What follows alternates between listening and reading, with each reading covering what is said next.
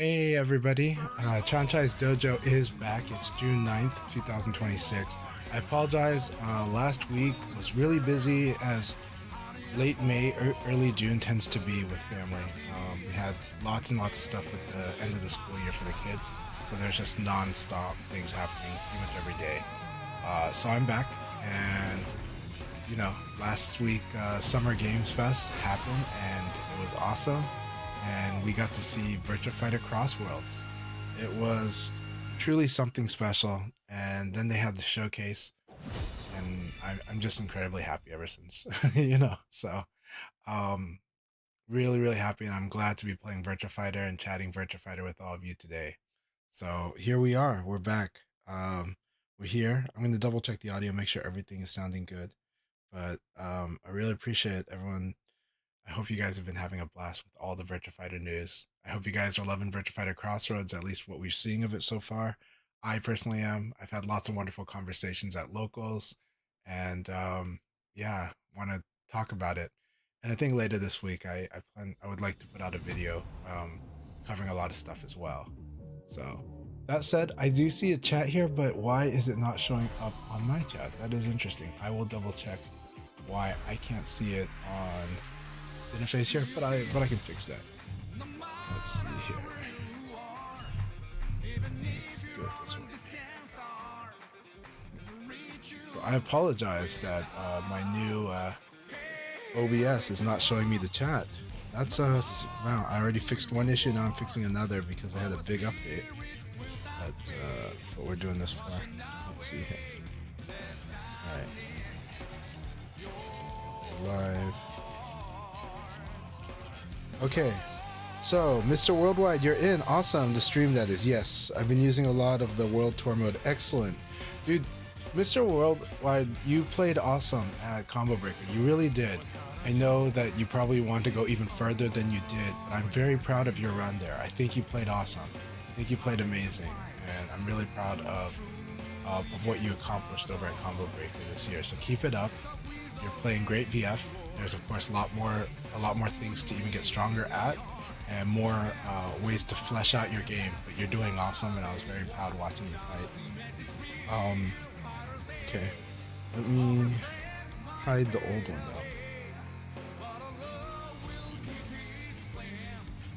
though. The old one, we're gonna hide that one. Yeah, we'll do. Hopefully we didn't do that on a new one, right? Now we're on the new one. Yeah, you're in.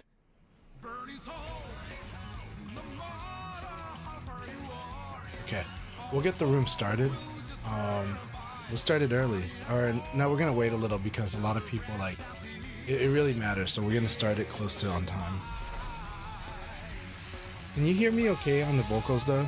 And let me pop up my interfaces here because it sucks that the OBS is not showing me the YouTube chat, so I gotta use the YouTube chat from here.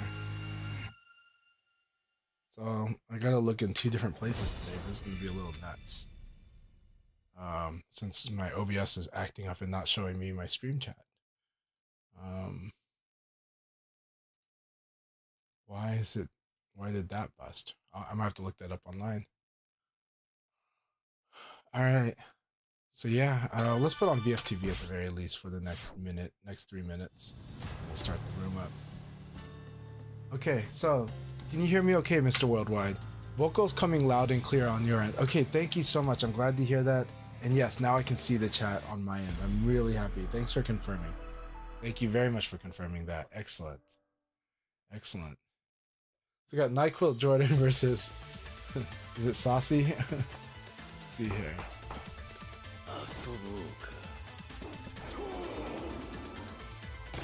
NyQuil Johnson is a funny handle, funny username.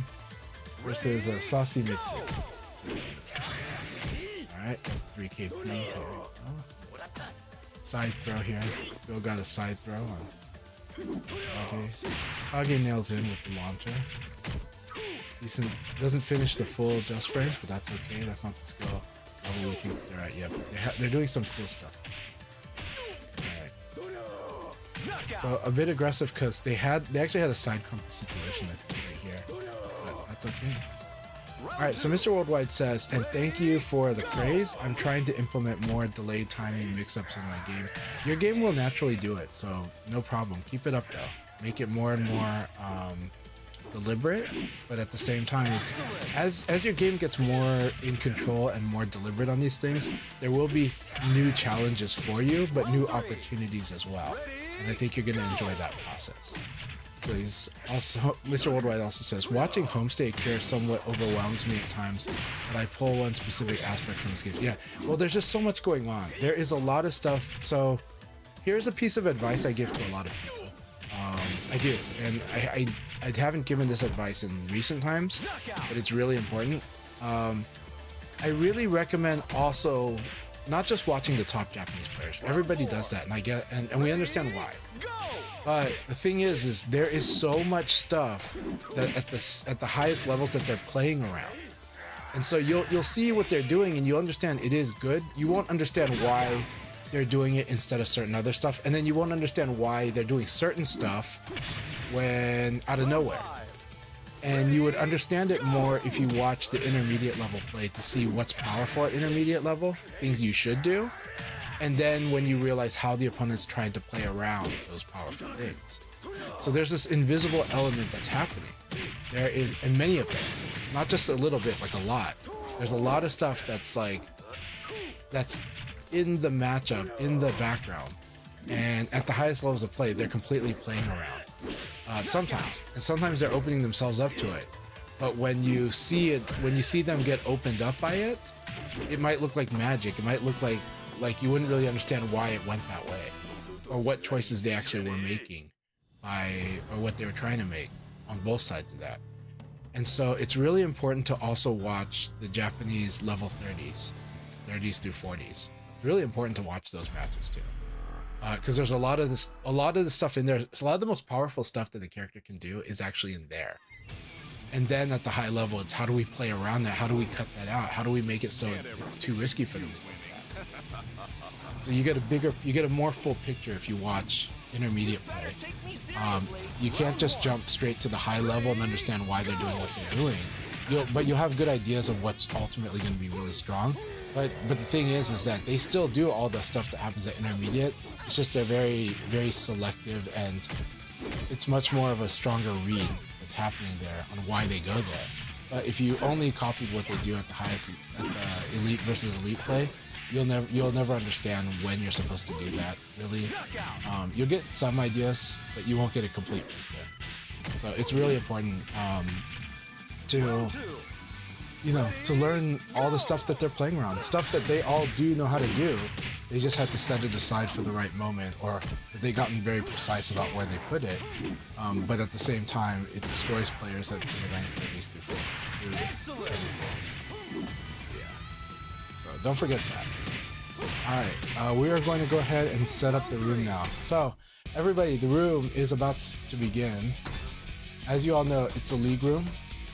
I will set myself as a spectator, myself anyways, and it's going to be 16 players. Now that said, ever since World Stage came out last year around October, with probably coinciding with the crossplay, we sometimes have trouble when the room gets past 10, but we do get people in, but it's just tougher. So understand, if you're having trouble getting the room, that is, we recommend that you keep trying to persist, but understand that is what's been happening lately, that the rooms do have trouble filling up because of that. Aside from that, we know that these rooms usually in the past would fill up so much. Yeah. All right, I gotta see what the chat had said, but first off, we're going to go ahead and put in the code and let people know that we're streaming, we're commentating. Passcode 4565, the usual passcode that I always put in. We are open platform. Anyone can play from any console. If we see real severe problems with the connection, we might just say, hey, maybe it's not working out tonight or with this group. But we can always try to find a time, especially as the summer goes in. I will have a little more availability time. I am happy doing a one-on-one session with a lot of people. I really am. So that is my intention. So if you can't come into the room tonight, I still want to be able to spar with you sometime and do a session or a workshop. So go ahead and hit me up with a message for that if it doesn't work out for the room.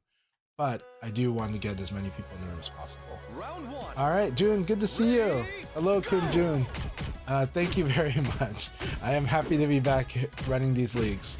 Blurring, so good to see you. Obvious Creed, wonderful to see you. And yes, always good stuff. Now, I do think next week I'll have a lot more time to do sessions during the day. So you guys haven't seen me do sessions in the day lately. Next week I should be able to do quite a bit of one-on-one sessions and workshops and even group sessions in the middle of the day. My kid's summer break starts this Friday. You know, that's kind of one factor of it, right? So, yeah.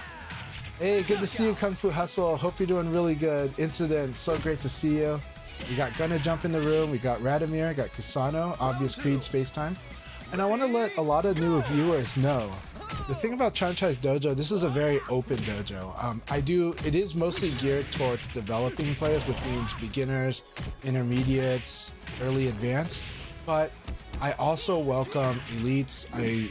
I consider myself some form of an elite, but I do welcome challenges of all levels in this room because I want people to get diverse experiences. I want them to have fun, and I want them to find sparring partners. And if there's someone you really enjoyed fighting with, you had a really close battle, or sometimes you do, please, I encourage you to add them on Steam, and or on whatever platform you're on. I encourage you to contact them, even in the chat, and reach out to them so that you guys can be friends and sparring partners, because sparring partners is going to be the best way you're going to experience this game. Even if it was the most popular game, sparring partners is still the best way to experience a game. If you're playing a popular game like Street Fighter or Tekken, you don't have sparring partners, I feel sorry for you. So, you know, so if you're playing VF and you don't have sparring partners, I also feel sorry for you. So yeah, sparring partners is the best for any fighting game, is the best for any sport, it's the best if you play chess or Go or any kind of gaming. So any kind of multiplayer gaming, it's best having sparring partners. And I'm happy to help facilitate, and I will be your friend, and I'm happy to chat all the VF you want in DMs, but I really encourage you to find those sparring partners that you make them better and they make you better. It's the optimal way. Now that said, play whoever you can, because never take your opponents for granted. But sparring partners will make your experience so much better. And have multiple sparring partners, not just, you know, it's not a monogamous thing when it comes to sparring partners, you know. That would probably be unhealthy if somebody wanted you to be in a monogamous sparring partner relationship. So, you know, that would probably be the unhealthy way to do that. You know. Yeah, lobbies is so much fun, and the good thing about having group sparring partners is the lobbies. It's the best, absolute best.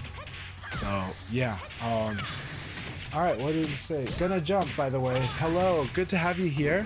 I'm glad you were able to join the room, and excellent. I hope you will have fun. So right now we're in the warm-up phase. In this warm-up phase, we're queuing up. We're seeing how many people can join the room before I start the actual league battle. Once I start the league battle, it's a round robin. It is, you will fight everybody one at a time. And so, like, for example, if we had a full 16 players, that would be 15 battles. You would be fighting 15 players, and you go through 15 battles, and everybody's playing at the same time. It goes by quick.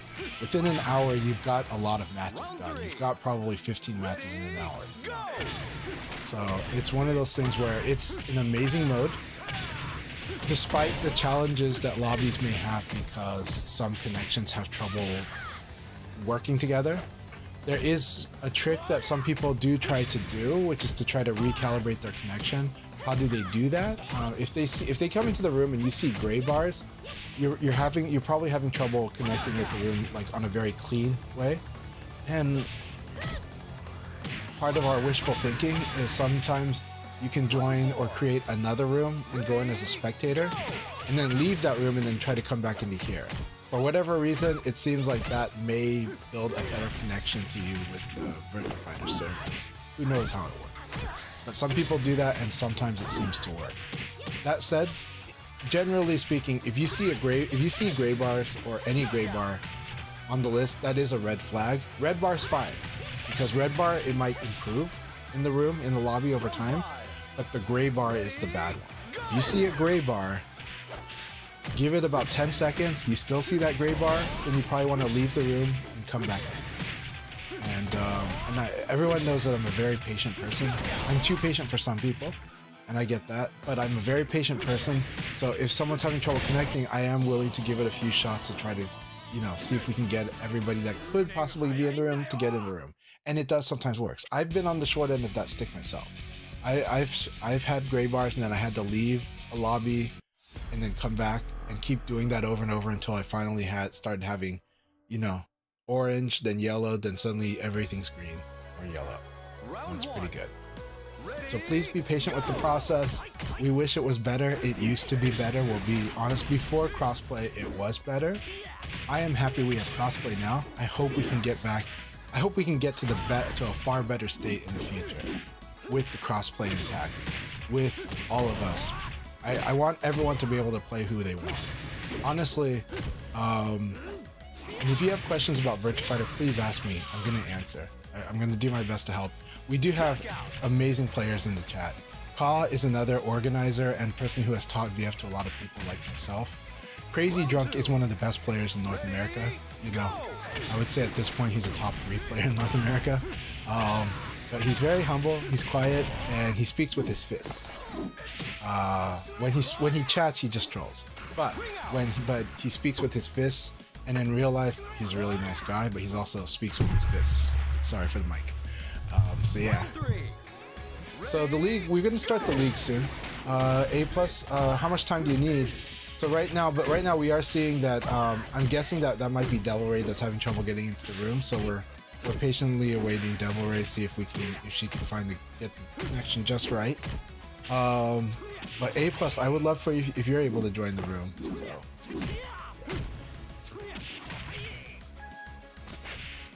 All right, what happened here? Everybody crashed. Okay, I'm gonna restart the room. I am going to restart the room. When we have a mass crash like that, it's usually for me and telling me I should be the one to restart the room. So we're gonna restart this room. Okay, because it's usually a prelude to another crash happening. Usually this doesn't happen very often, but when we get like that, I don't want to chance it. I'm gonna start this new room. The new room 40239 is the ID. 239, and then of course the passcode is 4565. We're really sorry for that experience. It's noted, but we do have a new room up. Okay, so Po Jolami 777. Po Jolamis, I think. Do you know any L-Blaze players I should learn from by watching their gameplay? Absolutely, yes. I heard your thoughts on high and intermediate gameplay also. Okay, so yes, you should watch many different types of play, but there are high-level players to watch. Let's see. If you're on Discord, please send me a message and I'll send you links to them, because I couldn't tell, like, I know them in general, but the links is more important, because with Japanese players, searching them can be a little tricky. But I can link you to videos. I could link you to their accounts on X. For L-Blaze, there's a few good ones to watch. Now, if we want to talk about easy to find stuff, then I do think that it's fun watching. It's fun watching. Actually, as a Leifei player, Kubanashi Rider played at Virtua Fighter Open Championships this year, and in the finals, as well as the Tiger Uppercut tournament with L-Blaze quite a bit, and that would be an inspiring L-Blaze to watch. There is other places to watch L-Blaze as well, but off the top of my head, I can tell you those. In a DM on Discord, I could definitely give you a lot of resources, because there's a lot of good ones. The Rock Reaper is a wonderful L-Blaze player from North America to watch and to learn from, because it's easier to understand what he's doing, and you'll see like the routes he goes with, and you'll get to see a lot of good stuff that you can apply to your game. There's a lot that goes on with L-Blaze. L-Blaze is a tricky character to learn. His ranges are very range is a big factor in L-Blaze playing. By the way, look at how many people did make this room. Are able to get into this room, right? So this is looking pretty good. Now we're seeing, and this is looking really good with the players that are here. And we're at 13 even without me being in the player list here. We're gonna start the league battle soon. We're probably gonna start in about 2 more games after this one, we will start.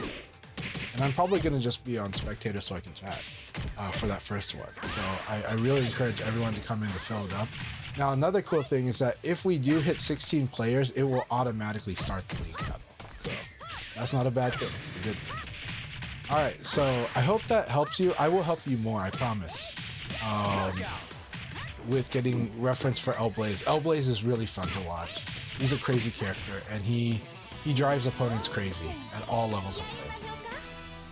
Alright, Worldwide says, I have a question. I was studying over the tempo triangle. Yeah, you posted, and I saw, I'm definitely going to post that on X, by the way. And I saw that an evade cancel attack is speed 1. No, evade cancel is speed 2. Sorry. Evade cancel should be speed 2. If I said it was speed 1, that's a mistake. Evade cancel is speed 2, which is slower than speed 1. Speed 1 is just using like a dash into a, like a crouch dash or a dash into attack. That's a delay speed 1. Evade cancel is slower than that, and that is speed 2. And of course, the evade cancels have gotten even more slow in this game, but that's in the recent patch. However, the triangle still holds the same way. So yeah, just Poe. Okay, cool. All right, awesome. Thank you very much, Poe. Yes, thanks for sending me that message. I promise I will reply to you, and we're gonna get you up. We're gonna give you some resources to enjoy because there's some really good ones. Yeah, Kung Fu Hustle. I do need to send you those too. So Kung Fu Hustle, you got me on DM. Send me a DM, and I'll send you some more L-Blaze material. All right, Del Rey, happy Pride. Yes, happy Pride indeed. Poe said he legit clicked with me visually instantly. I just hope he makes it into. I hope he makes it into VF6 as well, or in the Crossroads. I would like to see L-Blaze in Crossroads. Worldwide says, no, you're right, is speed 2. Okay, misremembered. Yeah. So yes, evade cancel speed 2. No problem, my pleasure, you guys. All right. One more game after this one and we'll start the next league battle. So, look at that. One person joins and it'll start the next league battle. So glad to have you in here too, Scoops. I'm so happy to see everybody in here. This is a wonderful group. Look, we're at 15 people. I might jinx it, but we're at 15. Let's see what happens with 16. Hopefully no crashes, but you know, that's like asking to jinx this thing. Cielo is going to be really cool. I think I heard that Cielo is using, is it Myanmar fighting style? Like a Burmese fighting style. However, he definitely looks more MMA in the moves that we've seen so far. I know people compare it to Vanessa, but you know, with mixed martial arts, there's a lot of cross-pollination. Because they are a lot of them are modern martial arts. Yeah, the newer gal looks really cool. A lot of people are that character that looks a little more androgynous. The character that looks kind of like quote unquote a tomboy is what we used to call him. The tomboyish character has intrigued so many people. At my locals, people say they want to know more about that character. Tricky wants to know if that's actually Eileen. Tricky's the only person I know that speculates that this will be Eileen, but everybody else of all types of backgrounds have told me they want to know more about that character. Everyone. Now that said, the funny thing is the conversations we have about the darker skinned character, because to me, when I saw him, I was like, that reminds me of Emery Reigns. And then I was like, looks a little like Shadosha. And then Shadosha's like, that's me. And then another player pointed out it looks like Dion Music. And I think it looks like all three of these characters. All three of these guys. I wanted to call them players, but you know. But it looks a lot like Emery Reigns to me. But then when I saw Dion Music, I'm like, really does look like Dion Music. Wow. You know? So, yeah. But then again, it's also one of those things where it's like, you know, it's maybe we're all acting like, you know, lots of Black people look alike, just like lots of Asians look alike. So, but really does look like these three. Also, it's the build, right? It's the bulk. But this guy also looks like a tall version of these guys.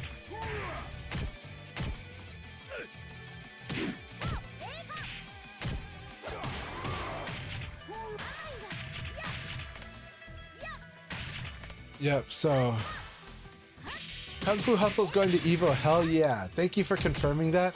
By the way, want to cheer everyone that's going to Evo. If you're going to Evo, you can have a good time. And I know that definitely contact Ray, who's in the chat and is in the room. And again, after this one, we're going to start the league battle. Now, Ray, ooh, we've got the 16th person. No, 80s Jobber. We're going to wait for 80s Jobber to come back in. We're waiting for 80s Jobber to come back in. We're so sad that they crashed out, but we're gonna give you. We're waiting for you to come back in. 80s Jobber, 80s Jobber, and tell us if you're not. Sorry, we're gonna wait one more, just a little more. I know that you guys have had to wait a few times. I'm gonna limit this wait, but I want to give 80s Jobber a chance to come back into the room.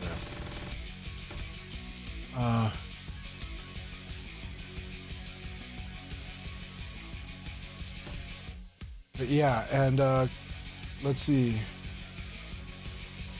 Yeah, Worldwide's like MMA was his first thought too. Instances, yeah, MMA can hugely vary or seem similar. More player, yeah. Yeah, so that is the thing. She might be very non-binary, completely. Like, definitely my thought when I saw her. That said, you know, when Tricky inquired about this mysterious character, Richiro Yamada is just like, you know, so we'll see what that means. That was really fun though. Everyone's really curious about it, or them, or they. We'll say they at this point. Everybody is very curious about this person, the they, them. So, all right. I don't see 80s Jobber coming in. We're gonna start the league battle, I think, after this ends here. Incident and Rayblade, please tell me you did not crash. I'm worried about that being a crash. Kasano says, if she's Eileen, I might play it. That would be pretty awesome. You know, it would be funny if it turned out it was another Persona collab and this is Naoto. You know, we're like, oh, it's Naoto. No, what? No, suddenly we get them. But the internets would be really angry. They'd be like, another Persona collab. But I love Persona. So, you know, so I'm all for it. You know, and I'm also a Naoto fan. Still on Jean-Claude Van Damme VF6. Well, Jean-Claude Van Damme is in Mortal Kombat 1, right? In MK1. All right, here we go. Yep, the 16th person did somehow pop in and clicked off this league battle anyway, so I didn't even have to start it. Let's see. Dr. Dog is the one on break this round, but we've got 15 players in. And everything looks good. I don't see a crash yet. I don't see a crash. So I think we've got our league battle going. Round one. Alright, so I'm going to read the chat. And you guys focus on your fights. But it looks like we got Kasano versus Radomir. It's a very good match to watch. Alright, here we go.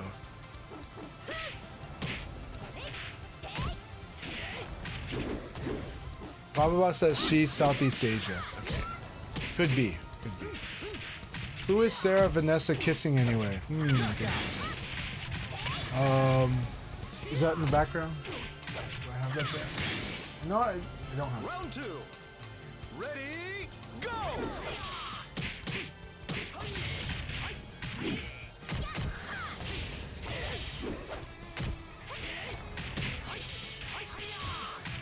Yeah, if you're the person you want to get in contact with at EVO, I believe, unless they tell me otherwise, is Rayblade. However, Rayblade will not be able to respond to text during the tournament because Rayblade will probably be running the tournament at EVO. However, outside of the tournament, Rayblade is probably the person who could help make sure you're with everybody else that's having matches or going out to meals. And Rayblade is a wonderful resource. Like, if you want to know a good place to eat, Rayblade knows the places to eat. I believe Rayblade knows both the affordable places as well as the high-taste places to go. I'm not sure, but I'm under that impression. So I just know that Rayblade is a serious veteran of Evo and serious veteran period in fighting games. And you definitely want to connect with Rayblade if you're going to Evo. So Kusano asks, do I like Leon's new look? Well, I don't know if that really is Leon, but I'm assuming it's Leon. And it's probably not my favorite look from that angle, but it's one angle. A lot of times I have to see a character at different angles to really see, and this angle was meant to be mysterious. And because this angle was meant to look mysterious, it's hard to interpret, right? To me, it's like, if that's Leon, don't they look too young? You know, are they too young? But maybe once I see another angle, we'll see. So right now, my impression is that the Leon looks interesting, it's intriguing. It did not win me over, but it's one tiny angle of seeing Leon. And because of that, I don't know if it is even Leon. I'm curious, and I do think it's meant to look like it's Leon. So we'll see what happens there. But I honestly don't know. My take on it is interesting. I want to see more.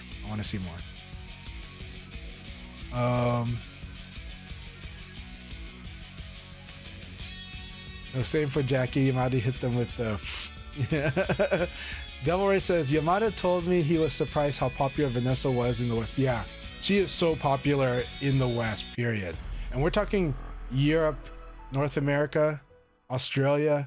She is probably the most, one of the most popular characters, like outside of like the traditional Asian places for playing VF, right? Like but you know, she has fans in places, right? One of the strongest players I fought in China, in Shanghai, their name is Lei Fei, but their Vanessa is very strong. And I fought 2 Vanessa players in China, one in Beijing and one in Shanghai. And I did play people that did play Vanessa as well. So I think she is reasonably popular, but she's not like, but outside of like China, Taiwan, Korea, and Japan, I think she's way more popular than in those places. I see that her character resonates, and almost any place that's got a very mixed, different skin color population, I've seen Vanessa be quite popular. That's my impression. That's not a poll, right? I didn't take a poll, but when I talk to people, when I see which characters are clicking, it's just like Aoi is popular everywhere. Aoi is actually very popular in many places as well. Now the thing is, in the traditional VF territories, Taiwan, China, well, China will count, Hong Kong, Korea, Japan, Lao is very popular. And he is not that popular outside, like, he's like niche popular.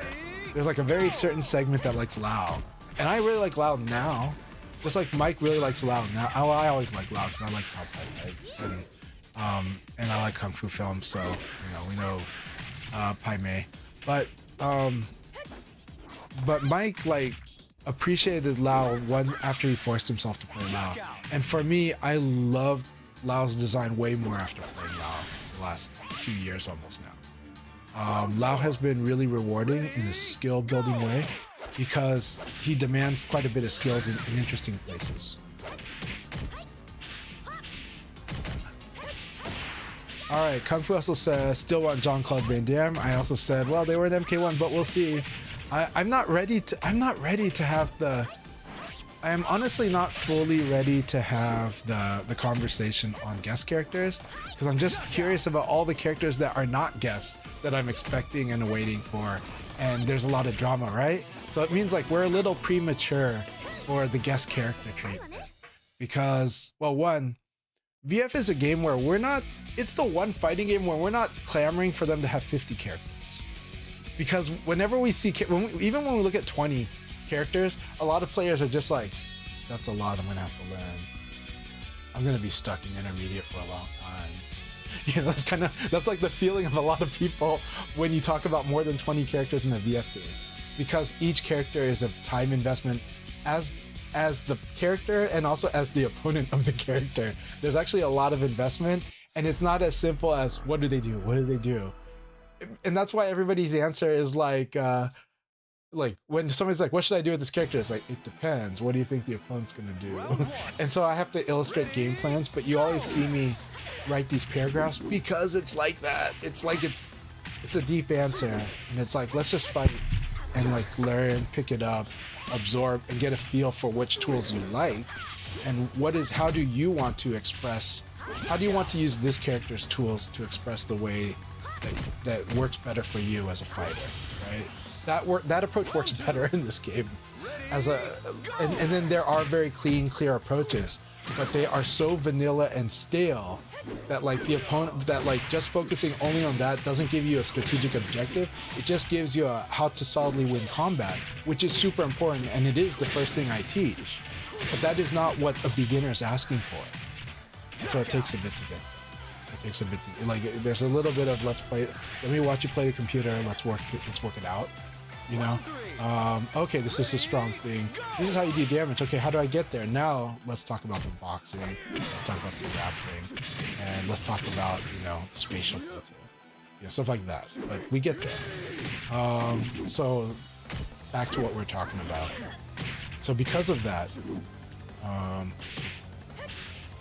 you know, this is a game where the player base that actually plays VF like quite a bit, they're not in a rush for like a ton more characters. They know how much it is learning anew. Now that said, I am so happy that everybody right now thinks that this game will start with 16 characters. That is awesome. That is like the perfect number.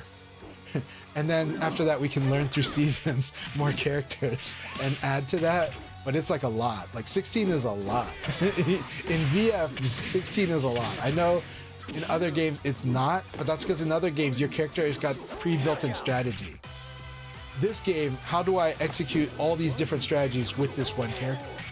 Because all the characters can do all the strategies in this game. They're better at some than others, but they can do it all. You know, so they have everything they need to solve their problems in this game. Every character has everything they need to solve just about any problem. Now there are oppressive plays too, but they're not nearly as common. The game is not built around the oppressive plays. It has some, but those things go deeper, and sometimes those things have stupidly easy answers. You just have to be willing to do the stupidly easy answer. And some people are not willing to do it for a while, especially if they have a strong sense of what's right and wrong to do in a match. But the truth is, what's right and wrong, what's right to do is based on what your opponent is doing or shows is likely to do.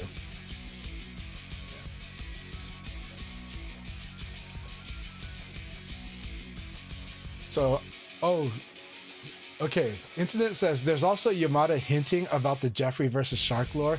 He's not hinting at all. He has said twice now, it is time to settle the score. They're gonna really tell us what happened with Jeffrey versus Satan Shark. And I don't know if we have to call it Hell Shark or what, but I think it's traditionally called Satan Shark. Except, you know, in Dragon Ball, America called Mr. Satan or Mr. Satan, they renamed him Hercule. We got Hercule rules. So maybe this will be Hercule Shark. Let's see. Obvious Creed says apparently 8 characters were shown in the showcase that are in the game. They said so in a post in the official Discord. It was cool. Yeah. No, for sure. And well, they're showing a lot. They're showing a lot. So that's why there's that 16 number, which I like, because I was honestly concerned that this game would start with 10, and I do think 10 is low because people will just be like, there'll be players that just show less interest because of 10 for whatever reason. But though 10 is plenty. But I was worried that the game would start with like 10 characters and then wait for DLC. But you know, that also hasn't been proving. That has been a frustrating point for like another game that I would like to cheer for. But you know, it's been had trouble with starting with a small roster. But that game was a tag game, and a tag game should have a large roster. So like from the start, because the dynamic is there's tag, right? You know, it's like 2v2. 2v2, 3v3 should definitely have a lot of characters. Virtua Fighter's a little different, like it's more tolerable to have a 12 cast at the start, but I think 16 would be wonderful if they hit that. And I think 16 is an awesome number to start with. Yeah, Kung Fu Hustle forgot that Jean-Claude Van Damme is that. Kung Fu Hustle asks, Lao isn't that popular? Lao has got niche popularity in the West in my experience. Like, he definitely has fans in the West, but you'll know who the fans are. But in terms of like, do people pick up and play? A lot of people dismiss him as too simple because they think he's all PPP 2K, which is far from the truth. But a lot of people will look at the basic strings and just for whatever reason think that that's all Lao's about. They have no idea. He's not at all. He has those, but he's got way more than those. But yeah. But anyhow, so in my experience, Lao has never been that popular, but there has always been a Lao player like in every large community. It's just, and Nero used to play Lao, so he represented Lao. We had two amazing Lao. We got Kree, and in EU. In EU, Nero and Kree represented Lao pretty well.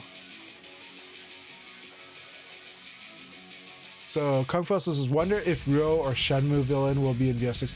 That's an interesting topic. On the tweets, it looks like they cannot talk about Shenmue at all, is what it looks like on the tweets.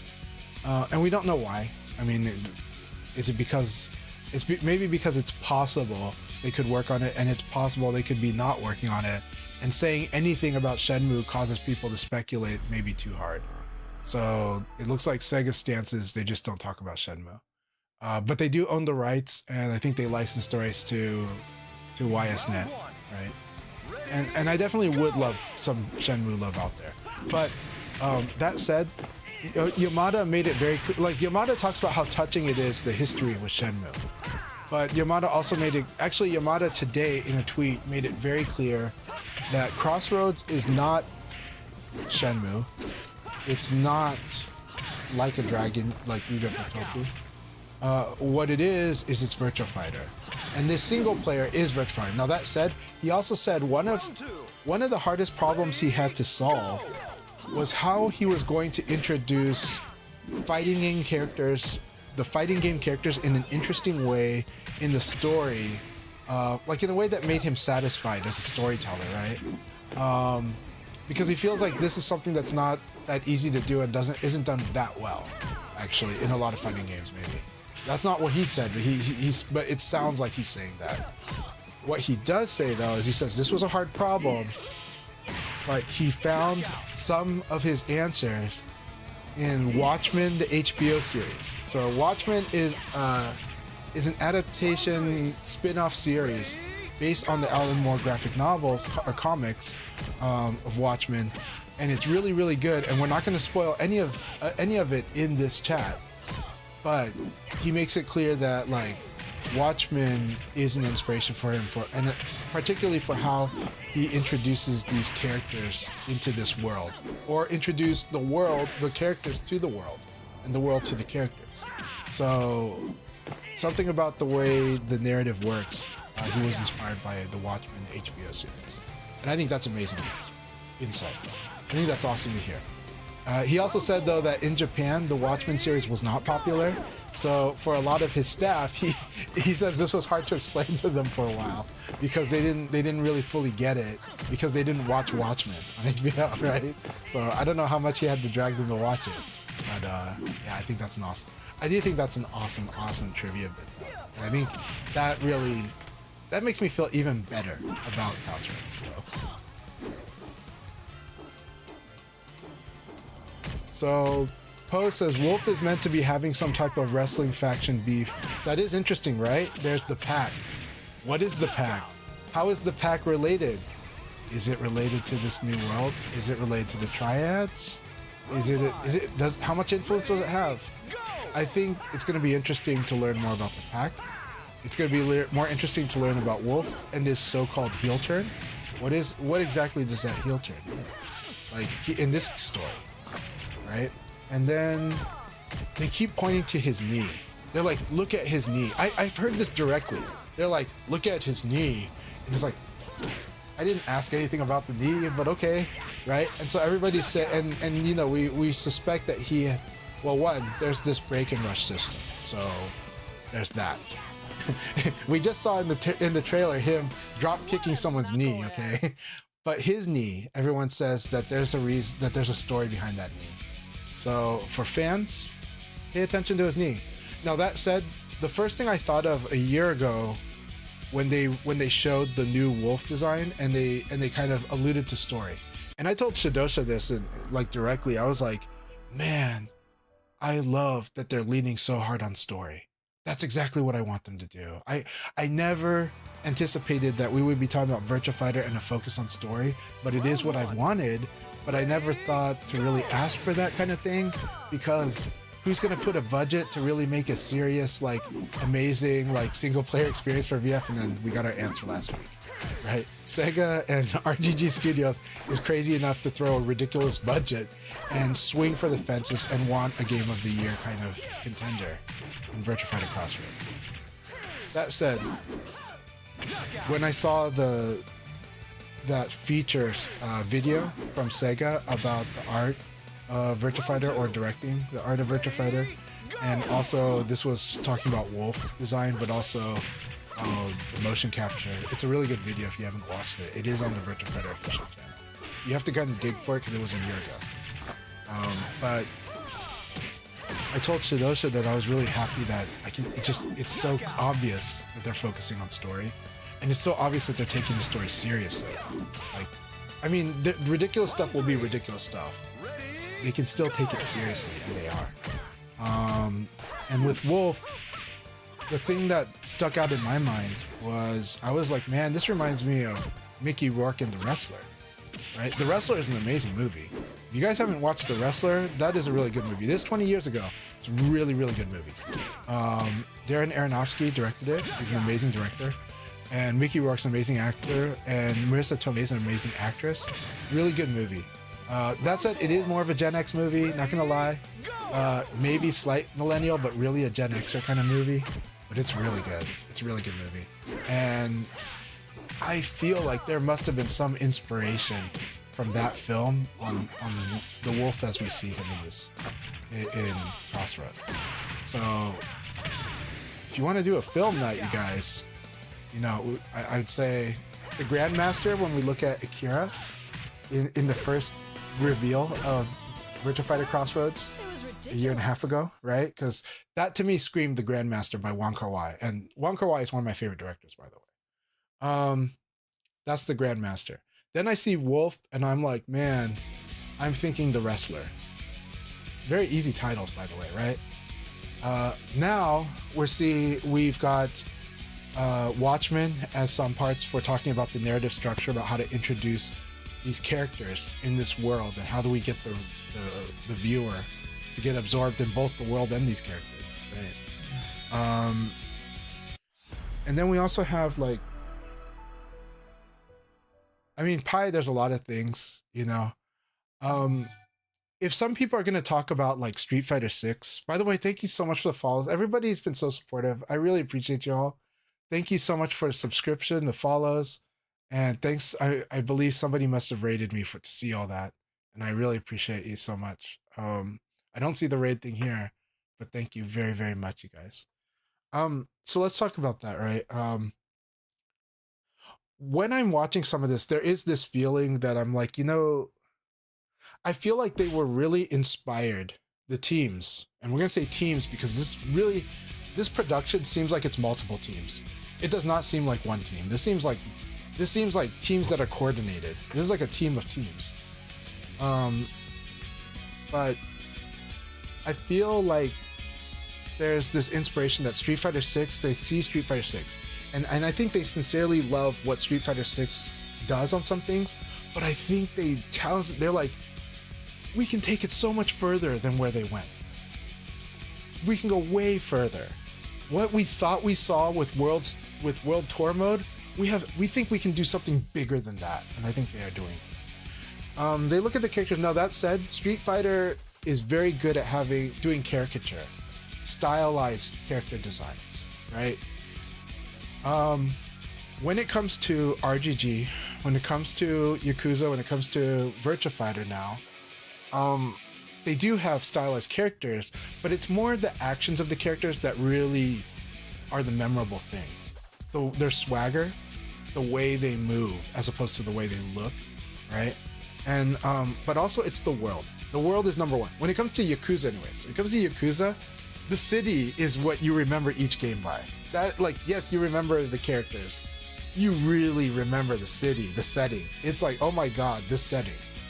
And I feel like that's in this DNA of Virtua Fighter CROSSROADS. I do think Virtua Fighter that's the feeling I get watching that trailer. And watching everything up to now is just like, man, they're gonna put a lot of effort in these settings and they want us to really try. Also, Virtua Fighter is about martial arts. So systems of fighting versus systems of fighting. We've said this before. And I think the characters are like conduits for that. So the characters themselves are very interesting. Make no mistake, interesting characters. It's how they're written though, as opposed to how they're stylized. But even they're stylized too. I do think Cielo, I've said this at locals, I think Cielo, to me, I'm an older generation, okay, I'll be honest. But when I see Cielo, and I said this to someone who is Gen Z, I was like, I could be just an old man talking, but I think Cielo is very much a Gen Z protagonist. I think Cielo is like a design that speaks to Gen Z more than like my generation. My generation is like, oh, Akira, right? We have a certain image in our head of what we want these heroes to be, and Cielo is like I'm like, this is like what all the Gen Z people refer to, right?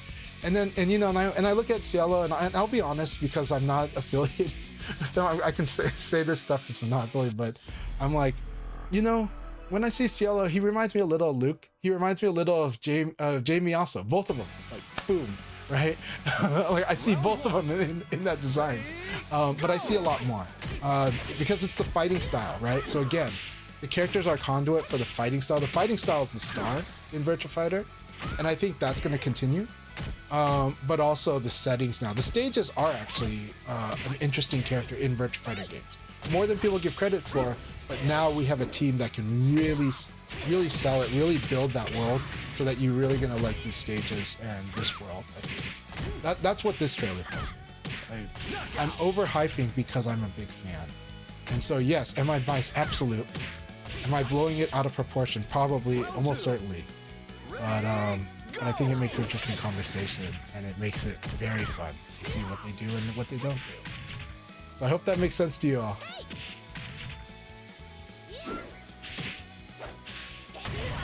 All right. Hey, Karasuba, Shiro, so good to see you again. Yes. What's up? Hope you and chat are going well. We are going well, and I am really happy to see that. Yep.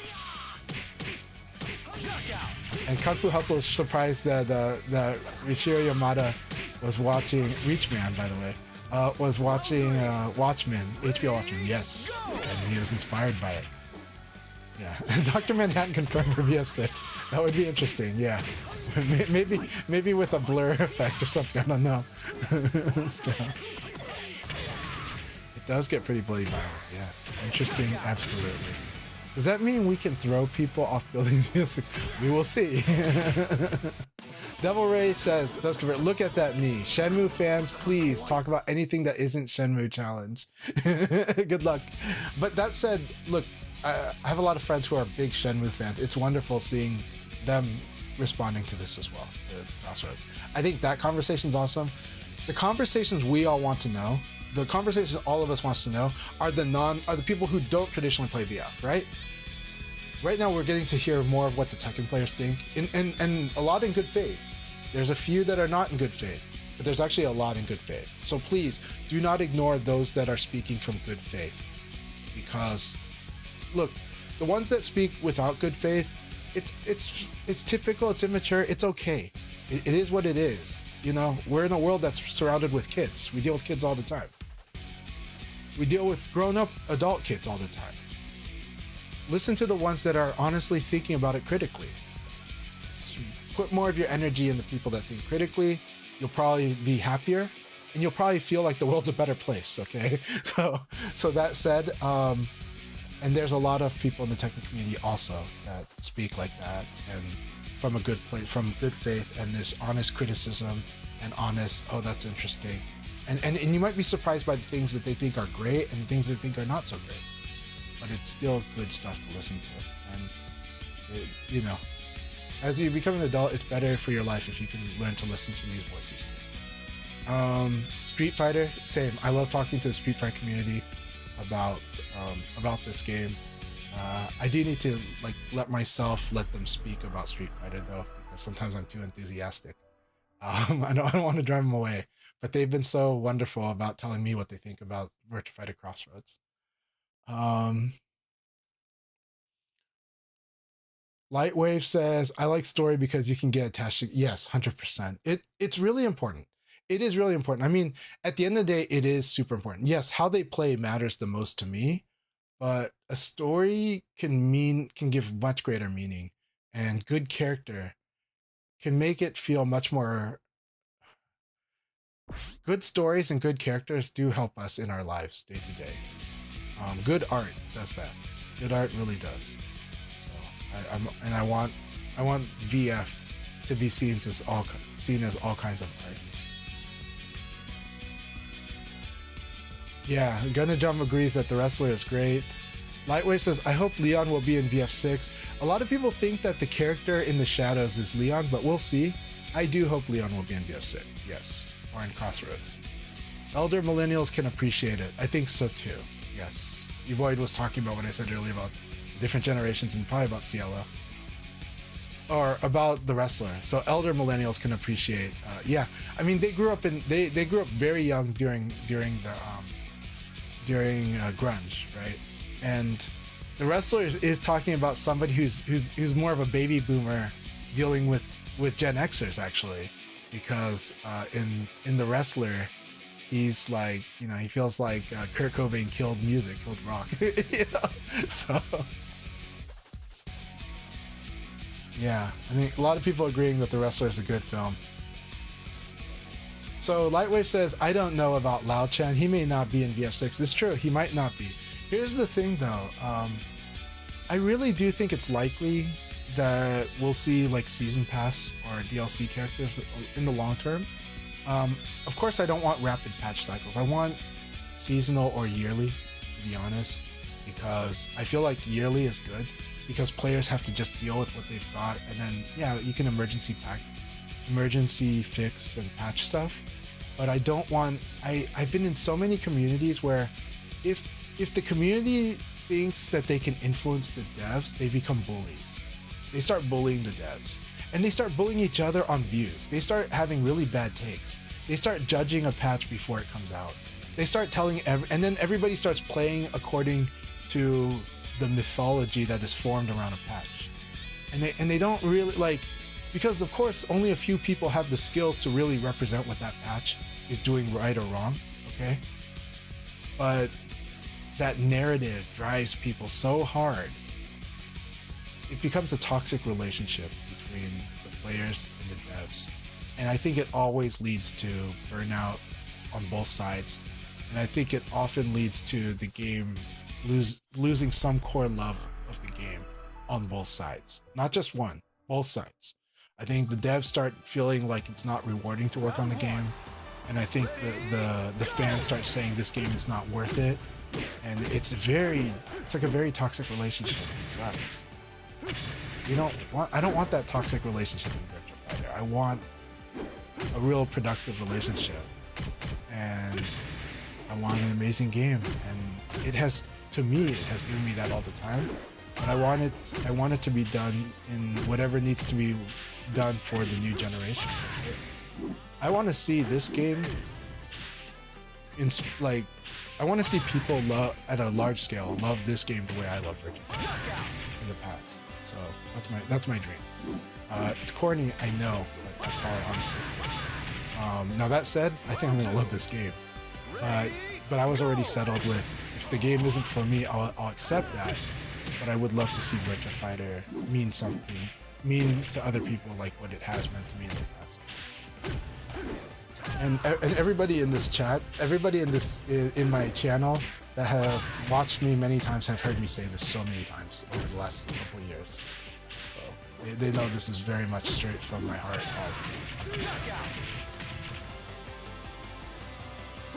Anyway, just won my first fighting game. Congratulations, Karasuba! Congratulations on winning your first fighting game tournament.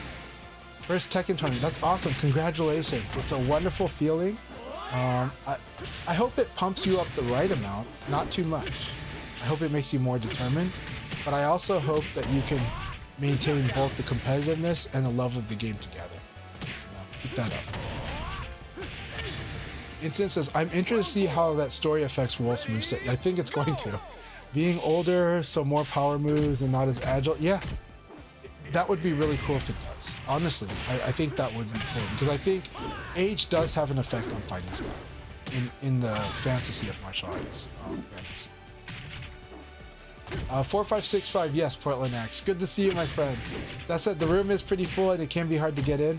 And we are in the middle of league, but you can try to join. Let's see.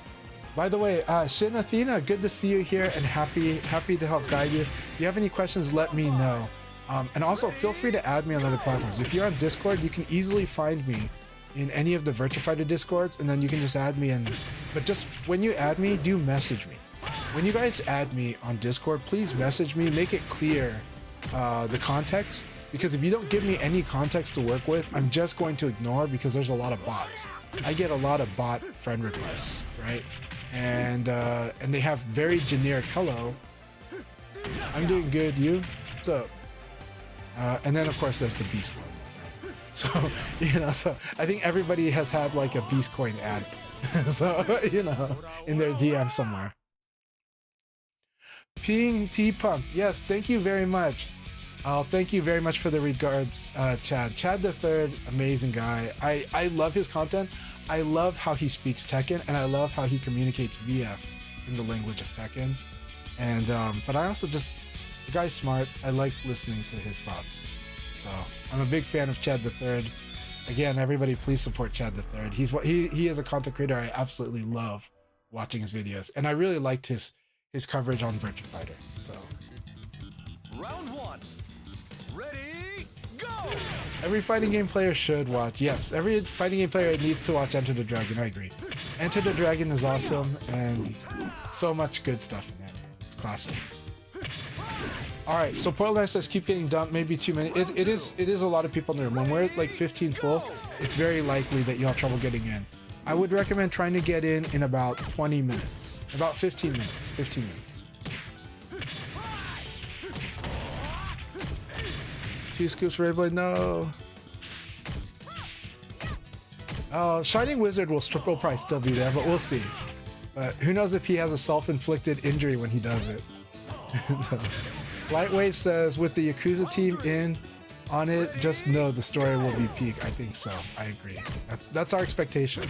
Like it's not even a hope. We just expect it.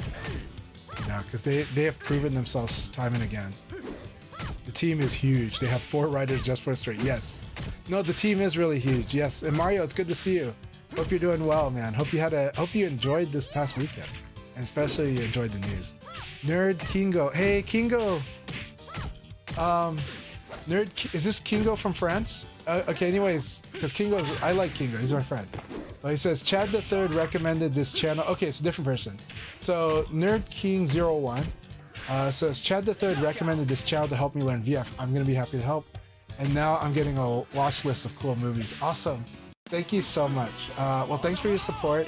And you can always reach out to me. You can comment on my videos. You can add me on Discord or on X and message me in those places. But I'm always, people know, I'm happy to answer your questions. I'm happy to talk about VF. I don't get enough of it, so, you know, I get plenty of it. What I mean is that I can keep going, so, yeah, I can do it all day. All right, so, Kamasuba says, much appreciated. Well, I just want to ask, are Wolf, Aoi, Go, Jeffrey are the only characters that can ground throw? So ground throw characters. Well, you covered Wolf and Jeffrey. Taka can pick people up off the ground. Go, yes. Jeffrey, yes. I think that's mainly it. I don't think Vanessa has a ground throw, no. El Blaze has a ground throw. El Blaze can ground throw. So El Blaze can throw people on the ground that are on the ground. I think the one you missed is El Blaze. And Taka. So I think El Blaze and Taka? Maybe not Taka. Let's see here. It's something where ground throws are stuff that you'll mostly see from certain characters more than others, but it is quite powerful where it applies.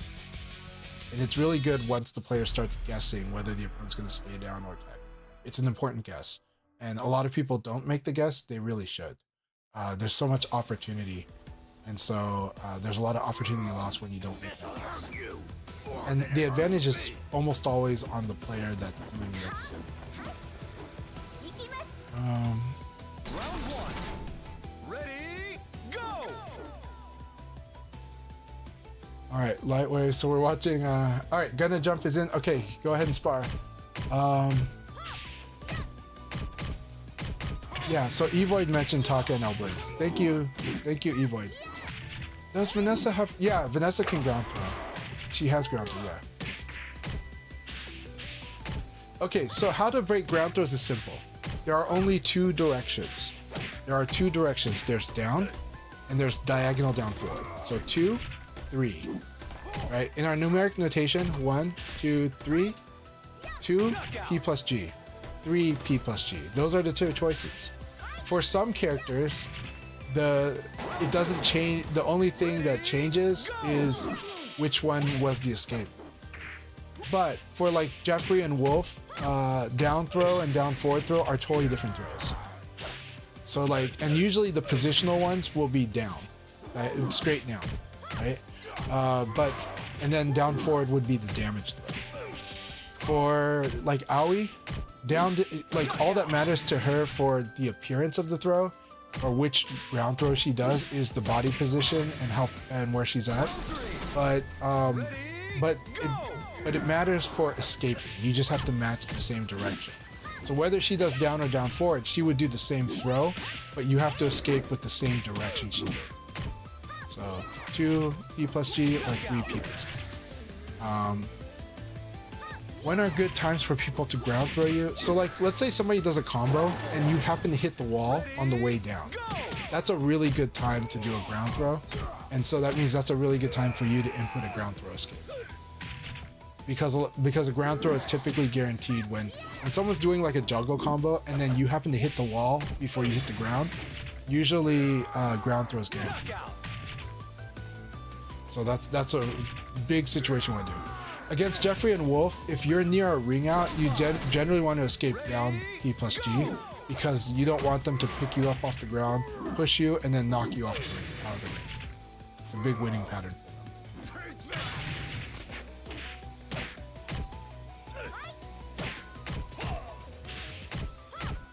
Well, okay, so Bonus XP Mario says, I thought Stranger Than Heaven was RG's bigger project, but from interviews they have recently, the new VF seems to be bigger project and the more ambitious one.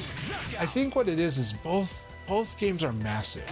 Both games are huge, and both games are really ambitious, but one of them is, let's build on something that's still very successful and definitely still has a huge player base. And so we're going to present it, but we're going to, in the rollout of its presentation, we're going to make it a mystery, but ultimately it is a Yakuza game, right? That's Stranger Than Heaven. And that's huge. It's really huge. The ambition, there is no lacking in ambition or scale or scope in that game.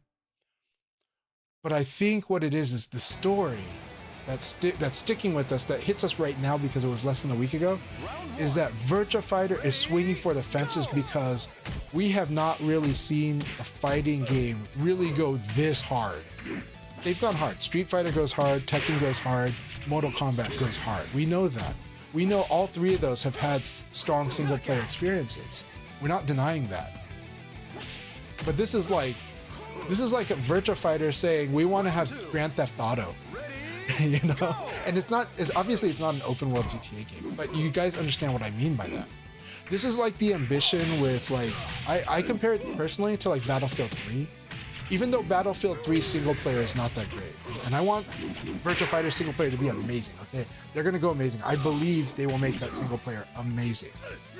But Battlefield 3's pitch was, this is not your uncle's Battlefield 2. This is bigger in a way, better in a way, and I know it's not as much explosive or destruction, but it's big, it's bold, it's high fidelity mainly, and it's more modern, but it also has a campaign, and they sold the hell out of that campaign, right? Now, yes, the campaign turns out not to be that good, but they sold the hell out of it because they knew that they had to sell it, they had to get the general gaming population to buy the game, right? And I think that did amazing things for Battlefield 3. But of course the multiplayer is at the time. Now the ambition on Virtua Fighter Crossroads is that we're getting an amazing action adventure game and an amazing fighting game. And it's almost like there's like these two teams on top with other supporting teams, and they're working their asses off. And yes, they're sharing assets, but they're working their asses off on these two projects that will be sold as one. You know, that's my impression. And that's why I'm so hyped up. That's why I'm so excited. And that's why, like, it's like another way. I said this at locals also. These were the things on my wish list for Virtua Fighter, but these were also the things I probably would not have dared ask for, because I just didn't think anybody was going to throw this budget at the next Virtua Fighter game, right? Is it what I wanted? Yes. Did I didn't envision exactly the same things, but did I envision something like these things? Yes. Have our community talked about these things? Oh, yes, lots. We all felt this is what needs to be done. This is what Tekken players said needs to be done, right? But then, and they actually do it. We're just like, oh my God, right? Because I felt like there was always two paths, right? I was like, well, you can go ridiculously big, right? And that's what I want. It feels unreasonable to ask for it, but it is what I want. And is it possible? I think it's possible. Is it risky? Absolutely. So that's why I'm scared to ask for that, right? And then, or you could make the perfect fighting game for me, and it doesn't have to like look amazing, but it has to play great. It'll be niche. Now the downside to that, there's other risks though. One, there's only so many people that will buy this, so the budget has to be low. Two, hardcore fan bases can become very toxic very easily. They can start off with all the love, but it can be very tricky. And when the budget becomes the issue, or the long-term support can't be sustained, it can get harder, right? So there's other risks too. There would be other things that this game would have to do to really to justify its existence, but it would be amazing too. It'd be an amazing fighting game, and there'd be a lot of work to really get that community to be a sustaining community as well as growth potential. But it is limited. It's very niche. But that first plan is really huge. That first plan, that big plan, the one they're going with, that's the one that can make the real impact. That, like, it is truly the best path, but it is the riskiest path because of how expensive it is to do. Right? I mean, modern day AAA development is 6 years. Crying out loud, right? Games are being made in 6-year intervals now, and it costs a lot, and it might not succeed. That would make anybody want to throw up that's putting money into it. You know? And I'm really, this current generation of Sega, I'm so excited for, because they're doing so much right. Because the quality so far is coming out pretty right. They're standing out. I think this is a wonderful moment for Sega. You couldn't say that quite a few years ago. So right now, this is an interesting time because of the realities of game development environment we're in, and people's income too, and generation differences now, and how people feel with their consumption now. It's very different from 10 years ago. So I think we're in an interesting time. So far, I think Virtua Fighter is doing a lot of things right. And the time is well, but I also think Sega is doing a lot of things right. And it's built a catalog to justify its existence, that this is a meaningful entertainment company. So I'm pretty excited for that. We'll see where it goes. We're in the high of the now, but man, things look really good. And not just Virtua Fighter, but Virtua Fighter for me is of course the peak for me, but so many things are looking so good. I'm really happy as a Sega fan too. I'm just feeling very proud and fulfilled and cheering them on. We'll see. But I'm so happy that they're going this route for VF, But man, you're gonna need a lot for this to really be called a success and to be worth it. But I really believe they're gonna earn it. So it's, as long as they keep earning it, let's keep supporting it. Let's keep making it better. Round 2. Yeah. Ready, go! Let's see. So we did talk about the low throws, which is good. Yes, 2 or 3 break. Yes, everyone covered that. I do think they're gonna flip some of the character stories on their heart. Absolutely. Yeah, it's a good, and this is the best time to do it. So we'll see. But there's a lot going on story-wise. All right. So sweet. P plus G. Right? Do I need to buffer it? Oh, generally you should be holding throw escapes if you're doing throw escapes. Yeah. You don't have to tap throw escapes, by the way. Throw escapes do not have a timing requirement necessarily.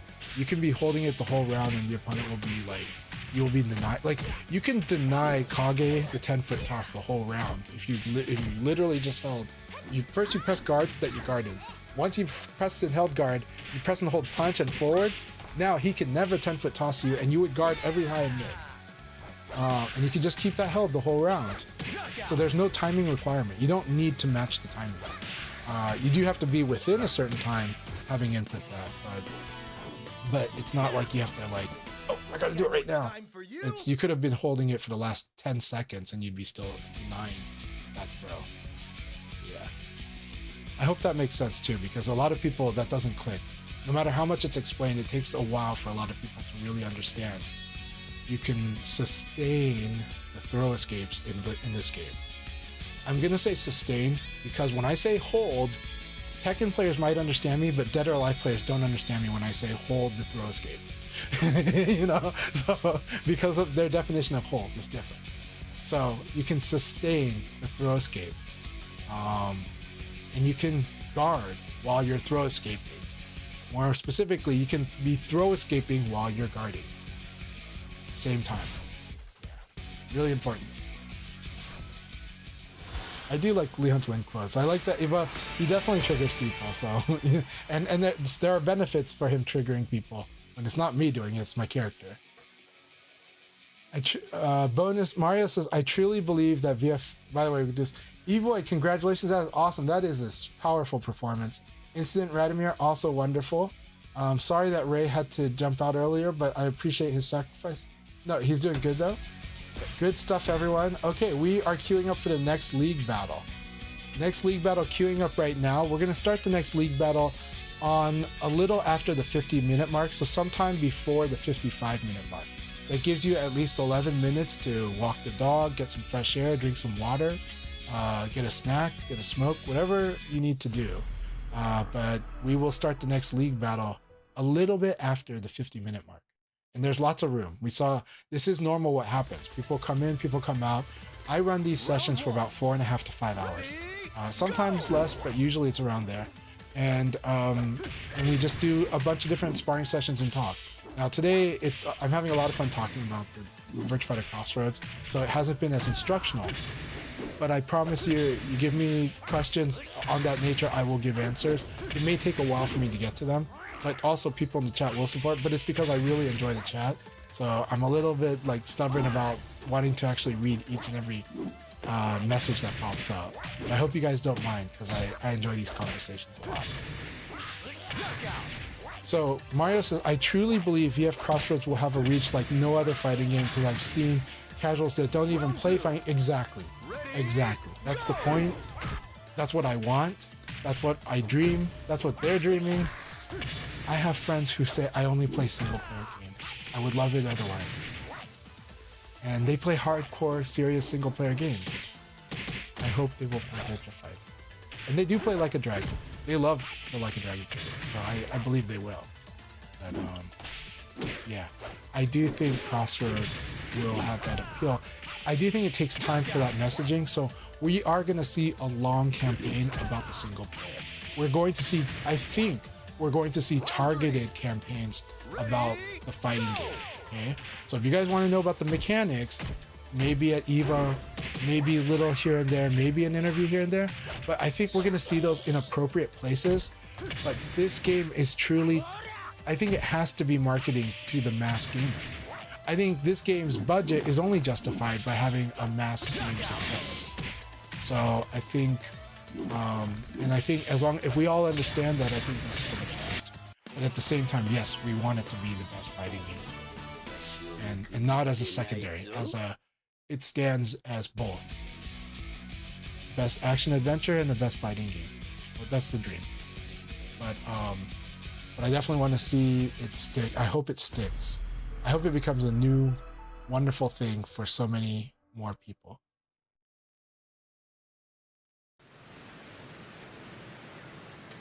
My time is here. I did show a friend where the My Time is Here throw came from Tony Jaa's film Tom Yum Goong, which in America is called The Protector. I showed that scene to Portland Axe last week. Yep, people explaining the throw escape. Good. Rayblade, yeah, there is no new. Yeah, okay. Everyone addressed those questions. Okay, Lee B. Link says, I would expect Lao and Shun to be dead, probably, but I could see them come back as season pass characters. So I guess we could see their styles adopted by others. I would like to see new characters with their styles. I would. And then you can have the DLC skin, costume, whatever. You know, that would be cool too. Round 2. Ready? All right, we have really good VF discussions in the chat. I love it. Flotar says that's true. I am hoping that VF's design around a much smaller roster, but way more unique, in-depth will rub off on people. I agree. That's how I feel with VF. Now that said, the characters definitely need to sell. The characters definitely need to attract people. But I do think RGG's way is that the story, the action, the plot, and the setting do a lot of the heavy lifting, and that the characters themselves become interesting because of those, and we start getting attached to the characters around those aspects. But we'll see how they take it with this game. I know for every writer though, they're gonna say no, the character is inherently super interesting. I agree. But I think we'll see what they do. We'll see what they do. And then Flotar says, I do not want VFCR to just be adding a billion characters to try and keep it. I do not think they will do it because of how messed up the gameplay gets. The thing is that a lot of fighting games are built with the characters are defined by a strategy. And so most fighting games are built this way. So the tool set, and it's like, this is really, there's like a strong idea of how this character is supposed to be played, and then fleshed out after that. Virtua Fighter, not so much that. Virtua Fighter is fitting the fighting style within the context of everything having, there's a lot of system aspects, there's a lot of templating. And then the characters will flourish out of that too, and they'll have very unique aspects that make them what they are, and there will be things that really break the norm, break the trend, but they'll still be not too far of a departure. Except, you know, yeah, Shun could look very different, but I think because of that, the VF characters are designed with a lot of care, and they know that they cannot betray. I don't think they believe they can betray that. I don't think they can just go, oh, you know what? Akira is just his body check and his single palm, double palm, and maybe his dashing elbow, even though it's really his dashing elbow. But they might just, you know, like, they're not gonna do exactly that. They're serious about the interactions, and that Virtua Fighter's interactions are interesting. Everything they said about what makes VF rings true. And rings true about the gameplay, about what it feels for us. That gives me a lot of hope. It tells me they get it. They know what needs to be kept. And so far, a lot of the material should. There are things that I'm not seeing that I would like to see, and we'll see, but I can't tell yet. But so far, I do like a lot of what I see and a lot of what they're showing. And I really like what they're saying, and what they're saying tells me they understand the game. So yeah. And then, you know, we had the news that in the team, rental animators on the team, you know, or no, they said Yohei is on the team, and so that was really, that was wonderful to hear, and that you know, like, to know that there's, you know, there are serious players, but I know that the team has always had serious players. I just want to add that we know that there are serious players on the team, and that and we know their level of the game. But that said, it's totally a new game, and I'm excited for it, but it will have the foundation. I believe that. I believe it more now than ever. I've always believed it, but I'm really reassured in that belief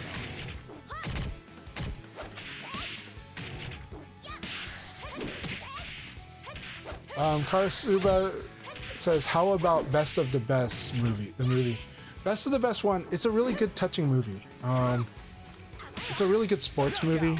And, you know, you gotta like the Ree family, the Taekwondo family, Philip Ree, his brother who plays the bad guy, and his father who was a figure in American martial arts. And so, Best of the Best is a very touching movie and gets to the heart of a fighter, but of a modern sports fighter too. So I think it's a great sports movie. And it is quite a part of my childhood. So, yeah, and Best of the Best 2 was more of an exploitation that you know, action films, like it came out in theaters, but it's almost straight to DVD type, straight to VHS at the time. But I enjoyed that a lot too. But Best of the Best one is great, and you gotta love having the cast was really good. I mean, man, even like Chris Penn, and of course James Earl Jones.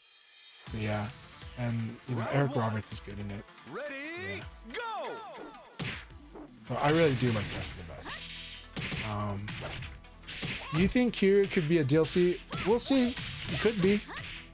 Anything's possible, but I'm not quite ready for the guest character conversation. I'm not against guest characters, but I think there's so many characters we're interested in that like we are far away from wondering about guest characters because this game is so new as a VF game and is such a return that the old cast gives us so much to be looking forward to, and the new cast definitely gives us something to look forward to.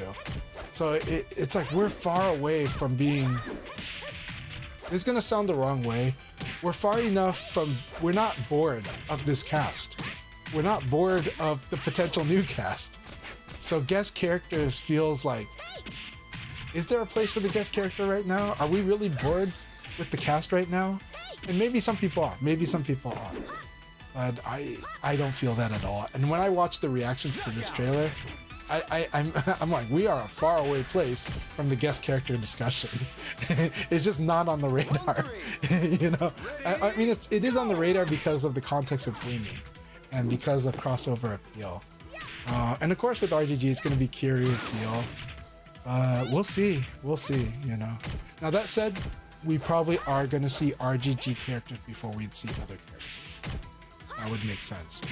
But that said, Yamada really is making it clear this is VF. He just said today, this is not Shenmue. This is not Like a Dragon. This is Virtua Fighter. You know, and I think he means it. I think he really means it because I think he feels he's got to prove so much for Virtua Fighter, but also for him because he's got to prove that he can be the Virtua Fighter guy.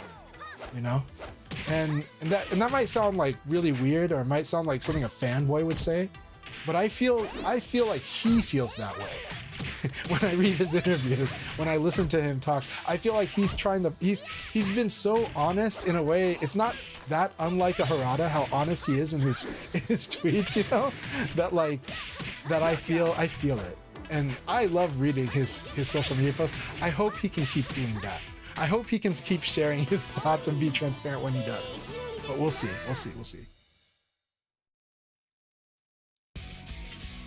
Gonna Jump says, coming from SF and learning VF, the lack of special moves was an adjustment. It is, but it's almost like the properties of VF moves are the special moves. It's the understated truth. I think you put it well. Like guard break, unexpected frame data. Yes, SF is more homogeneous. Yeah. Well, VF is actually very homogeneous, but it is like opposite of a lot of other fighters. And so you'll see that, but then the things that make them special are when they break the norm, which is what I think you're getting at. When they break the trend is when they become more special. All right, after this game, we will start the next league battle. And I am still going to be on spectator, but I will join you guys after that. I'm going to drink a lot of water after this, after we start this league battle. Evoid says, I think he was talking about ground throws. I was confused with low throws. Okay, you guys were clarifying, good. How to buffer sidestep defensive move up to... Okay, so notice how in the official terminology they call it defensive move. So I want you to understand sidestepping in Virtua Fighter is a defensive action. Why is it a defensive action? It's easier to sidestep... Like, let's put it this way. The first rule of a successful sidestep, they have to be attacking already. They have to be in startup frames already when your character starts sidestepping. If you sidestep, that means if you sidestep before they attack, you will fail. If you sidestep before they attack, you will fail. Let's rephrase that another way. Let's say you're plus, you hit them, and you got a hit, you're plus, and you sidestep, automatic fail. Because if you hit and you buffer sidestep, if you're plus and you buffer sidestep, it is impossible for them to already be in an attack when you sidestep, because you've sidestepped like 5 frames before they could possibly start attacking. That's because sidestepping in this game is a defensive option. It is what you do when you're in trouble. I whiff, I can buffer a sidestep, and then they throw an attack, now my character sidestep. Much easier to do that. I did an uppercut, they blocked it, I -8. My character will act 8 frames after them. Much easier to do sidestep there than when you were -1 or -2. All right, we're gonna start the next league battle right now. And so you want to do it when you're in trouble because they're more likely to already be attacking when you recover from being in trouble. So for a developing player, you want to sidestep when you're minus. That's the starting point. How does an advanced player sidestep in the neutral then? Well, we do a lot of things. One is sometimes we delay it. I do a dash before I sidestep because I'm like, okay, I'll dash a little before I think you're gonna actually attack. And then when I see something, then I might hit the sidestep, and then I'm now evading when you've already in the startup frames. But that's not the proper way to do it at first. You should first master buffering before anything. I'm gonna say this. I am gonna post later on X this week a guide that I wrote, a mini guide. And it is an advanced one though, but the heart of the matter is going to be on this topic here. But anyways, yeah. So sidestepping is something, the more minus you are, the easier it is to sidestep. I'll just say that. The closer to neutral you are, the harder it is to sidestep. And if you accidentally input the sidestep late, well, sidestepping late could be good. So that's not too bad. But that actually might work more than you sidestepping early. Because again, if you sidestep before they attack, it fails automatically. Round 3. It is similar to a parry in Third Strike in this sense too. If you parry long before they attack, maybe you won't parry them. I don't know the exact mechanics, but it feels like you kind of want to parry close to the time that their hit frames are, and that's after their startup frames. So I think it's similar to that. But generally speaking, you don't want to be sidestepping before before your opponent attacks. That's basic. Yeah. Also understand, throwing beats sidestep. Flat out. Throwing will be, if they time their throw same time as you sidestep, you're getting thrown. You can escape. You can do the escape, but you're not avoiding that throw connecting with you. So I hope that makes sense, and I hope that helps. I can explain it as many times as you like. Lord Hollow, hello. I hope not, but I think Lao is dead by now. Yeah, Lao might be dead, but we will see. We will see, and even if he is, there will be ways to play his style, and maybe him, and maybe he lives on as Dural, who knows. But we will see. I've speculated, he might be Dural, he might be Cyborg. Just like we saw Cyborg Tao, we might see Cyborg Lao. But I hope not. Well, I would enjoy it, but who knows. Okay, Rayblade says, I wouldn't mind if they cloned the Yakuza-style single-player game, complete with Mania. They will, but they definitely are really being clear that this is a ground-up new game. Yeah, but definitely it will have RGG flourishes, including stuff from Yakuza. And give us Dinosaur King Arcade. That'd be awesome. I am happy if we're getting Shenmue 4. I really want Shenmue 4. If you're saying VF is Shenmue 4, Oh, I don't think they'll ever admit that, but that would be cool too. So Mario says, I've seen some hardcore VF players being mad about the new VF having a story, like they want the game to stay. There's a few, but whatever. You know, I mean, so some people are gonna be like, it's one of those where I'm like, okay, well, we'll just, when the game comes out, we'll see how they respond to the fighting game. Now, that's pretty much the answer there. You know, like, so for those guys who are complaining that it's got a story focus, well, okay, all that's gonna matter then, I guess at this point, is how are they gonna feel when the game finally is out and they play it? And they might not like it. They might stick with the old game, and I'm okay with that because I might do that too. But I do want to love this game, and I think I'm going to love this game. I actually am pretty certain of it, but we'll see. My mind is open that it might not be my game. But if it becomes the game for so many more people, I'm really happy because it means Virtua Fighter keeps having a good future. And I do want that. It meant so much to me, I would like it to live on because it feels like validation, you know? Everyone says, yeah, the hipsters want it to stay small.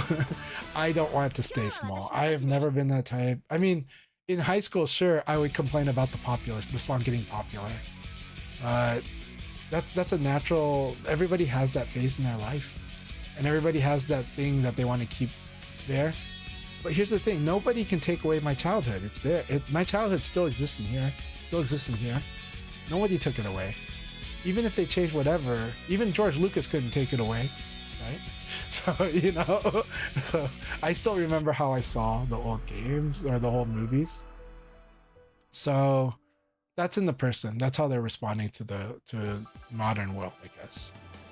Round one. Devil Ray says, I think RGG is making this with hopes of how much they can reuse down the line. Well, I definitely think they're going to reuse a lot. I mean, I think their workflow does that. So I don't think there's anything wrong with that either. But yeah, Raveblade says, choose your own adventure via CROSSROADS. Probably. It looks like it. They definitely showed that there are different paths. So the choose your own adventure thing is earned and almost redeemed by the interview recently. Mario says, I think they might have a demo at Evo Vegas. That would be so cool because the special event that they are hinting at, the VF tournament, sounds like it. It definitely sounds like a big, like it's going to be an interesting VF tournament and event and like pre-release party.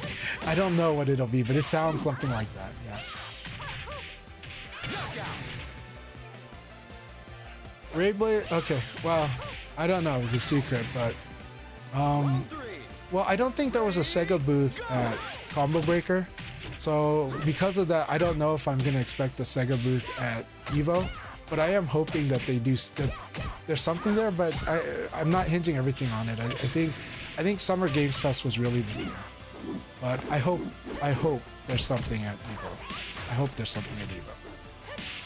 Devilry says, gonna duck out. Okay, yeah, have a good night. Thank you very much for everything always, Devilry. Sorry for the late reply to that. Hey, Babylon, no problem, my pleasure. Incident, my pleasure always, and thank you for the support always. Mario says, yeah, not a booth perhaps, but the special event described it almost like the winners will be able to demonstrate. That would be so cool. Okay, that would be awesome if like winners at Evo get to do a bonus demonstration or exhibition. That would be so awesome. That would be amazing.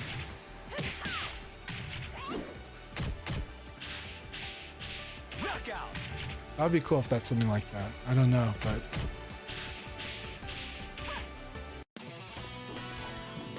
yeah, there's a big special event next year though. That's what we do now. Wouldn't be surprised if Aoi settled down to Kira. We'll see, you know, stories don't always turn out that way, but we'll see. Hopefully we don't learn, you know, details we don't want to learn, you know, so, like relationship details or something. Rayblade predicts that they will have a 5-season DLC plan with up to 2 new characters per year. That's a very reasonable bet. Very reasonable prediction. And that could bring the cast to 26 characters. That's very reasonable. That's actually very, very reasonable. Yeah. Mario says that mural scene made people emotional and yes, interested in the game without even trying. I know. I mean, of course, for me as a VF fan, that mural meant everything to me.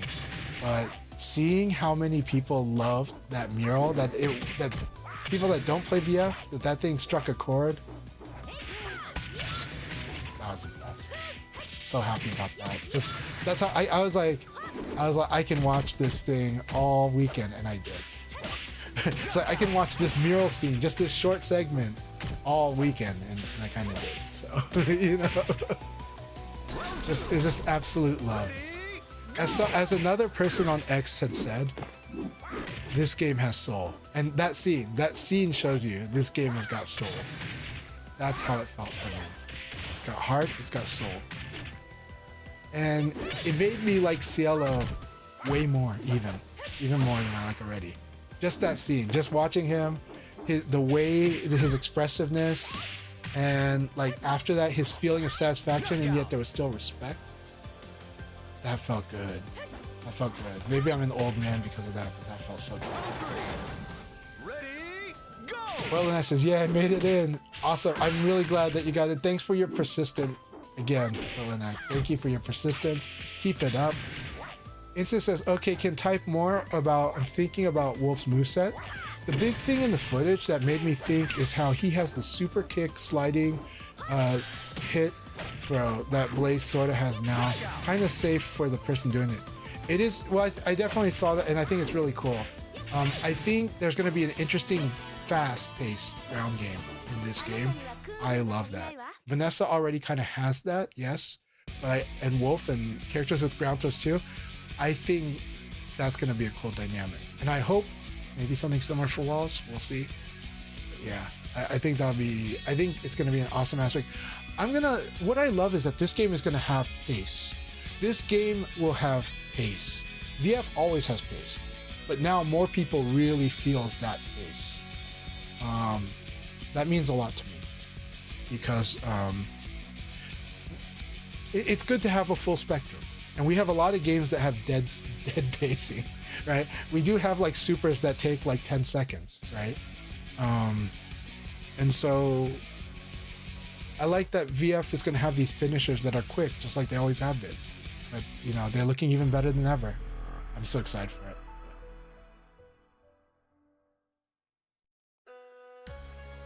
Okay, Portland X, you can actually change characters in the middle of League, by the way. You have to hit triangle during, and you have to hope that you have enough time to do it. But you can change characters in the middle of League. All right, Obvious Creed, no problem. I hope you have a good evening, and thank you very much for your support.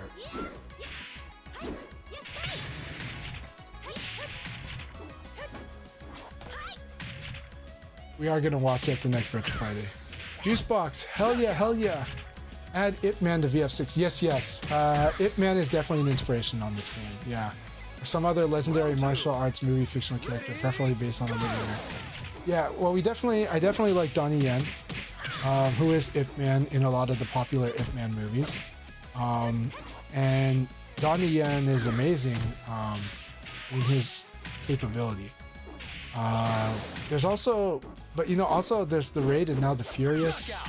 I think it'll be cool to see those having an influence too. You know, we're probably gonna see a hallway fight scene that looks like, we're probably gonna see a one-take hallway fight scene somewhere in this game, and I'm all for it. I do want this game to represent like martial arts cinema of the past 25 years also. I do want that. We'll see if they do it. We'll see how much they do it. Oh, by the way, Jamie Lee Curtis, thank you so much for the raid. Always appreciate you, man. And I hope you had a great weekend.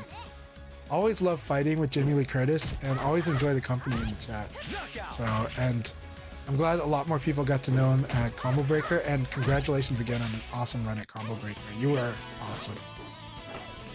All right, Mario says, honestly, I don't want guest characters because it cheapens the game, in my opinion. It's like, I feel like it's just too early. I just feel like it's too early. Yeah. I'm open-minded to them personally, but I think sometimes you're just like, is this really the time? Is it necessary? I don't know if it's the time. I don't know if it's necessary. But later on, I'd be okay with it. Here's the thing I can say. Dead or Alive 5 brought in a lot of Virtua Fighter characters, and then later they did that too. And that got a lot of Dead or Alive devoted players to consider Virtua Fighter. So Virtua Fighter has benefited from Dead or Alive putting Virtua Fighter characters in it. So when I think about that, and I think about the laws of reciprocity, and I think about history, I'm appreciative of Dead or Alive having Virtua Fighter characters in it. And I was proud whenever I've seen Virtua Fighter characters and stuff like Project X Zone and that Mugen Fighter that came out. So if I'm being honest, I'm personally not really against guest characters, but I do think there's places and there's times. There's definitely context where it's better than where it's better. And I would like a context, right? In this case, this new game has so much to prove for itself. I want it to prove itself, and then bring in the collaborations, maybe if they do, and bring them in later. That's my feeling. But watch me change my mind if Sega says, "Hey, we've got a collab character." I'll be like, "Yeah, it's cool." I'm not gonna lie, that's probably what I'll do, because I would have gotten over that feeling, but I would have also said I was not lying when I said I don't think it's necessary to do it, and I would prefer it later, and I want this game to prove itself, and I want this game to just stand on its feet and do its thing. I mean that. I'm not lying about that. It's also true that if they just went ahead and did it, I'll be like, well, that's a choice they made. You know? Okay, how does it feel? Do they fight? Does it fit? Is the game good? Is the game still interesting? That's what matters to me then. And then I'll just move past it. And I'll just be like, okay, hey, it works. This is really fun playing this character. It doesn't feel like a throwaway thing. That's what I want. Is I just want them to not do throwaway things. Putting a guest character in isn't itself a throwaway thing. Putting it in lazily, putting it in a way that it impacts gameplay in a really negative way, that is what I'm not wanting. But if I was asked, should we put guest characters in right now? And I'd be like, I just want this game to stand up on its own right now. So me personally, I'm less for it. It's not gonna be a deal breaker for me. But if you do it, please do it right. Because right now, I just want this game to keep doing things right. That's all that matters. Do it right. That's my take. That's my honest truth. That is my flexibility, because I'm a flexible type of person. But I can at least tell you what the line is. The line is, please keep doing right, you know? So, yeah.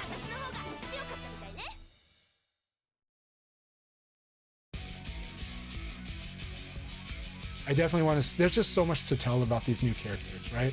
So right now, a guest character is a distraction from all that. We're trying to get. We're learning about the old characters and the new characters. There's so much we're learning about that we want to know more about. We want the game to drown us in the detail and the richness and the world building of the characters we know. That's the new characters and the old characters. And I think everybody, even people that don't play VF, if they have a familiarity with any of the characters in VF, they also kind of go, what happened to Akira? I want to know. Yeah, they didn't care about Akira a month ago. It doesn't matter. They want to know now, because now that question's there. So these are the things that matter the most story-wise right now, right? That's the focus. Maybe later there's a time for a breather. I'll take that argument too. But the story better make it like it. I better feel that, right? That there was a need for that breather or something, or that this is just, you know, a little appetizer, and then now we get the main course. So we'll see what happens. I think here's something that is true though. I think everything that they have done for CROSSROADS has been a statement of quality. Confidence and quality. Now, confidence, maybe not exactly, because Yamada is actually quite humble when he talks about things, but the Japanese are also kind of that way. They're kind of, they double speak. They double speak a lot more than we can admit in the West, maybe. But that said, but I feel the focus on quality, and I feel and I feel like they're really wanting to prove themselves. I feel like there's a stress, so and a good stress. Like person on a mission stress, you know, and I couldn't ask for more than that. So we'll see what they do. We'll see what comes out. But man, they're making me expect a whole lot, you know. So we'll see.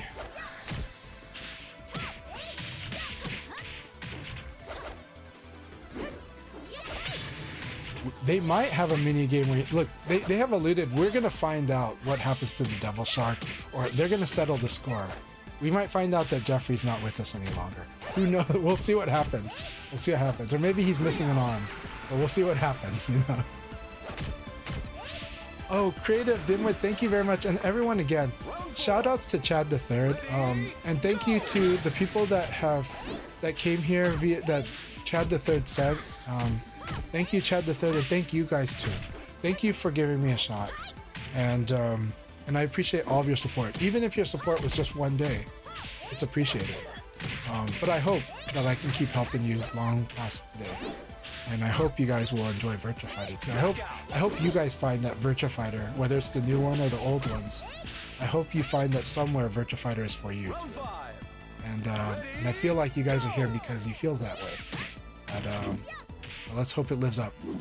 And but I'm really happy to help you in any way that I can and give you any answers that I can, or at least my perspective. You know? I don't know everything, but I do think about a lot of stuff, and I do try to give as best of an answer. Haste, it's so good to see you. Haste says he's cool and all, but I wanted to learn more about Stella. We will learn more about Stella for sure. I do like how she looks in this trailer, by the way. Stella looks gorgeous. There's a youthful energy, the way she was animated, her smile. It's just great. Much better than how I saw her before, right? The new costume, I really like it. So what I did see of Stella, I really like.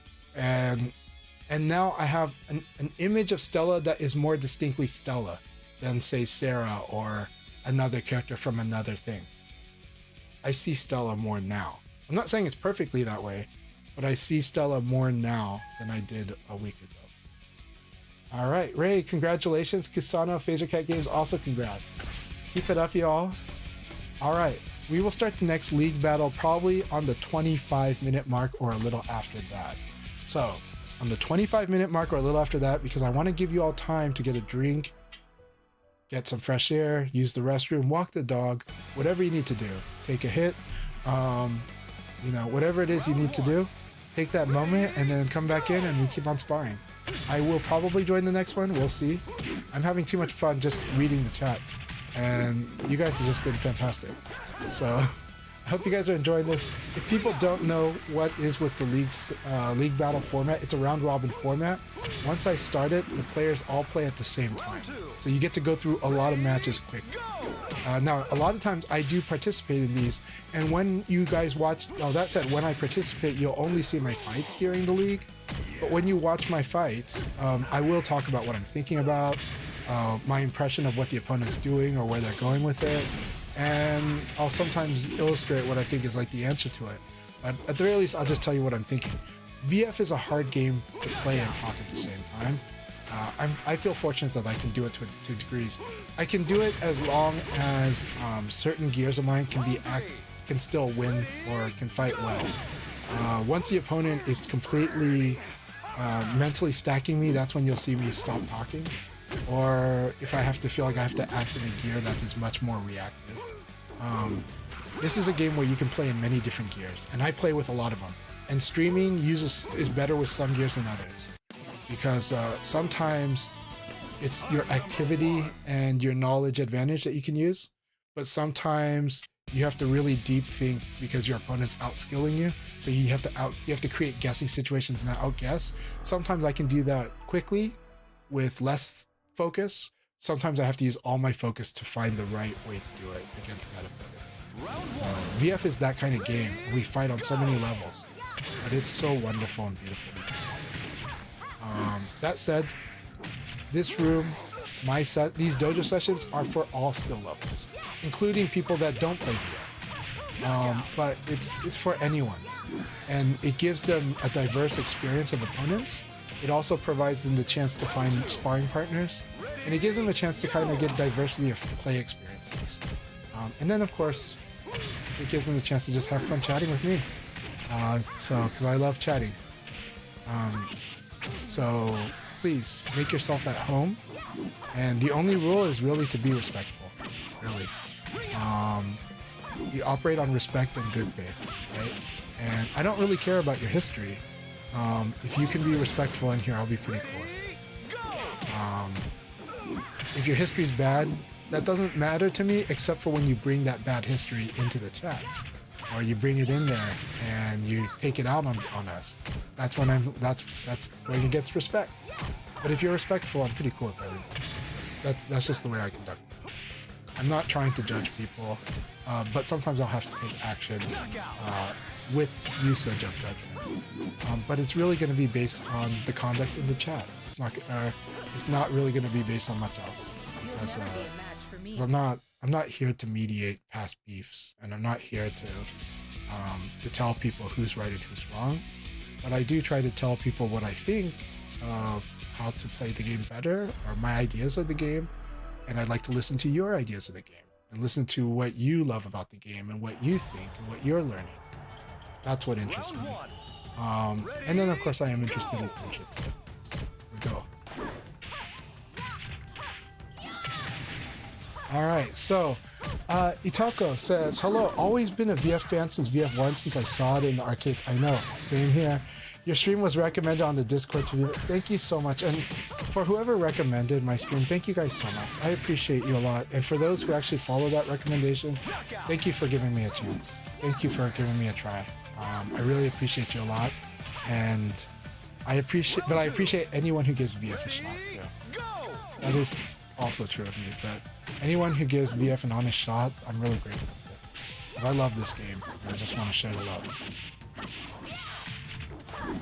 Okay, so Kursuba says, which moves can be used to taunt after winning a round? Well, you can use any attack after winning the round. Now, if you're in Japan, some people will take offense to it, and some people in general will. I honestly think this game is so communicative in its fight, in its play, that sometimes it is good to be considerate on that front, but it is, of course, no obligation of you inside the match.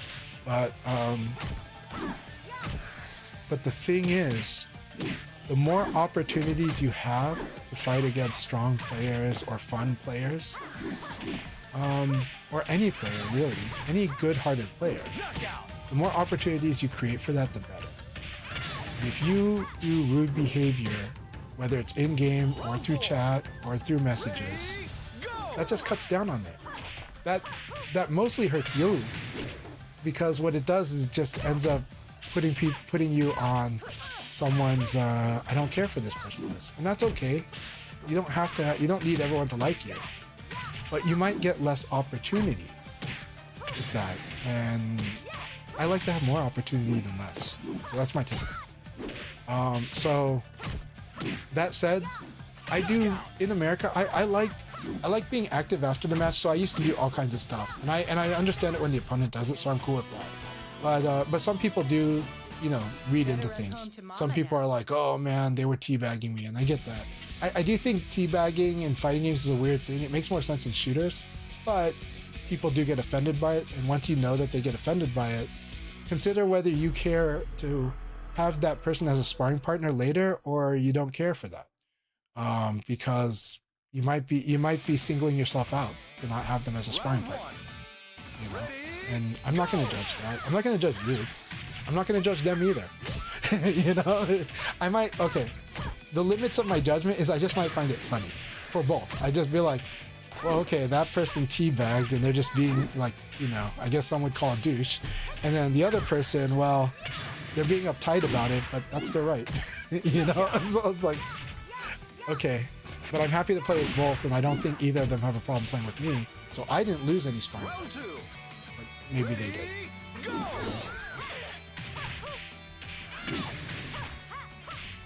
So, Incident says, what Yamada kind of hinted at when he tweeted about Jeffrey versus Chanchai could happen. Yeah, totally. We've talked about it a bit, but yes, the score will be settled between Jeffrey and Satan Shark. after this game, we're gonna start the next league battle. I'm not gonna join yet because I got a drink, but Jackie Chan's Dragons Forever is a very touching movie. It doesn't click with everyone, but the action in it is really good. It's just that I think it's just that it's a more emotionally deep movie or dramatic movie than people expected. And so if that drama does it for you, it's an amazing movie. And then the action scenes are also really good. So yeah. That was a reference to the VF6 Akira mirror match. Awesome. Oh, the proof of concept. Yeah, that's true.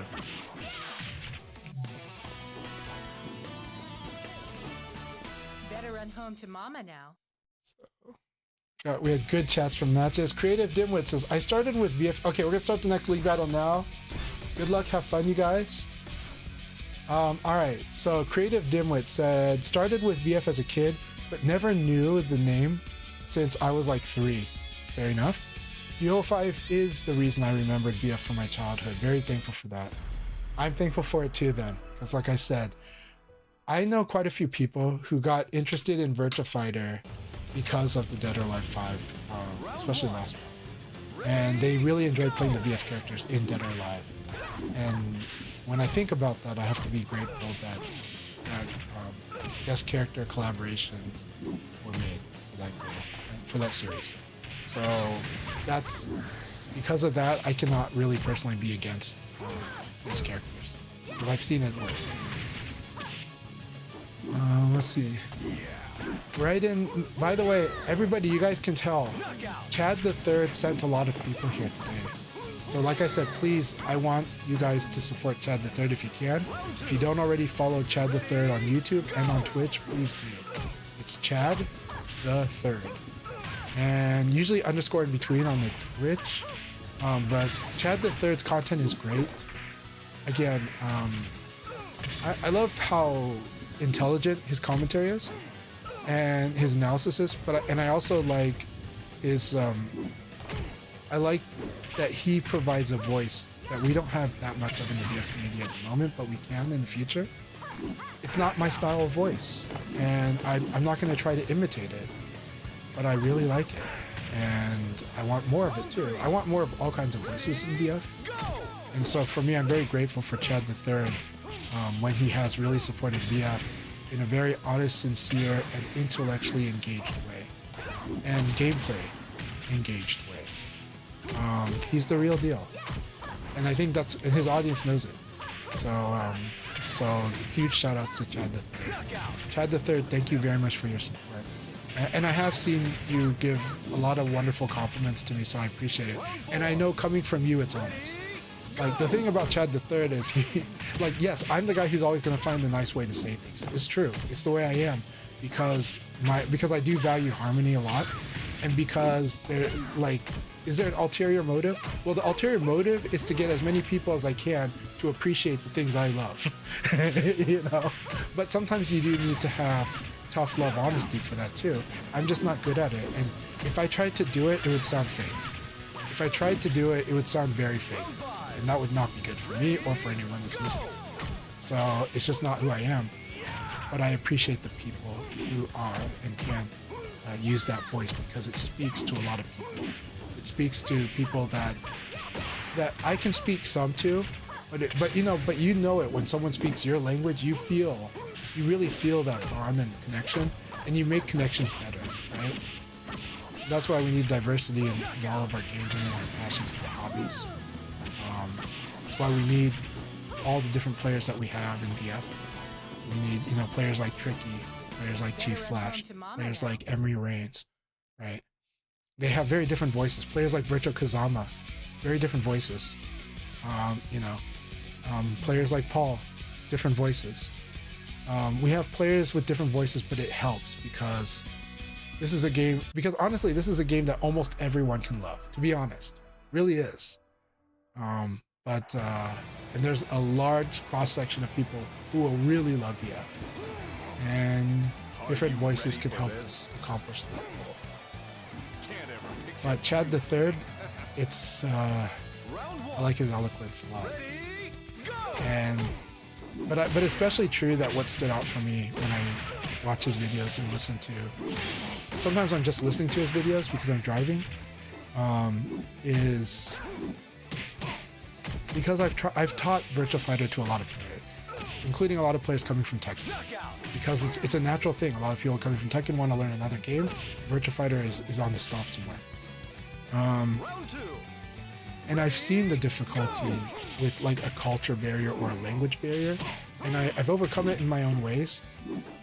But Chad the Third, he really speaks their language. I know you're gonna completely get it, and it helps me with my approaches. It helps me find improvements in my approach to trying to help players learn Virtua Fighter, because I listened to how Chad the Third explains it to the Tekken players. And that video recently, when he responded to Nova Seiken, that was so good. You guys got to watch that video. It was right after the Nova Seiken was starting VF, and Nova Seiken has some strong assumptions, and they're cool. They're understandable. So don't dog on him for those assumptions. He's really representing how a lot of Tekken players feel when they come into VF. And Nova Seiken's got ridiculous skill. Like, it's obvious. It's obvious that he's got ridiculous skill. Chad the Third analyzes that video wonderfully, diagnoses the problem, and he drops the messages for Nova Seiken, so Nova Seiken understands, like, dude, there is a place for you in VF, you know, and other stuff like that. But Chad the Third, that video is so awesome. I recommend that video so much. And I want you guys, if you watch that video, I want you guys to think about your friends that play Tekken and that want to play VF, and just try and look at Chad the Third's approach to understanding that Tekken play. Because Nova Seiken he likes VF. He really wants to love it. Now, in his case, he's judging the community because of the difference in scale, right? South America, he can find a Tekken 8 opponent like that. Of course, it's not the same for VF, but we also know that South America has great VF players and a great VF community. And I don't want to shame Nova Seiken for that. Do not shame him for that. Just it's ignorance, but it's not ill will. It's ignorance, but not ill will. He is smart and he's a good, skilled player. He just makes some assumptions, right? So be welcoming, be positive, encourage him to come join when he's ready. You don't have to force him to do it now. I know people want to make him do it now. He might not be willing to do it because he knows that maybe he's a content creator and Tekken content is going to give him numbers, and he's like waiting for CROSSROADS to give those numbers. I get that. That's a true dilemma too. When he's ready, I believe he'll come. So just be patient with him, but definitely be welcoming and definitely say, hey, we're here whenever you want. We're here when you're ready. Because we think you'll be great at VF. We think you're going to love VF. We think VF has something very special to offer. But it's when you're ready for it. But we have a community and we're ready for it. When you're ready. But no pressure. Do what you got to do. That's my recommendation. But Chad the Third's video was awesome. But I do like Chad the Third's bluntness about it, right? He's like, dude, that's like a stupid question. You know, like, I'm not going to say that because I don't want to turn the guy off, but Chad understands how Nova Seiken would take that. So I'm going to go look for that video because I want to share it with you guys too. But I do want to share that in the link. With all the people that came here from Chad the Third, I owe it to Chad the Third to share this video, right? This is the laws of reciprocity. This is also being a good friend. And I consider Chad the Third a friend, so like, we don't chat that much, but like, I feel it. And he's always been wonderful in our chat. So just like I feel like you guys are friends. So here we go. And he's also got a lot more recent VF videos you guys gotta watch. This one is the video. This is the one. I'm gonna put it right here. So please enjoy that video. Put it on your watch list so that you can watch it as soon as you can. It's a great video by Chad the Third. And the title is it's not clickbaity, but it's not the core of what it's about. But it's, you know, it's just like, but he is saying, you know, like, please, you know, Virtua Fighter's not Tekken, don't ask it to be. It's kind of true, but what it is he's responding to Nova Seiken in a way, but the content of the video is really good. There's a lot of content creators where I may have dismissed them a little more than I should have in the past, and I'm trying to catch up on who's really, who creates really good content that I really can recommend, right? And somebody that I'm looking at, it's like I'm looking at Mike Hollow right now because I think there were reasons that I avoided certain contents because he was touching topics I didn't want to get into. Because people ask me about those things all the time, and I don't want to talk about those things because it doesn't help. And they don't represent the majority of our community. But maybe I wasn't fair to Mike Hollow himself because I didn't check out what he had to say about it. So now, but recently when I watched what he had to say about things like leaks in general, not the VF leak, but leaks in general, and when he talked about other topics, I found out I like a lot of those discussions. Now, I don't want to get involved in any beef, so please do not bring any beef in my chat. I'm just saying I don't want any of that here. I don't get involved with the beefs because I do believe a lot of times, sometimes we can get past those, but I don't think we get past them inside the chat, inside the social environment. Because in the social environment, there's a lot of, we would feel pressure at the front. We would feel pressure to like put someone down. I don't care for that. That's just me. It doesn't mean that I'm against you doing it elsewhere. I just don't want it here. So all I'm saying is that's maybe one reason I hesitate is because again, Mike Hollow is not afraid to go into these topics, and I think that's good. It's just that I'm not going to go into them because I don't see them as productive for me, for my goals, and for what I focus on. I think it can be productive from him, but it's not productive for me. And in the chat, it will not be it will not end with a productive thing almost ever. It's very rare for that to actually happen, from my experience. So the best that I've found is to help us all move to other topics where we can make connections, and sometimes those connections can help give us a bridge for later building, for bridging differences later. And so that's why I'm more of a positive type. Not because I'm touchy-feely, though maybe I am, but because I found that to be effective. And that's my mentorship approach. You want to learn from me? That's kind of I'm going to teach you a more, what I think is a positive approach to things, an additive approach about how to add to your game.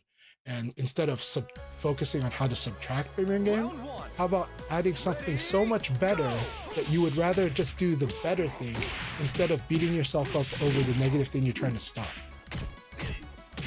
You'll see that my approach is instead go, okay, I see that you don't want to do this, but have you thought about, instead of trying to tell yourself not to do something, to just find a way better answer that you really like and start doing that. And before you know it, you're moving towards that answer and the other better answer, and you're no longer doing this bad answer that you really don't like. That's just my approach. It's not the fastest approach though. It's just that, but that's the approach that's worked for me. So that's an example of why I tend to take a positive spin on things. All right, Devil Ray said, so Yamada said that the setting of VFCR was influenced by his experiences in Thailand. I did not know that. Does any of what you've seen reflect a Thai influence? Well, from what I've seen, a little bit, but it's stuff that you could say about the Philippines too. And honestly, the Chinatown in the game, to me, looks more like Manila's Chinatown than like Bangkok's Chinatown. Now that said, the vehicles we saw when we saw that sneak preview of Cielo, we saw like these vehicles. And those kind of look like tuk-tuk from Thailand, but they look more like the equivalent of a tuk-tuk in the Philippines. And the Philippine ones have like a small sidecar, have like a low-to-the-ground sidecar. So I feel a stronger connection to the Philippines when I look at it. And I would love to see more connection to Thailand. I would. Now that doesn't mean that's not true about Yamada, but it could mean that his art team was also, like, he's inspired by Thailand, and some people on his art team is inspired by Philippines, right? Could be something like that.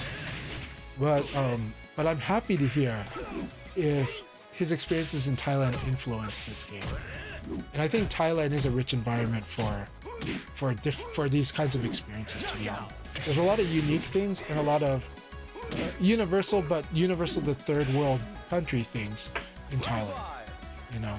So I think it's very interesting, and I think that's an awesome comment. And I will definitely think about that as they release more content. All I'm really happy to hear that Dr. Dog had a sick crouch dash. Dr. Dog is a friend of mine in my community, and he's a good player, and I just love, really happy that he's been sparring well with you guys. Please make sure you guys become good sparring partners if not already. Lucas says, I'm here from his stream, I assume Chad stream too. I'll come back next time because it's 1 a.m. No problem. I understand the time. You can always watch the archive and you can always leave a comment in on the video. I'll reply. Sometimes I'm late, but if I see the reply, I will reply almost always. All right, Spaghetti Confetti, congratulations. Rayblade also, and Guibert too. Hell yeah. Sarah, Vanessa Kissing, doing well. Portland Axe, Kisana. This is a very good group. That was an awesome session. Keep it up, you guys. Keep sparring. I still need to drink water, but I really enjoy the chat too much. All right, we've got lots of good games. Have a good night, everyone. Good. Yeah. I will hop in eventually. I'm sorry, Kasana, but I will. But I gotta get drink first. We will start the next league battle though after the 50-minute mark. So we're looking at probably 53 to 55. So after the 53-minute mark.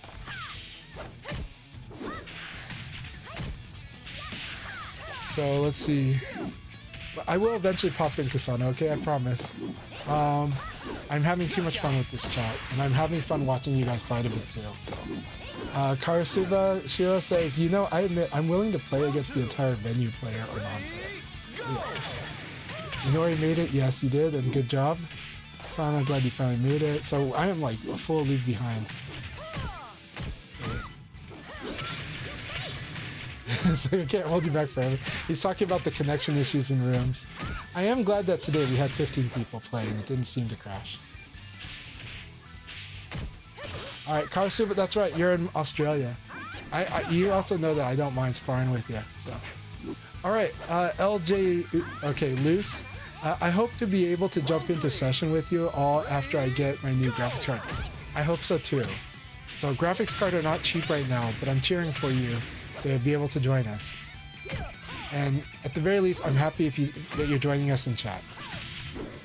Karasuba says, to be honest, my honest opinion, what VF needs is the throw break commands on the command list, which would make it easier. Yeah, to be honest, I would not be surprised if throw escape is something like guard and direction in the next VF. I'm just gonna put it out there. What if like throw escape was not even guard, punch, and direction, it was just guard and direction? Now there are problems with that, and it makes buffering weird, but you know what? Throw escape already makes buffering weird. So I don't think that changes much.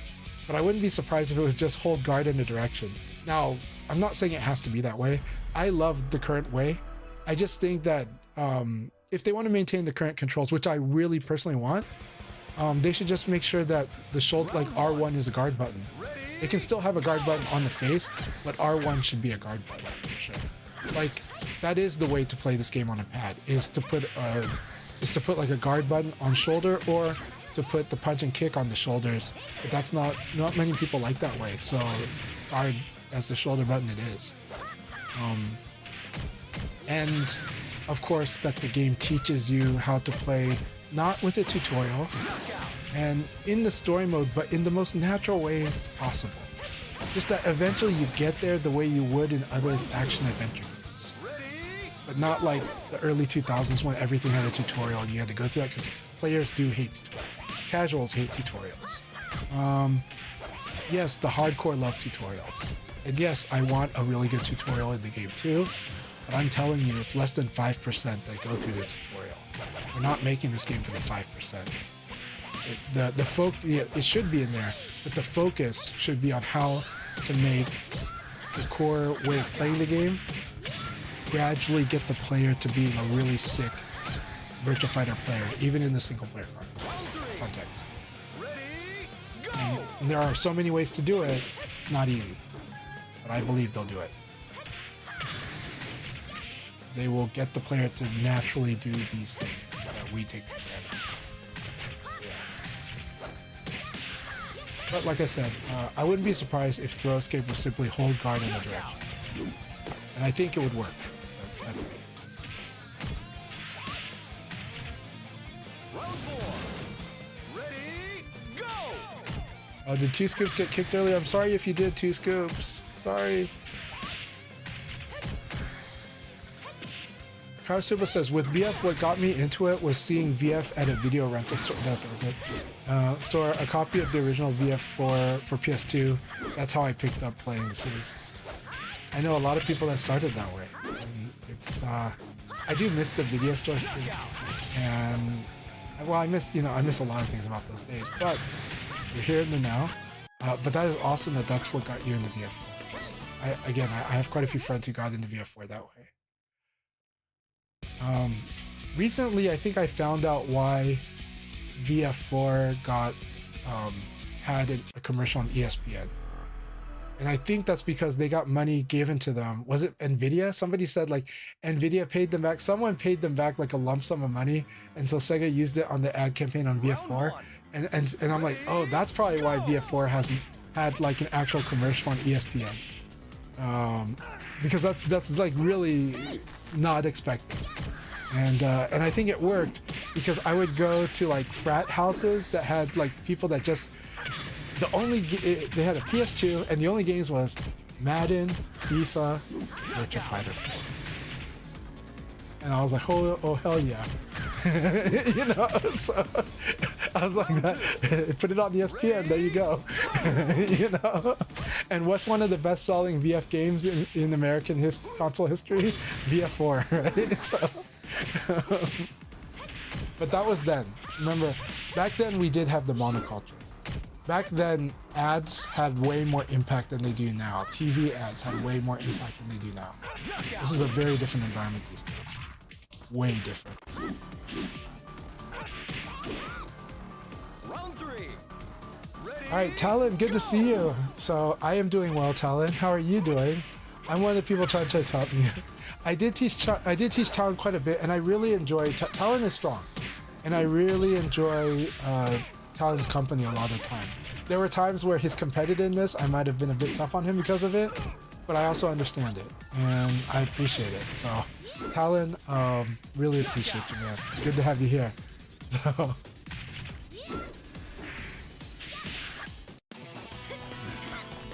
Yeah, I'm so glad you're. Yes, I'm really glad, and I knew that you were gonna like the CROSSROADS promotion, the trailer, and all that. I'm really happy to hear you confirm that. I think it's amazing work from Sega, 100%. Creative Dimwit says he's made some VF content before. I will always be willing to wait for him. He is, after all, our Tekken buddy. Yeah, and hopefully he'll be a VF buddy too. Yeah. Cheers, 100%. Colin says, by the way, Chanchai, what do you think of ECD changes since you are very movement heavy? So here's the funny thing, Talon. If you're still here, the funny thing about that, by the way, after this game, I'll start the next week battle, and I will still be out of it. But please, Spar, stay. So Talon, since you asked, 3 years ago, I already had to address my own issues of using ECD too much as an option slot. When I went to New York in 2023, and I fought well, and I did great, right? And I gave every player a hard time. But there was a commentary that stuck in my mind. First, it was Gentleman Thief on stream says, man, Chanchai is strong, but like, I think he's gonna lose to delay it. And then later on, Nero's on stream, and he's like, yeah, Chanchai is really good. I'm really worried about delay it. Okay. And it took me a long time to figure that out. And they wanted to help me. It's just they process solutions right away. They don't process the questions. So they're not sure what question they answered. They just know that they saw a solution, and that's the problem. But they wouldn't be able to tell you like the reason for that, right? They just know it's the delay attack that would get them, right? And so what happened was I had to think about that for months. And that's when I started going, okay, what's happening in the fight? I am using ECD too much. Why is that a problem? And then that's how I started coming up with what I now call the tempo triangle. And it is the Tekken triangle, actually. It's just that it's VF's version of it. And then, but why does VF play eventually go there? And it eventually goes there because you realize things like, if I block and I wait a certain amount of frames and I attack, what happens is it's like a reverse option select. It's like if they went for throw right away, this will beat it because it will attack on the 9th frame of the throw. But if they did another attack, this won't come out because I would have been guarding it, whatever, if they attack it away. So then, but then why do I beat that? Because I do stuff like backdash and wood punish, and because I do stuff like delay attack or slow attacks, right? But this kind of gets into that tempo track, but this is the heart of why we get into delay play. Why is it when you fight Chanchai, you get into delay play? Because throwing becomes hard against Chanchai if you try to do it on buffer. But if you start like messing with the timing, then it's more like a Tekken fight, right? And so, and I think you feel that because I think that's why sometimes you're comfortable fighting me on certain fights that other people are struggle with, but at the same time you're uncomfortable with other fights I do to you, right? And I think that's because what it is from your Tekken experience, you know how to play tempo. And I'm playing tempo a lot because and that's how I get into tempo territory. So what does all this mean? This means this was 3 years ago that I figured this out, and I started teaching it 2 years ago. And so the thing is, yes, I move a lot, but you notice it's not just that I evade. I don't just ECD. I do a lot of delay evade. I do a lot of dash into evade. I do a lot of backdash and evade. I do a lot, and not only that, when I fight the opponent, I'll do an evade in the beginning, not because I expect to win with it, but because I expect to win with it, but what it is it will tell me if the opponent is buffering or not. And I adjust my timing to my sidesteps from that. I'm like, oh, okay, this opponent doesn't buffer. Well, I'm going to play with a slight delay. This opponent buffers always. Okay, I can evade more. So my accuracy of my evades is better, but I'm also playing, I also have built in how to fight against delay. And I know how to fight against half circular. So these are all my strengths now, right? So what happens is by the time the patch comes out 2 months ago, it doesn't affect my speed at all. Almost at all. Because my evades are more accurate than they were before. Because I use dash in, and I use crouch dash in, and I use movement that's forward movement and backward movement too. And I'm not just doing side ECD. What happens, what's the difference? There were a lot of players who play, like let's say Akira, because some of the Akiras were like this. Some of the Akira players of the newer generation kind of play him like a Mishima, and they use ECD the way, like wave dashing with a Mishima. They use it and they watch to see what happens to tell them what to do next. I don't do that. I use ECD because I intend to evade, but if it turns into ECD, I know what to do. But my focus is I actually intend to sidestep because Leon can punish sidestep pretty well, with sidestep pretty well. So I want the opponent to attack. I want to sidestep. The Akira players that were having trouble at first, and Akira should not have trouble with this patch if you want my honest opinion. He needs to use his dashing elbows more because he always should have used those. When I play Akira, I don't have trouble with this patch because I use the dashing elbows oppressively. Because it's an oppressive tool in this game. But notice that the players that were struggling with it, they don't play that. They play with shoulder, they play with 3P plus K, they play they begin the strategy with the pressure that the ECD created, and that Akira might hit you with a standing palm or a shoulder or a low back fist, right? And they're responding to what his character does based on what the opponent does from the option select, from the ECD. That's why ECD became hard for them to adjust it for a while, but they're better now. They got past that. But I did not use ECD that way anymore. Three years ago, I stopped doing that. And I use ECD specifically in some stuff, but more or less now, my intention is to actually evade. And then the cancel part is just depends on what happens. But there is a role for it in the tempo. So that's the answer. So how did it affect me? Not really much. I was playing pretty fine. And if you go back and watch my stream when that patch came out, after that patch came out and you watch me play, you'll see that my speed is the same. You'll see that I did not slow down. And I had to answer that question in my head. I was like, well, why is this? So then I explained it. I was like, well, I think it's because of all that I just explained to you. So yeah. So that's the answer. I hope that answer satisfies. And I hope it makes sense. And I hope the Mishima thing makes sense, because that is based on my limited understanding of technique. I don't fully understand Mishimas. I just have an impression. And I use that to kind of explain what I felt a lot of Akira players of the newer generation are doing. But if you fought like Rod Nuts, or if you fight me using Akira, you will see me just using dashing and super dashing elbow like quite a lot. You know? So because and like super dashing elbow is like the most evil thing in this game. Like that is the anti-evade in this game. So yeah. Okay. Where are we?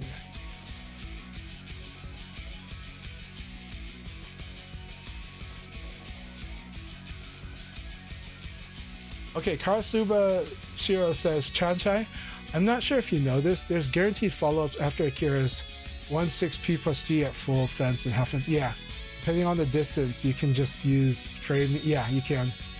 Very true. Okay, CryptoCots to say, Chanchai, I've been labbing and getting better. You think Jean will be in 6? I would like to believe Jean will be in 6 because I think Jean is a very popular character around the world. We will see, but I do believe Jean is a very popular character, and it is also for both his aesthetic appeal as well as his design.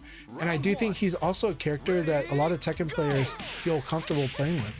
So I really believe Jean will be in the new VFP. It's hard for me to see reasons to not put him in, actually. Yeah, and I think he fits in with the new system. Also, 6P plus G you can do too using that option. Creative Dimwit says, I've been trying to learn Aoi because she reminds me of the reversal predictive nature of DOA. A lot of people do that, yeah. We have a local player who plays like that too. She's by far the hardest character I've tried so far. I think she is one of the most technical characters in the game. I can explain to you.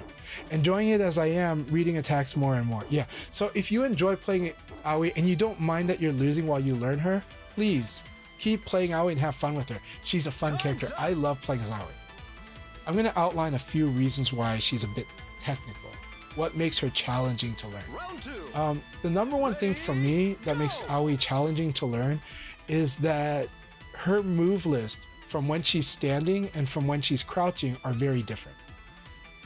And because of that, this creates some complexity between what do you do after high punch and what do you do after low punch. A lot of characters can do the same kind of flow chart from high punch and low punch. Aoi can too, but then but there's a lot of moves that you want to do, but then you can only do it after she's standing or after she's crouching. And so like 3P, right? Chop, if she's standing, it's a really good chop, gives you guaranteed low throw if you counter hit with it. And then, but if you're crouching, you get a really good rising elbow that can hit throw. So then between low punch and high punch starting your offense, whether you use the chop or the rising elbow is the difference. Now, for a lot of us that are used to VF, this is not a problem. But for a lot of beginners, this is like a headache. And so that's why I feel like Aoi can be weird for a beginner, but that doesn't, but if you really like playing Aoi, you'll get over it and you'll be fine. She has lots of elbows. I tell every beginner, hey, learn to use her elbows. They're all of her elbows are really good. And you might be surprised how useful they are in different situations. She is more of a striker than you think. In fact, you can use striking to pressure people, and then when they predictably counterattack, that's what you can do reversal. Okay, we'll start the lead. Oh, we already lead. So you can do the reversals when you've pressured people to do predictable things. That is a strong way to play Aoi. Also, with Aoi, get to know the throw game. Now, the throw game is another element where it's a little technical to do her throws because the commands are a little extra, but it is strong and good, so learn her throw game. The move that glues her stance, their standing and crouch, though, is 4-3P plus K. The cup check, when she pats the opponent on the crotch, right? That thing that on counter hit, it crumples them. That's the move you can do if your high punch hits or your low punch hits. If you buffer that move right away and they attack, that thing will give you a combo. And whether she's standing or crouching, that's kind of the move that makes it a little easier for her to, when in a pinch, but you got to hit, you can do this move really quick and you'll get a combo. And so I think that's a good starting place. But after that, it's a little technical going into her different paths of options. But, so the number one ingredient to learning Aoi though is fun. if you have fun with Aoi, I think you have a higher chance at learning her really well. She has so much you can use, so much you could not use if you don't want to use it. But she has so much stuff you can use that is cool. She is an incredibly rewarding character, and she's really fun, but she is absolutely a technical character in this game. And Revo, before World Stage, she was way more beginner friendly. But after this patch, she is back to being not completely beginner unfriendly, but she is technical. She's back in the technical camp all the way.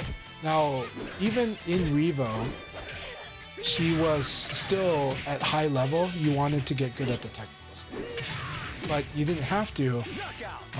The only thing that made it weird for me was when I was thinking about how to teach Aoi, was that her beginner game is so different from her fundamentals game and her like advanced game, that I feel like that's kind of the problem. I feel like the player would be like, in Revo, I felt like beginner starts at a high place, and then intermediate is still high, but it's getting lower, and then early advanced, it plummets.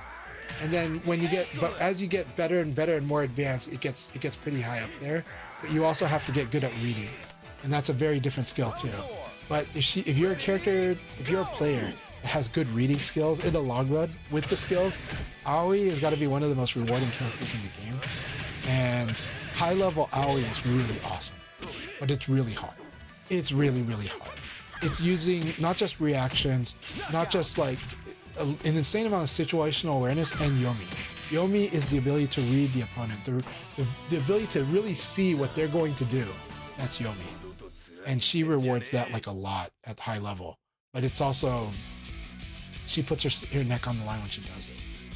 So that's my take on Aoi, and I appreciate you asking, because there is a player that is a friend of mine in my local scene who has been playing VF again, and he plays Dead or Alive, and so Aoi is the character he really loves. And so it makes me always think how I want to talk to them about how to play Aoi. And you're getting insight into like what I've been thinking about that. Round one. Ready? Crazy joke. Your shun is old, but your shun is awesome. 99 Biff, so good to see you. How are you doing, Sven? Hope your week is off to a good start. It's so far a good start. Yeah, thank you so much, Sven. It's so good to see you, and I hope you've been doing really, really well. All right.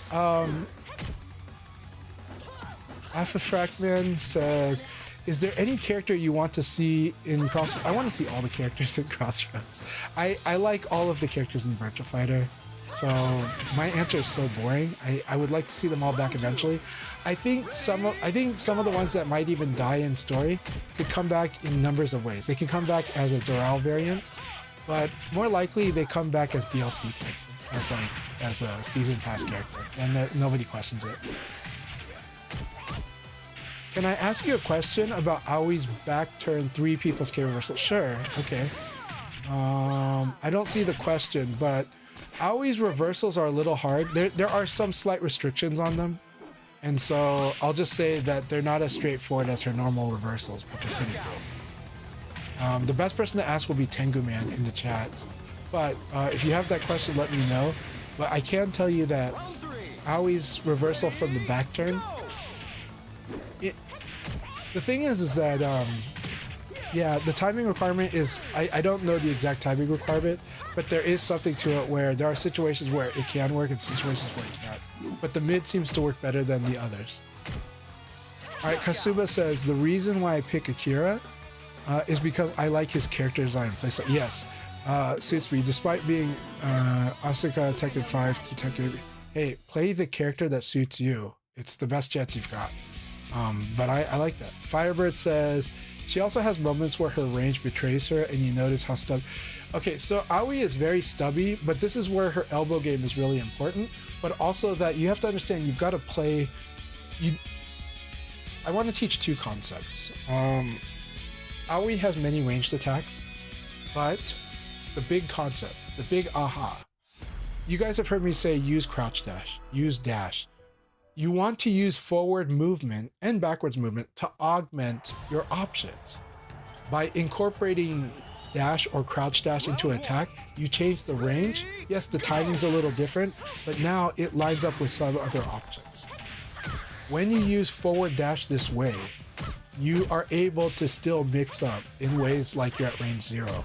It's a little trickier, and there is technique to it, and there's things you got to watch out for, but you can absolutely do it, and you can always guard cancel a forward dash or a forward crouch dash. You can always guard while moving forward in this game.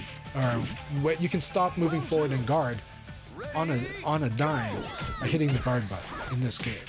So understand that with that in mind, forward movement and attack does a lot of things for you. Does it delay? Yeah, it can delay, but it does increase the range. And when you combine the total of the movement plus the attack, you sometimes get a product that's pretty good or as good as another attack that was the same speed when it didn't use forward dash. So understand, movement augments your move list. Movement allows you more flexibility with your move list. And so Aoi wants to do that. And Aoi has different ways to do it. She even has quarter circle back P plus K guard cancel as a quick back step. So you guys have seen me do backdash into that as like a backdash with an extra jank to the back, right?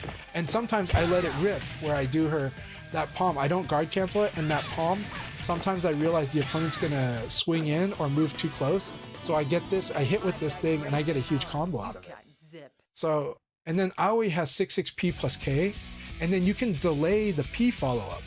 And it's not that the P follow-up is a high, so you shouldn't always do it, but your opponent is waiting for it. You get to mess with that.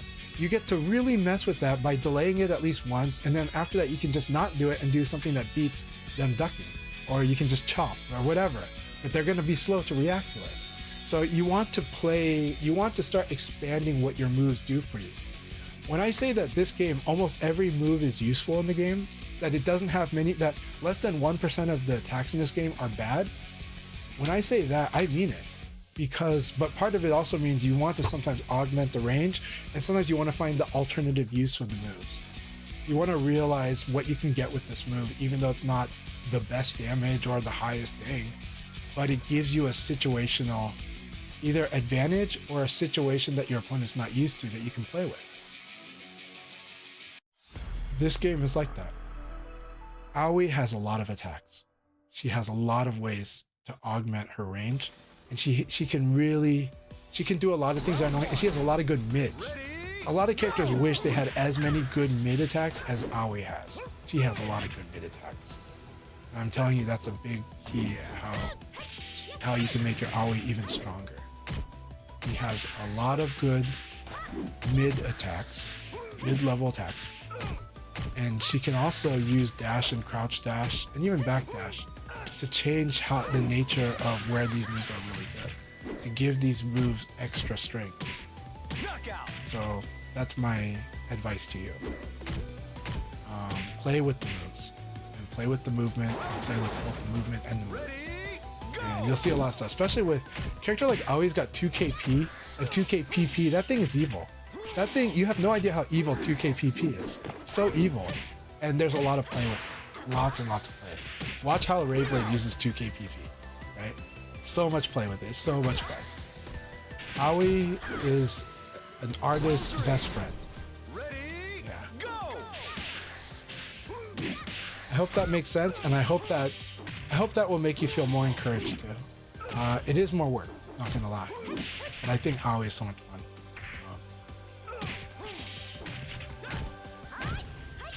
And then Kasana just told Crazy Drunk that don't worry, Shun will get replaced by a drunken babe, trust. We'll see what happens. Gaming Mogura says, by the way, good to see you, Gaming Mogura. I tried Aoi and it was really frustrating when you come from Brad and Jeffrey. It can be. She is not easy at first, and she is stubby. So you have to learn how to work with her. She does feel like an expert who knows every matchup. Yeah, she's a high skill character. She's a technical character. I love playing her. She's so much fun. Okay, so Afirakman64 says, Chanchai, sir, is there any character you want? Okay, we answered that. Rayblade says, the third character is Eileen with a drinking problem. Okay, sounds good. Firebird says, drunk Eileen, that probably helps get back on her feet. Could be. Or just Drunk Eileen that says, F it, this is for sure. V. Creative Dimwit says, I can have absurd pattern recognition, especially when I lock in, so I think I can get a decent amount out of I. I think you can too. Based on that, I believe it. I think that sounds good. Okay, Spence says, I'm good, summer break has started. Hell yeah, that's right. That's right. Summer break has extra meaning for you and it's good. No more math tests to grade for months. Yes. Firebird says, bring them back as like memories in the story. I think so. That's what I'm thinking when I said that there might be season. Here's, okay. Something I would like to see in the new VF, but I think it's way too much to ask because the risk is high. And what would be this high risk thing that Chanchai is asking for? Or wish for? It's wish for. It's not, I don't want them to do it. I only want them to do it if it makes sense. I hope that VF is so successful that it can have story DLC. That it could have story DLC to sustain it. Because if you can have sustainable story DLC, that's huge. But I don't see that happening much. A lot of times you'll see a game die because story DLC couldn't sell, you know, and how much work that they would have to put in to make it to continue this quality. I don't know. But if they can make that work, I'll be happy. I'll be like, well, I'm already happy. I'm already happy. But if they can make that work, oh, that'd be amazing. Because then the future of VF can be even more interesting than we think. But that's googly-eyed, big dreams, who knows? But it would be cool if they could. But that said, let's just focus on the main campaign. If the main campaigns and all of its versions kick so much ass, that's all we really want, right? And the multiplayer, the fighting game, to be a true Virtua Fighter experience that makes us even love it even more than this. That's our dream too, right? So these are our two dreams. And let's hope they both come true. Round 3. Alright, so Ping T Punk says, any Aoi tips for my brother? So those were the tips that I gave. Is one, get used to doing the throws. Two, well, you just gotta have fun playing with her, to be honest. But she is a character where you want to have fun playing her. If you're not having fun playing her, I recommend trying someone else out. And it's not a bad idea to have a second character in addition to Aoi. I think Aoi is technical enough of a character where she can be fun, but she can be frustrating. And so you need her to be fun to offset the frustrating. But I think she's rewarding. I think she's an amazing character. I think if you allow yourself to play with her move list more in different ways too, you might be surprised what she's actually able to do. But the key to that is that she has a lot of good mid attacks, and that's an underrated aspect of her. Why is that good? Because it constrains people. It makes them want to do very particular things.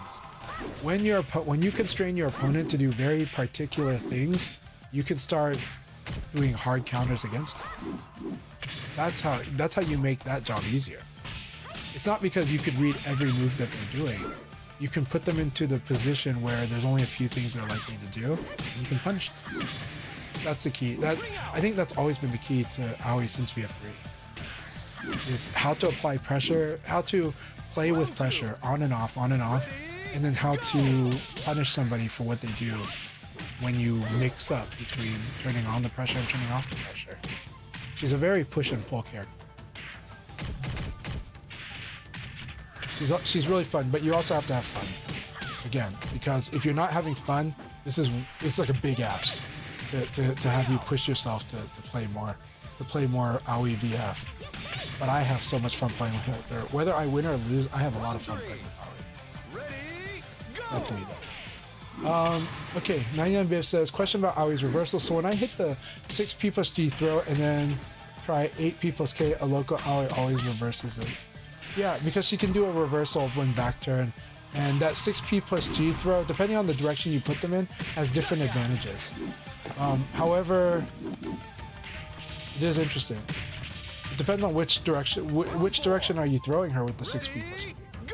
Can Aoi reverse a 3K from behind? Yes, she can. She has back turn reversals. As long as she's got enough frames to do it, she can do it.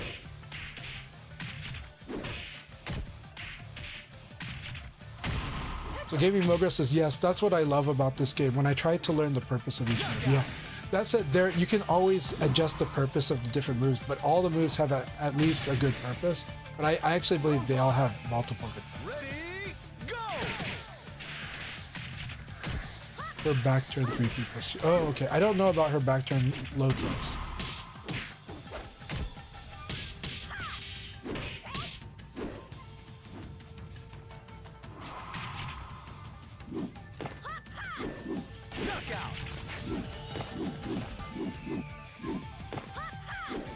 Aoi does teach you what super lightweight means. That said, I gotta tell you though, every character in this game can do ridiculous damage though.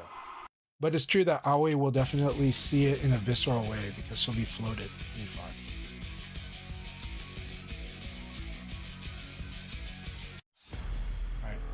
Alright. Sorry that I haven't jumped in yet, but we will start the next league battle soon. Round 1. Subterm says, I don't know what my mismatch with VF is. Sometimes it's a little concept or two, but yeah. I have over 200 hours and still mess up 4-6 inputs and crouch when I need to. When I try to step. But I spend 5... Okay, well, they do input in different ways. In VF, see my stick here? You want to like let the stick go to neutral, like a lot in VF. You want to just tap stuff. Like when I do 4-6, this is what 4-6 looks like. Like that. It's not faster. It's not this. It's not this. Like, it's like this. But it's not like this. I've watched people at locals when they can't do 4-6, it's because they're violent with the 4-6 motion. They don't just tap back, tap forward really quick like this. They're like slamming hard. And that's when I see people mess up. Same with sidestep. I see some people double tap sidestep. This can mess you up. But it's up neutral, down neutral. But I don't know if that's your problem directly. If I can watch a video of your replay, that will help me. Because like of you fighting the computer or fighting something, or any of your matches, it will help me. So if you want Subterm, you can send me like in Discord, like you can record a video, put it on YouTube as like a unlisted video. Give me the link and I'll watch it. But make sure that that things are on display, like a replay of your match, and that could help me see what's probably going on with your inputs. It's not perfect because it's telling me what the game interprets as your inputs. It doesn't tell me what you're really doing with your control. But sometimes that can help me understand if you're being violent or you're mashing directions. Because VF really likes clean direction input, and everybody's gonna say that, and I know that can be such a dumb statement to make. But what I mean by that is a lot of the inputs are kind of casual in VF, but they are not natural from other fighting games. Like Marvel does a lot of cool stuff to make sure you do what you want to do. We still got about 7 minutes before the next league battle, so okay. Round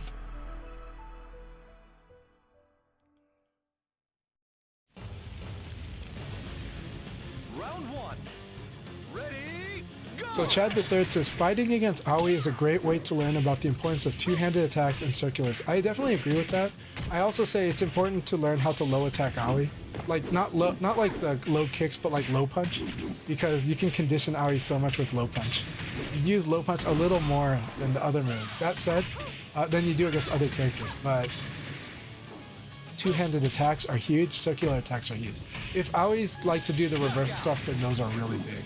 But honestly, low attacks are strong against Aoi because she likes to cover mid and high more than she likes to cover low. Round 2. Ready? Go! But if you're too predictable with it, of course she'll destroy the low.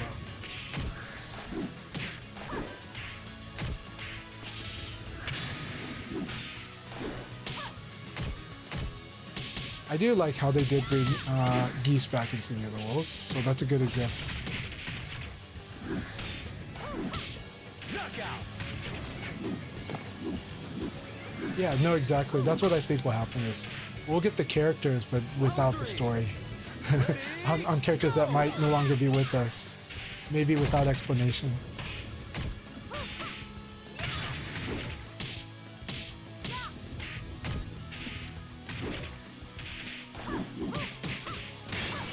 VF, so the thing about VF is that, you know, let's not understate, you can't overstate it, so let's not underrepresent it. In VF, this is a game where you make rapid decisions.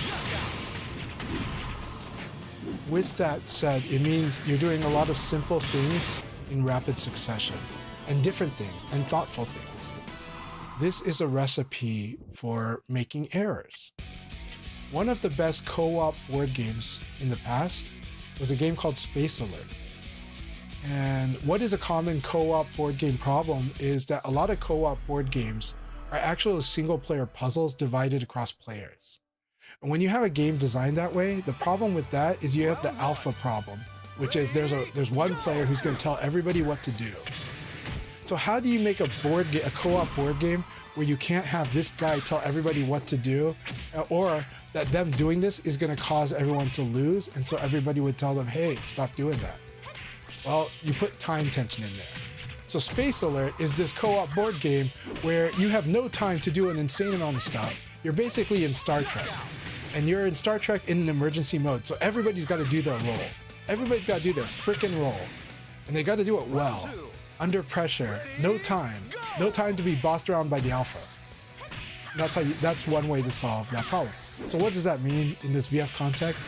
It means that we're doing all these rapid decisions, these rapid actions. We're changing our mind. We're choosing our throws. Which throw escape? What, do I sidestep? Do I not sidestep? Do I guard? Do I attack? Do I abare? We're doing all this stuff in rapid succession. So we are likely, it's part of the gameplay. You are likely to mess up and to make errors under this rapid pressure threat. Why does a highly experienced player look like it's nothing? Because they're a highly experienced player. They've been through this so much. They've been through this crap so much. They've learned how to kind of be calm under a lot of it. Not all of it, but a lot of it. How do you mess up a strong player? You get them to feel that pressure again. You get them to be confused as hell. You get them to be like, I don't know what the hell I'm doing. And then now they start making errors. We've seen all the best players in the world make errors because errors are part of the game by design. Because this game pushes you mentally and physically in the mental sense. This game makes you scramble a lot. At work, you told people don't rush me? Or at school, you tell people don't rush me?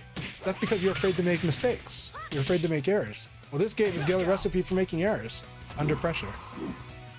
That's why training mode is not the same as fighting in a match. In any game, but especially in BF.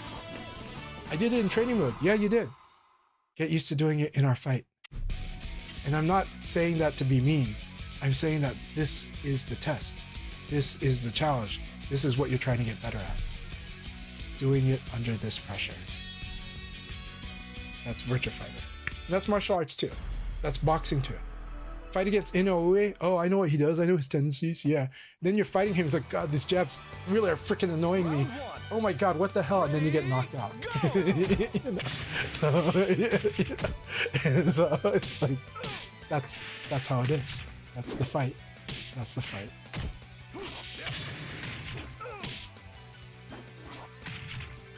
So I hope that makes sense, and I hope that gives you guys context for why suddenly you're feeling out of control, or why you're having trouble controlling in the fight. And it's not impossible. It's just that this is likely until you get more comfortable.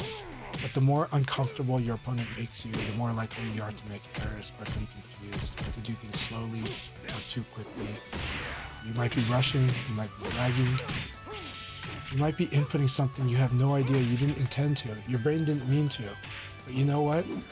When I want to do option A and suddenly I realize option B is better, and I switch to option B, there is a chance of a short circuit happening there, and there is a chance of sloppiness to cut that decision in half and do the other. That happens. Why are all of the strong VF players looking calm as hell? This is why. Because the skill in this game is how to manage to hold your shit under all this pressure of shit, and how to create that pressure of shit for the opponent, and how to just, because experience told us that if we used our rage, it might work for like 2 games and it might not work for the whole set. This is why a lot of the VF players are chill as fuck. So, because this is a game where you're acting under pressure a lot. This is like being on that job in an emergency, under a crucial moment, and everything is just nerve-wracking. right? But that's the thrill. Honestly, a lot of us get off on that too. Like, as we get better at it, the more success we have at it, the more we get off on that. We're like, I can't believe I handled that shit. I can't believe I pulled that off. I can't believe like I held my shit and execute. I can't believe I did the thing I've been wanting to do for 7 months, but it was in a tournament. That is what we're training for. That is what we're sparring for. That is what we're building our experience for. But there's no guarantee what's going to happen on the stage or anywhere, even in practice. So you do it. The training mode gives us like a proof of concept, but we have to be under pressure. That's why I like training in world stage. That's why I like intentionally doing bad options in world stage. So what am I going to do when this happens? How many times have you done a bad option in a match? Yeah, I've done it a lot too. That's why I train myself to do bad options and see, and then how do I make a better thing out of this. After this game, we'll start the next one. I hope this talk makes a lot of sense to you guys, because it's really important, and it's true in high-level play of everything, to be honest. In my experience, in everything. Whether it was me holding my shit in at work, when I had to manage lots of staff and we were just slammed to hell, and I have to make crucial decisions. Whether it's in the middle of a pandemic and I have to change policies, and I have to manage the stress of the staff, and I have to manage the stress of everyone, suppliers, family, everyone, customers. This is life. But I like that VF lets me work on this in a very fun way.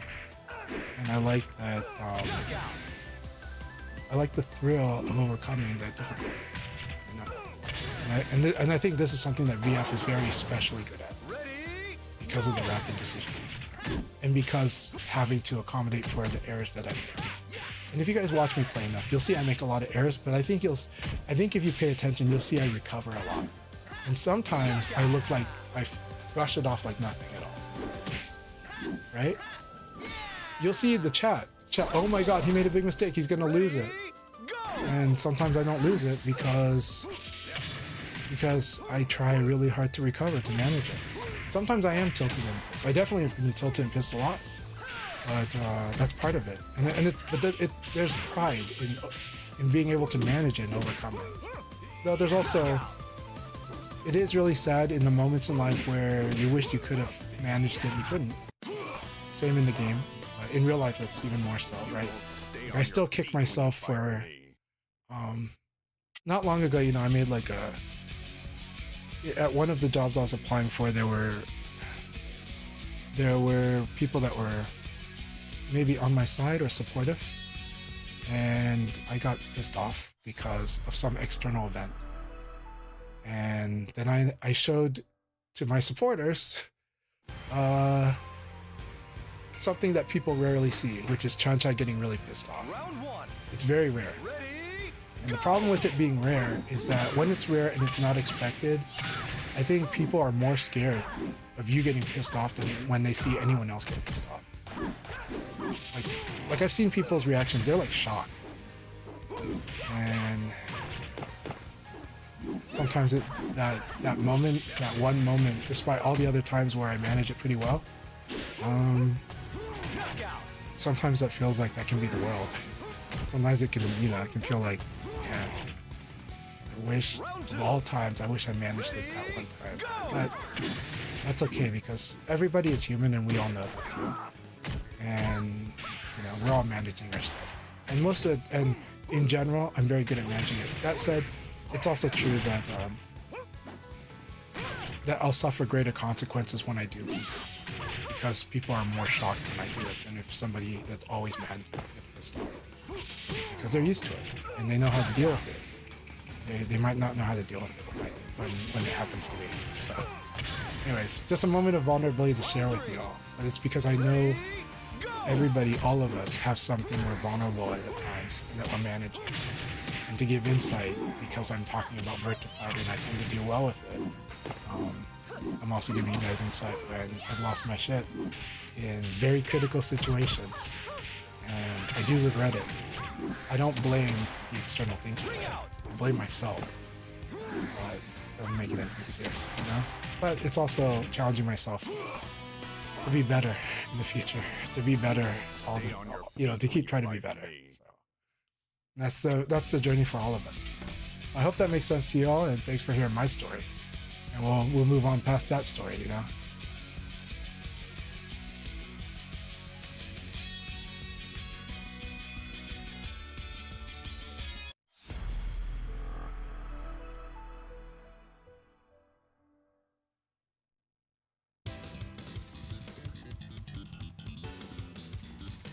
Oh, so your wife just realized I'm the one who does the Chanchai Dojo? I don't know how she had me. No, it's okay. No problem. But thank you very much for realizing that's me.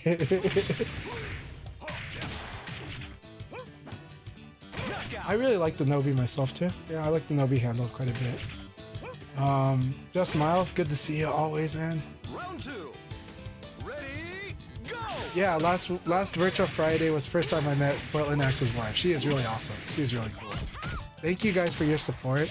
A lot of people wonder how this Friday session happened. I was like, it's Portland X. He just started doing them, and I felt like we as a community need to reciprocate. If this owner of this wonderful venue just says, I'm just gonna start doing Virtual Friday nights, I'm like, okay, we better support this guy. And also, I was gonna support him regardless because he's an awesome guy. We became friends at Portland Retro Game Expo, but I was not gonna leave him hanging. You know, when he sets this up, you know, unless my family completely objects, then I'd be like, sorry, I can't help. But no, they're cool with it, and so I'm so happy that every Friday we've had awesome sessions at Portland X Toy, and like we have up to 3 Virtua Fighter sessions a week. Mondays we have in Beaverton we've got the tap room 122. We alternate on Thursdays between in Tiger. There's a awesome Cardboard Diamonds, which is like a Yu-Gi-Oh! Magic the Gathering trading card game shop. Let's start the league battle now. And then on Thursday, we alternate between that, and we also alternate in Portland. There's another place called Capes and Crepes. It's a board game shop that sells crepes and boba, and it's awesome. But they open till 10, so the sessions end at about 9:45. But they're really cool sessions. They let us use their big game playing tournament room to do Virtua Fighter and Guilty Gear on every other Thursday. Though this week it will be. This week they're doing a special event, so this week is canceled. Yeah, and then of course Fridays we got Portland Axe Throwing, which is actually everybody loves the Portland Axe Throwing sessions a lot. They like the vibes. They love the owner Portland Axe in our chat here. Everybody has really enjoyed the sessions there, and I think it's just always been good vibes. Like we're just enjoying ourselves. Okay, so Alcoholic Spaceman, so good to see you, my friend. And thank you very much for telling Portland Axe how to do it. Hot Sauce Nelly, salute, my friend. Nelly, it's so good to see you. And again, I had so much fun sparring with you about 2 or 3 weeks ago. Looking forward to more. But man, thank you so much for your support. I always love it. And I hope we can hang out again in New York sometime.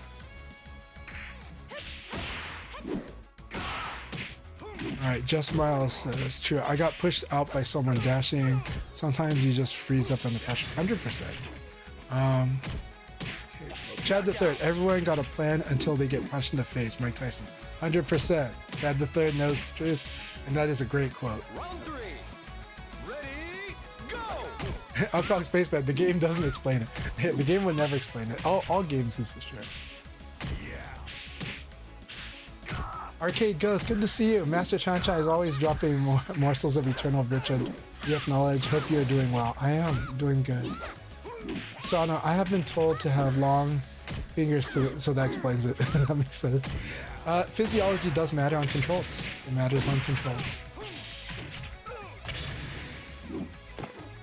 Alcoholic Spaceman is a Rick and Morty reference. Awesome.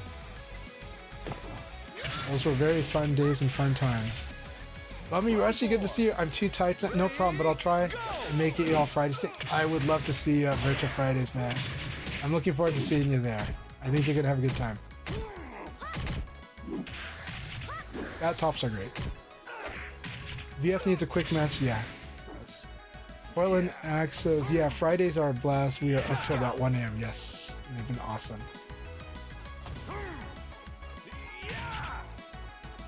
Round 5.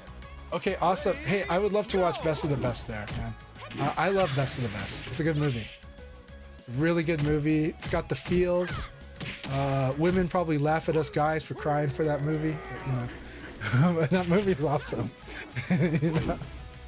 Like, why are you crying? You know, it's like, oh, because he refused to kill him. You know, or something like that, you know. Or because he might kill him. You know. So.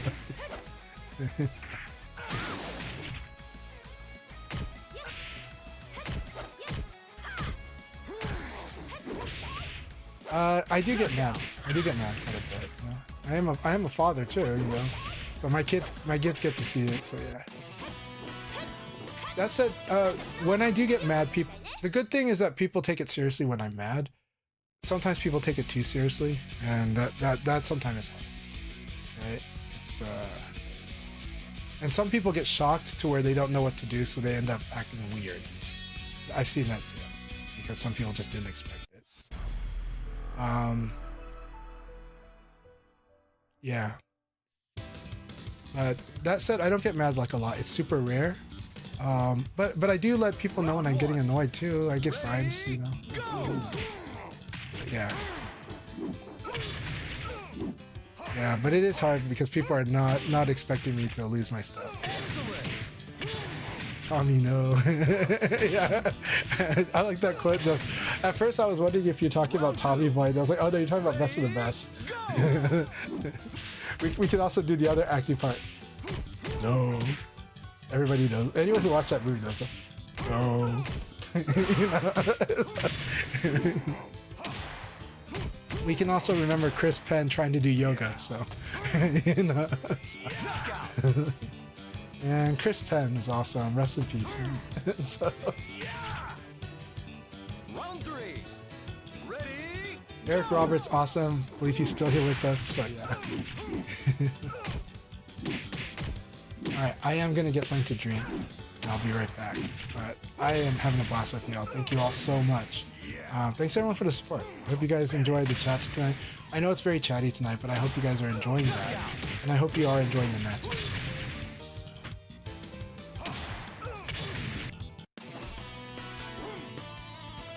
I'm number 1.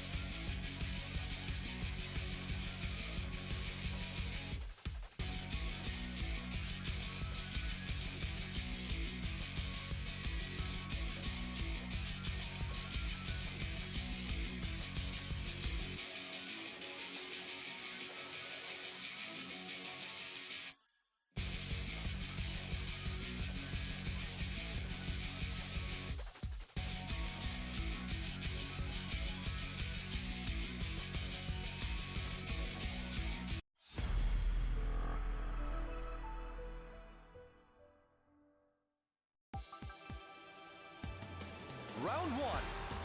Ready? Go!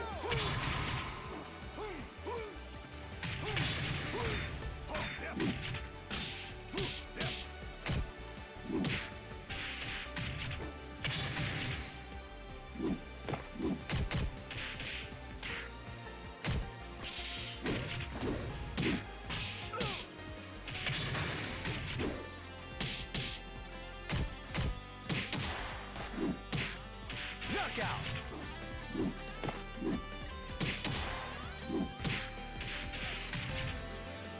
Round 2. Ready? Go!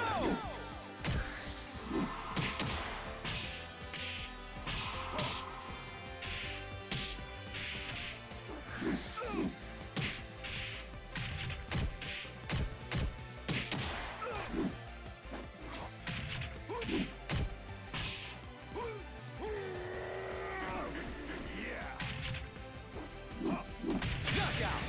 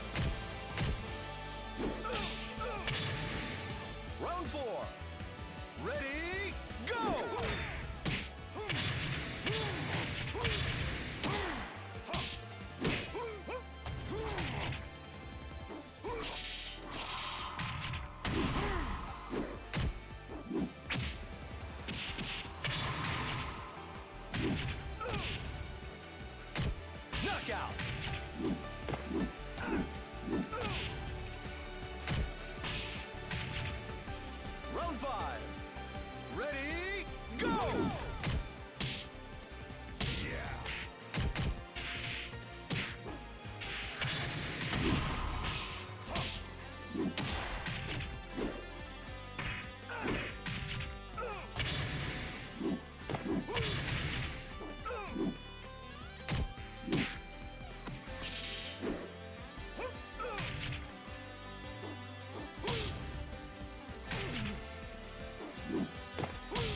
Knockout!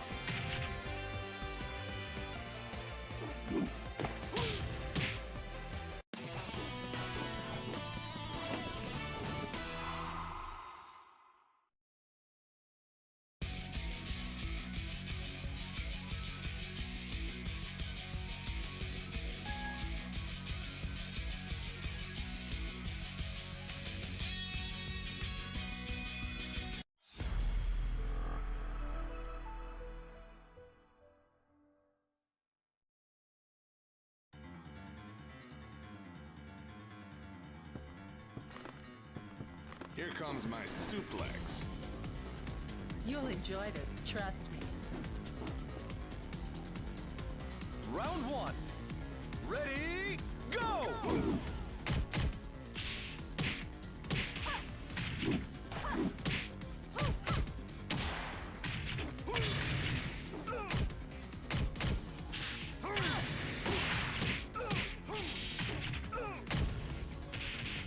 Knockout!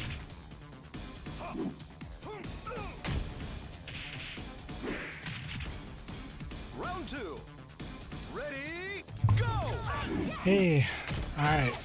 Thank you guys for the wait. Sorry for the wait there. But I drink a lot of water. I feel a lot better.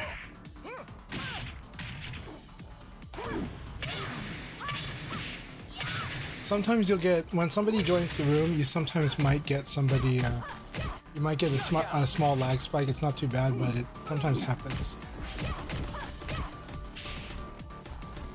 Round 3. Ready, go!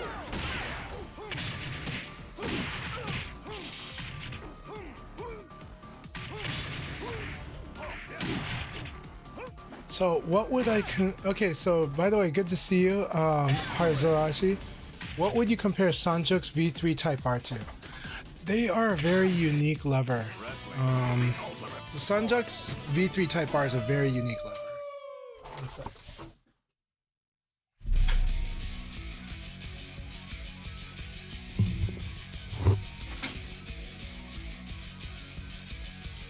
So, sorry for the mic hit. Here I've got my Nakon Daija, and I do have a Sanjuk's V3 Type R installed inside of it. So it's kind of the sound it makes. I have changed the grommet in it. If you want to see inside, it's hard to see in this lighting, but it's there. I got a nice purple one. Anyways, it's an interesting lever because, you know, it's not at all really. It's not like Sanjuk's V3, right? Because the V3 is the V3 was made to be like something similar to a Seimitsu and a Sanwa lever, like in between, but with its own unique feel.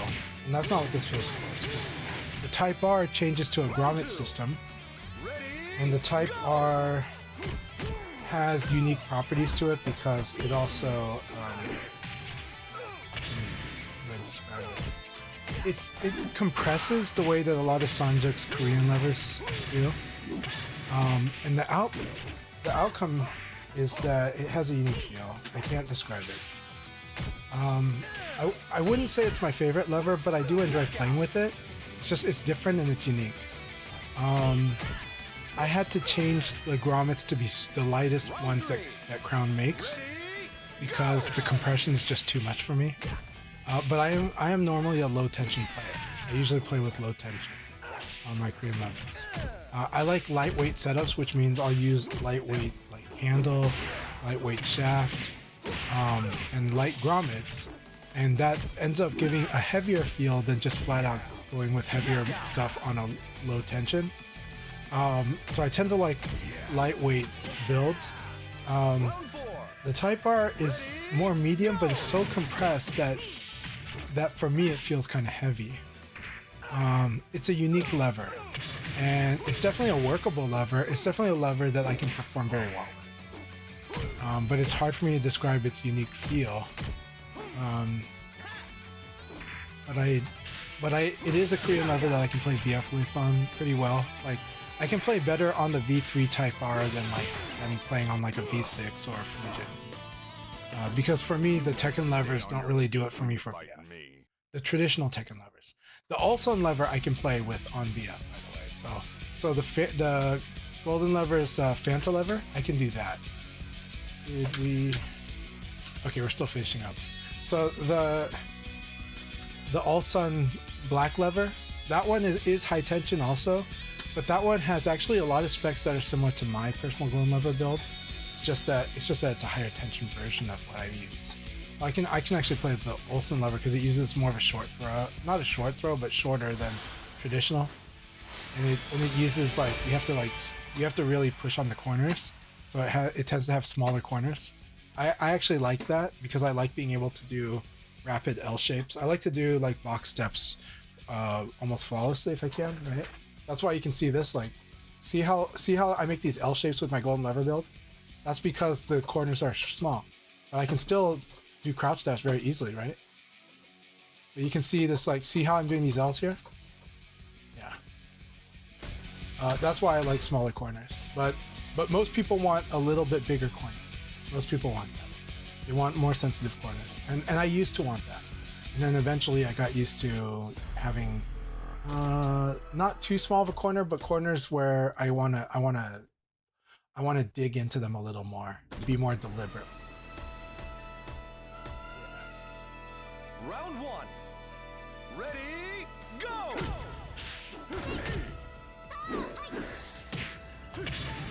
What happened to Guibert? Yeah, but the Type R is a unique stick. It's not a bad stick. It's just that I think it's just a very unique one, and it's not my favorite one, but I do enjoy using it. I guess that's what I can say about the V3 Type R. I don't think it's bad, but I do think it's unique. And it's one where you'd have to feel it out for yourself to see if you like it. But it does have a more sticky feel. It has kind of a not super sticky feel, but there's a slight stickiness.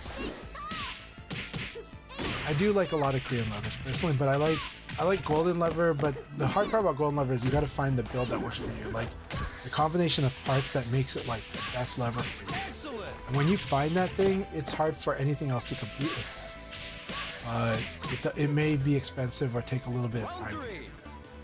I don't think it's too. I think it's expensive from the get-go. I don't think it's too much more expensive to get a certain range of parts to approximate what you're likely to end up getting. But I'm also the type of person who, with my friends, I wouldn't mind buying the parts from them, their spare parts, if I had the money. These days, my budget's more tight. But when my budget was much more open, I used to buy people's golden lever parts, anything that they had to spare. Just, you know, once they found their ideal build, I was happy to help them find that build. And then, and sometimes I would lend them parts so they could figure it out and then sell them whatever worked. But it wasn't like a business. I was selling at cost. It was just me wanting them to find the right lever for them.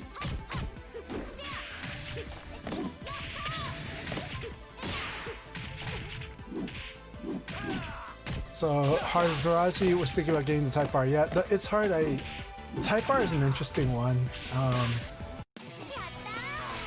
but I would be curious what other levers you're looking at. But it's hard to know what the right lever is for people. It's easier to know if I know what levers they already love, and which games they play and what they're looking for in their levers. But even then, it's tough.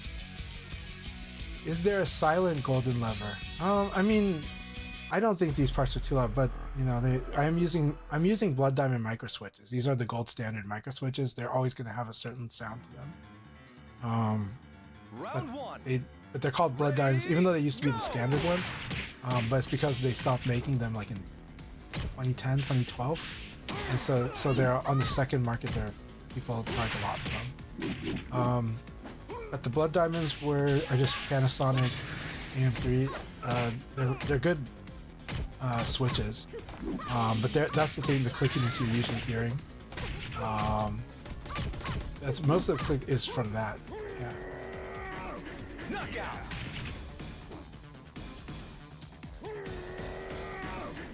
All right. Let's see here.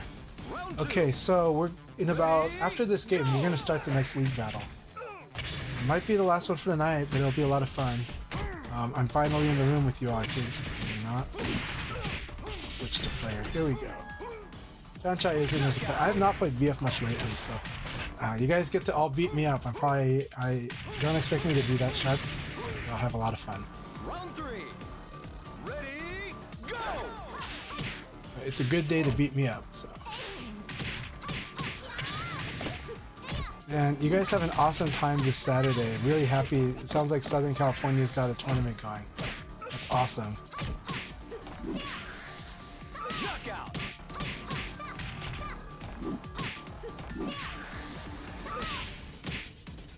Yeah, Karasubi, welcome. Good to have you here. Go.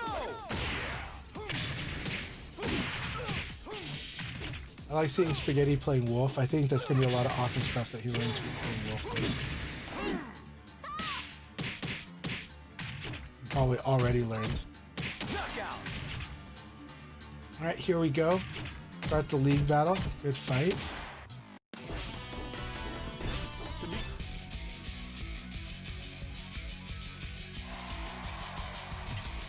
So, where is our MIT?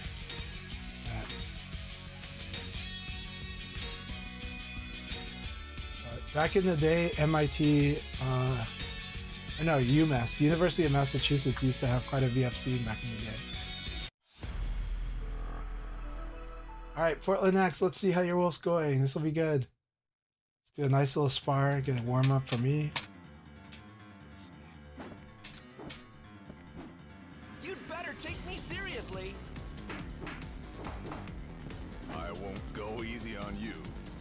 Round 1. Everybody tell Nanameg I said hi to. Go. Nice, I like that.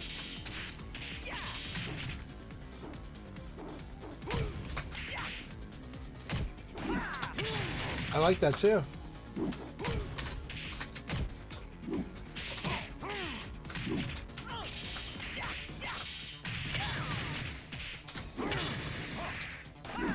Knockout. So this is, I got a sidestep here. This is what happened was here, sidestep right here. Round 2.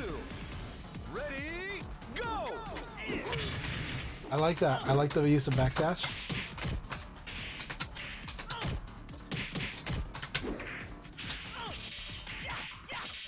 I low punch into uppercut here.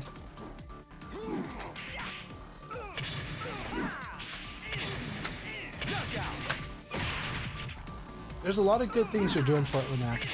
That said, we are getting interesting lag, but well, the connection's good. Yeah, but don't worry, it's all good. I like it. I like the way that you're using the space out.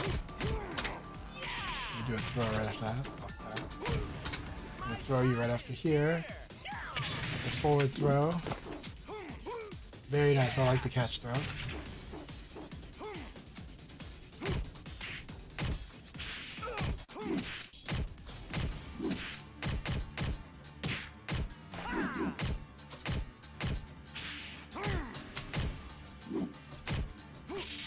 Nice.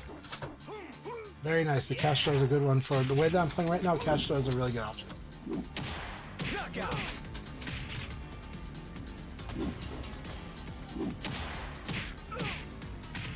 Round 4. Ready, go. I surprised you by doing a string to go towards you. I block and then through. Very nice. A low punch, you didn't do it. Your low punch saw that I hit, so I mixed up. Nice defense.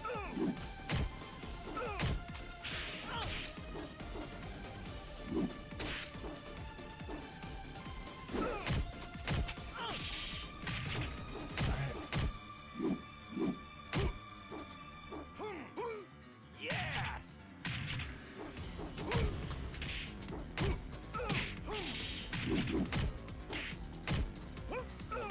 Alright, kill him, kill him. Nice. Time's up. Alright, here we go. Here comes the final round. Round 5. Ready, go! So I am able to throw you after that, so you gotta be careful. I jabbed and then I did throw. Jab, uppercut. Nice. Knockout. Alright, so I saw that you whiffed here and then I stuck out of sight. Boom. It was good stuff. Good stuff. Keep it up. Let's do more sparring sessions, Portland next. And I definitely want to keep doing training, but I like a lot of what you're doing. I like the way you use the space out tactic. I like your mix of offense. We'll do more structured stuff, and I'll do more general. Like next time we spar, I'll do some repetitive answers so you can like make sure that you know why you're destroying it the way you do. But you're doing good stuff. I like your mix of moves. Yeah, Wolf is really cool. I like your Wolf too. Round 1. Ready, No, Portland X is a different player than KDC. We'll get KDC active again though. He's been enjoying life in Portland since he moved to Portland.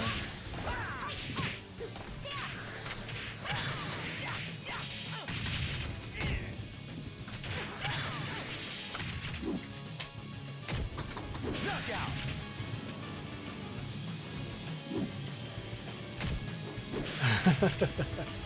A lot of wolves like to learn to be aggro, but they start learning that actually wolf should be measured, honestly.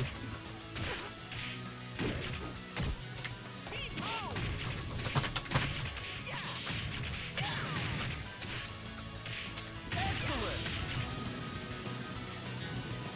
I like this. What is this 100% tag? It's got such a different type of look to it. Ready, go!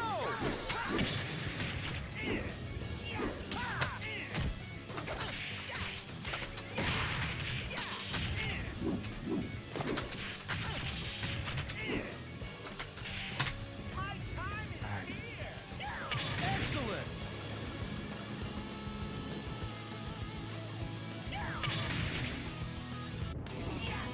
I wonder if my system is the one that's kind of. Right, is my system causing trouble? Is it the one that's stuttering? Is it my system that's causing? Was it feeling a bit laggy to you, but probably because of the system? Wondering if that. I'm okay with the fight myself, but I feel like it was feeling unstable-ish a little. So I was wondering if that was affecting you.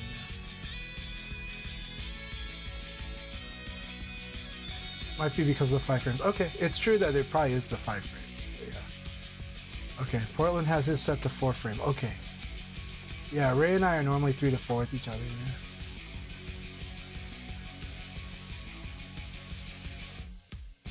So Chad says, I used to think the fact that lay face 6P was actually a 6XP was a weakness. So wrong. No, it's such a 6XP is a really good move, man. It's got push on block too. It's the push property of it is so good. Calamity says, my bad. My nephew. Okay. Cool. No, hey, I'm glad you're taking good care of your nephew, man. Be a good uncle. Be a good uncle. Well, next says, my system is solid. Anyone else having issues when playing me? I think it was me. I think it was. I have this sneaking suspicion it's on my end. Something on my end. But don't worry, I'm not on Wi-Fi. It's impossible for this. The system doesn't have the antenna plugged in, so it's impossible for it to be on Wi-Fi. I have to specifically, if I need to use the Wi-Fi, then I have to specifically like wire it in.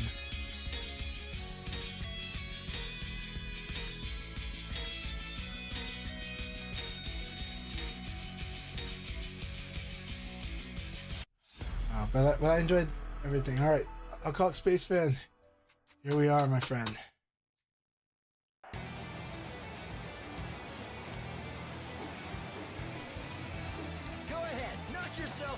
No, a lot of them do have stubbornness in their playstyle. It's Leon. Leon is good at is a conditioning kind of character, and that's a stubborn style of play.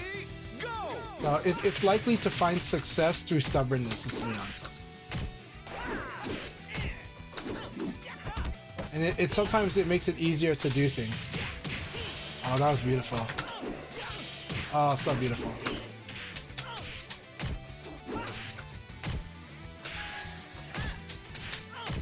Knockout. Nice. All right, Alcoholic Spaceman. That's right. I forgot. Round 2. Let's do this. Ready, go!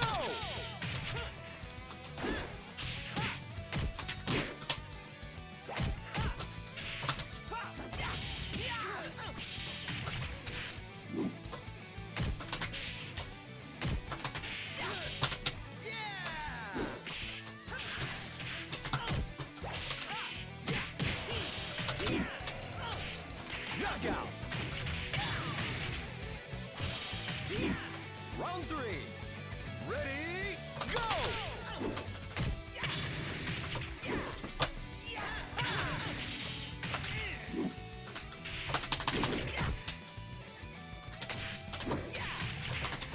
Excellent. Weird how I get 4P when I want to do 6P. Round 4. That's been a consistent. Ready, go!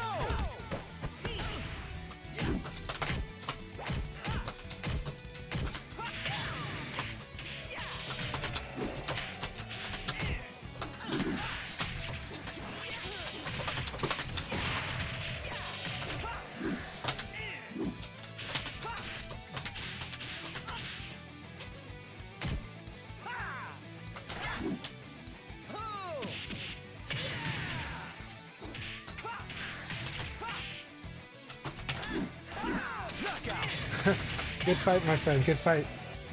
Always a good fight, man.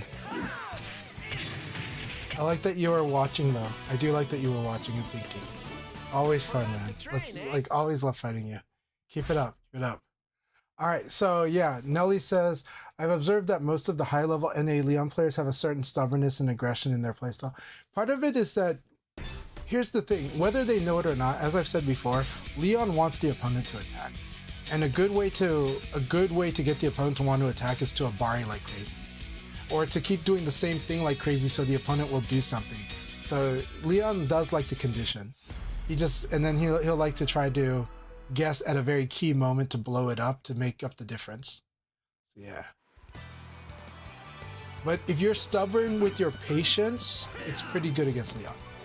Being stubborn with patience and being stubborn with more patient play and options is typically strong against. Round 1.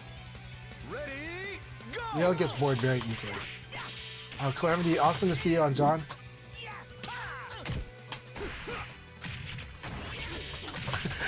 Thank you for telegraphing your kick, my friend.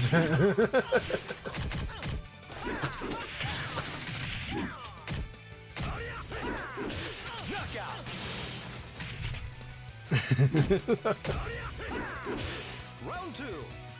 Ready? Yeah, we can. Portland Axe, no problem.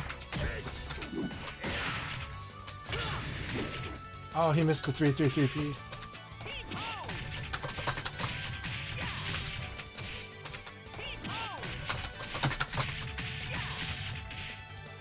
Ring out.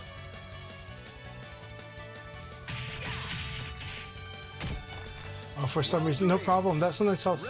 But don't worry, I don't mind. I enjoyed our fight, by the way. I was just worried a little bit.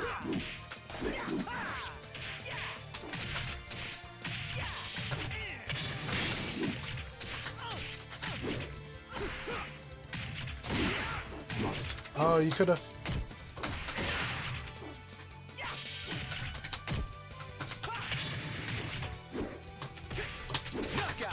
The stubbornness of Leon.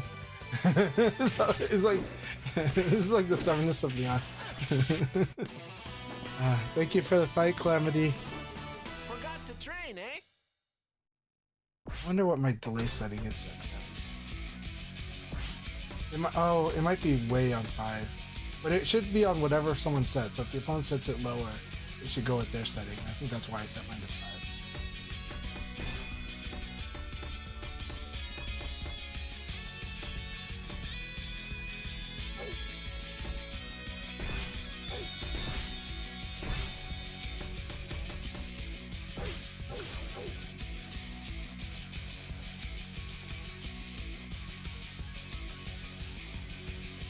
Yeah, I forgot that 6 is even a thing now too.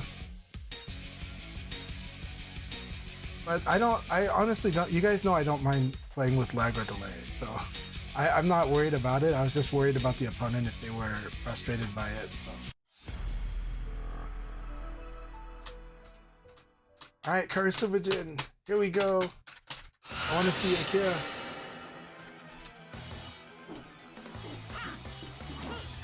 I won't lose. Round one. Ready, go!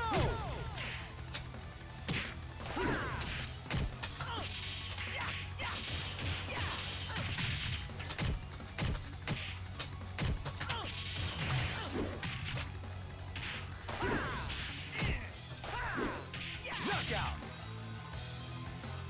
Okay, I do see good stuff though. I like the attacks you are using. You are using a lot of the popular starter kit for Hero. Ready, And I do like that you did dashing over. I like the side turn. Nice.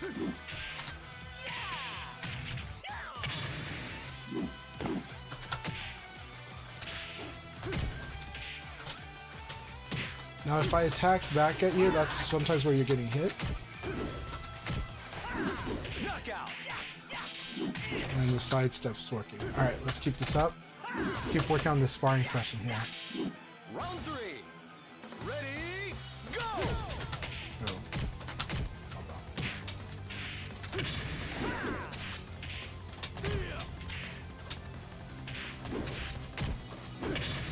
Nice. Good.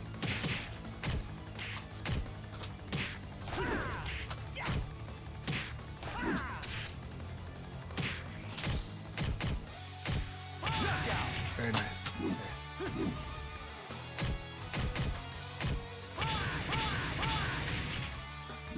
Round four. Ready, go! Good.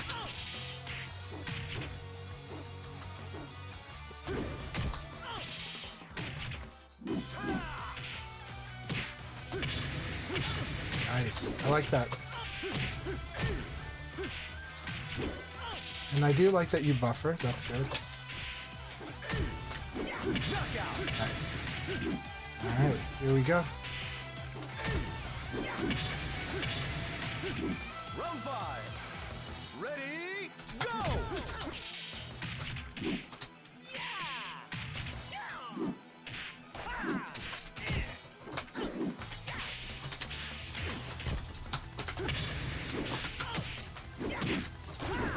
Knockout. Alright. So, right now the good thing is I like the different moves I'm seeing from your Akira. I like that you understand that VF is a very forward-moving game, so you're always fighting at range 0. This is a good thing, right? The things that could be sharper is that you want to kind of like, if you get the successful hit, then go ahead and keep attacking. If they defend you successfully, you probably want to start with defending a little more than you're doing right now. Right now you're doing just a little too much of attack. When after they successfully defend you, when you don't have a follow-up, right? Like not a I screen. won't go easy on And so your flow here right now is It's the opponent showtime. can strike back and we'll have a positive balance against it. Right? Ready, go! And we'll work on what to do against the opponent that defends. But we'll work on like throwing, but we'll work on other aspects too. We'll also work on fuzzy guard. Fuzzy guard is actually probably the big thing that would help you. Because I think fuzzy guard would help you a lot. Alright, here we go. Spaghetti, really nice wolf stuff. Let's do it. Round two. Ready, go! I like that. I like that backdash on the shoulder.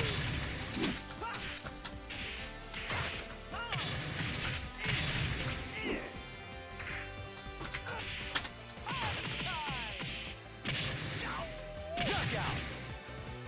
Always do a forward throw escape when you're near the wall, near any of the win conditions. Ready, go!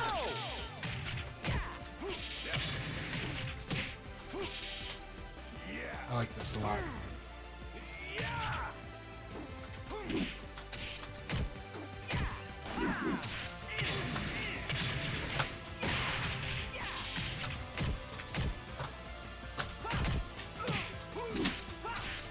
Knockout.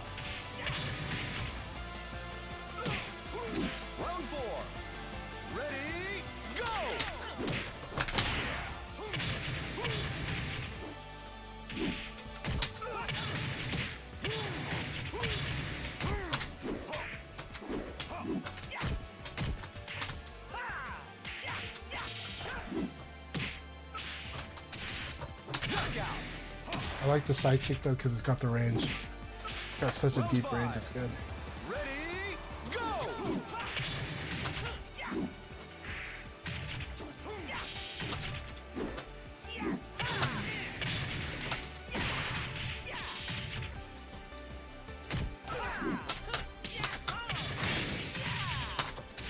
Knockout!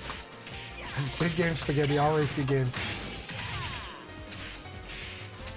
Hey, CDM Roy. So good to see you. How are you doing? It's been a while. Hope you're doing well.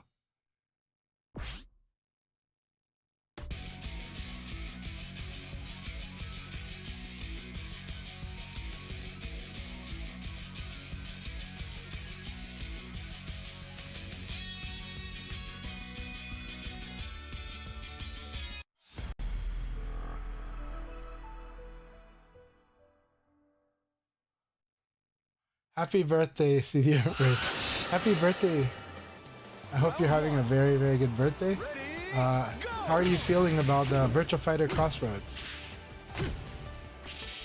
Well, I says just switch my movement controls to right hand since it's getting tired and punches and kicks to left hand. I see.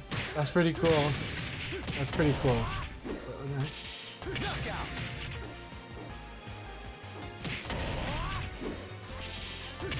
Oh, my pleasure. Thank you. Thank you for visiting us and so always support your support.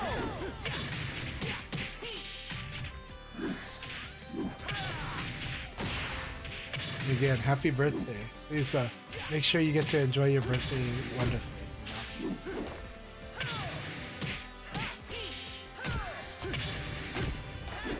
Knockout!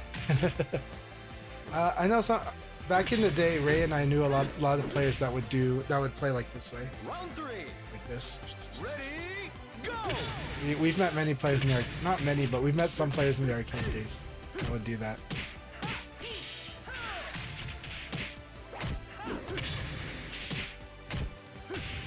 Yeah, until you're fully sure of what you're going to do, or you have that confidence, because the game is so rapid and so intense,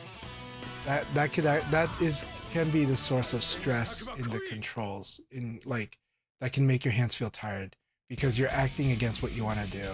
As you get sharper and sharper in the game, when you get stronger, actually the game's inputs feel easier and like super easy in comparison, or easier and not as like heavy, right?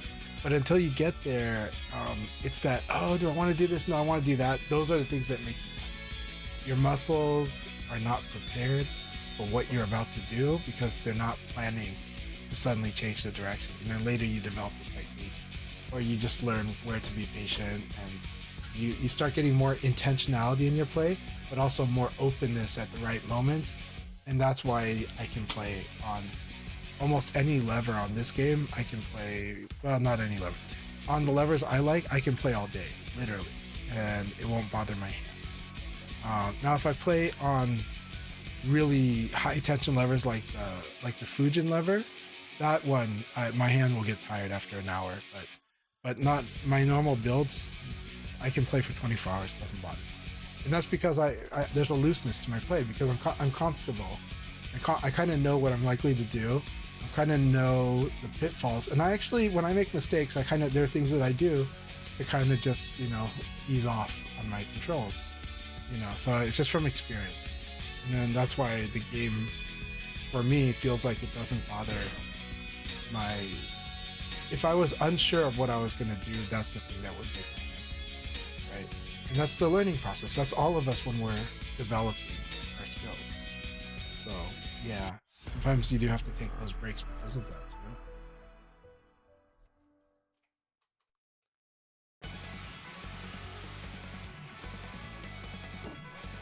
Round 1. Ready, go!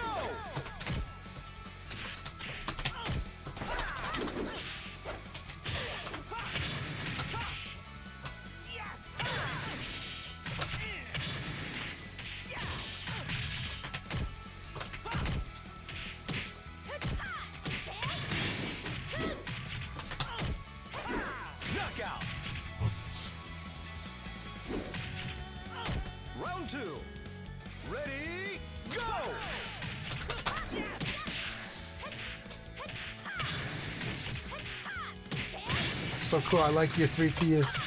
Yes, bring on the 3Ps. I love it.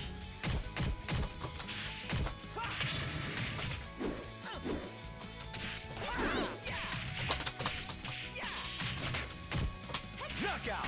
There we go. 3P is such a good move. Sorry for hitting the mic. Round 3. Ready, go!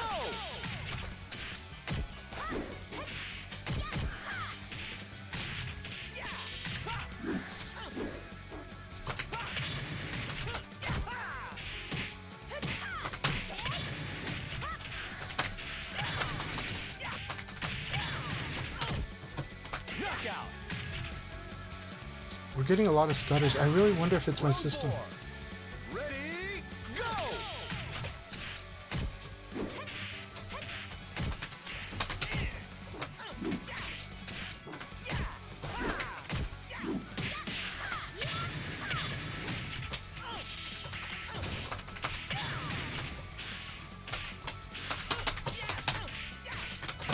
I had a feeling you would. I had a feeling that in this moment I can make you free, so I was like, guard break. Good game, Kasana. Sorry, tell me if it was stuttery for you. I have a feeling my system is taxed right now or something. It shouldn't be. It shouldn't be. But for whatever reason, it's acting like it. And so I'm wondering if my system is causing these. You didn't get started. Okay, good. I'm glad then. I'm glad because I enjoyed the fight. I like your use of 3PK2. Or whichever versions you're using a 3P, I like it. Keep that up. Yeah, it's really good. And in this matchup, I think it's really, really good. I'm excited for more fights with your Pi. I like a lot of what I saw there, and I'm looking forward to the challenges with it. So let's see.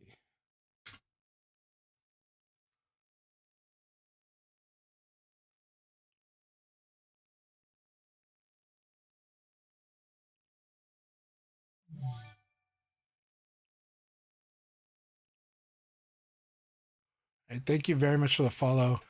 There's a lot of people I want to thank for the follow, so I'll do that right now because everyone's been so nice and kind.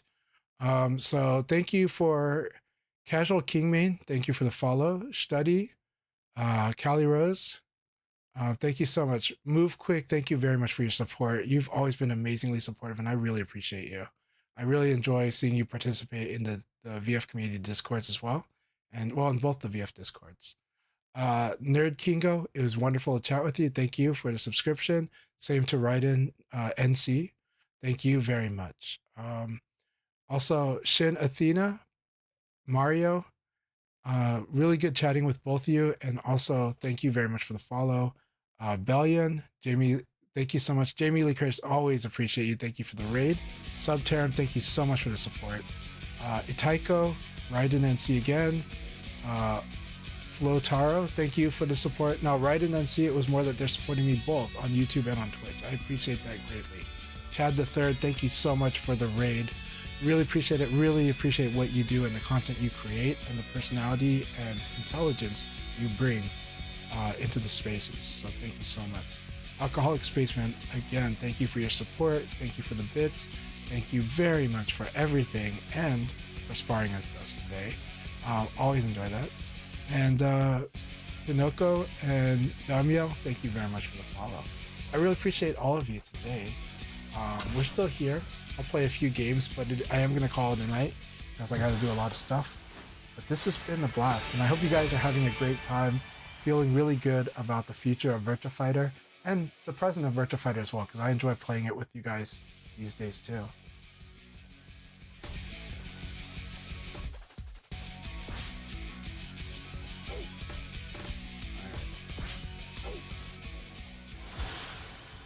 Here we go. Here's the result. All right. Virtua had a lot of fun. Awesome job, Rayblade and Calamity for tying there, and Spaghetti Confetti. All right. So here we go. Let's have some fights. Awesome. Portland Axe and Rayblade had a nice battle. All right. Well, if people stay in here. Oh, thank you again, Alcoholic Spaceman. I'm really glad that you're having fun being here too. Good games, Ray. Thank you so much. And I'm really happy if you guys enjoyed listening to me talk about VF. I am grateful. A lot of people tell me they do enjoy listening to me talk about VF. So thank you so much. I obviously enjoy talking about VF, but I really appreciate your company a lot. And for those that watch on YouTube too, I really appreciate you all too. So please, if you have any questions or anything, please do post them in the comments. You guys know that I do respond to them. And lately I do keep going back onto YouTube Studio to make sure if there's anything that I missed.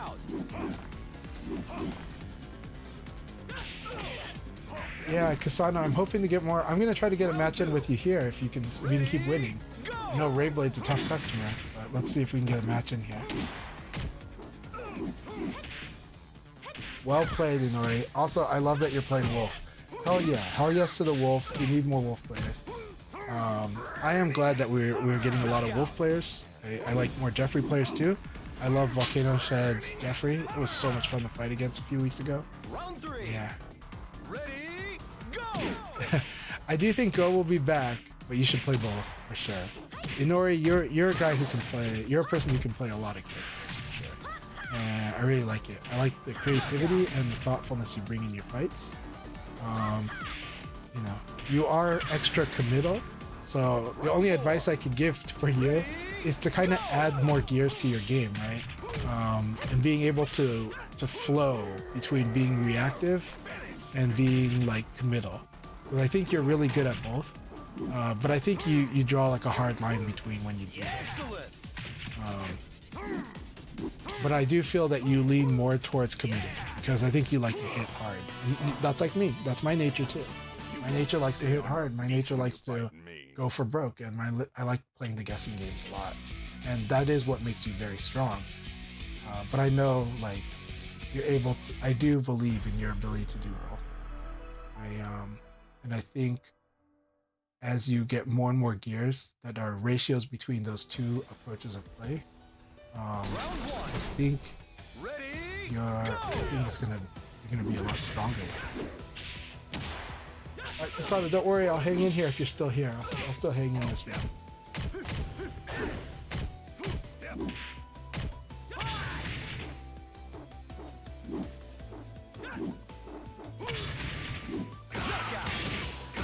That said, Ray's Wolf is no joke. Ray, if you don't adjust to the read that Ray has on you, you're in deep trouble. Ray will really go after like that.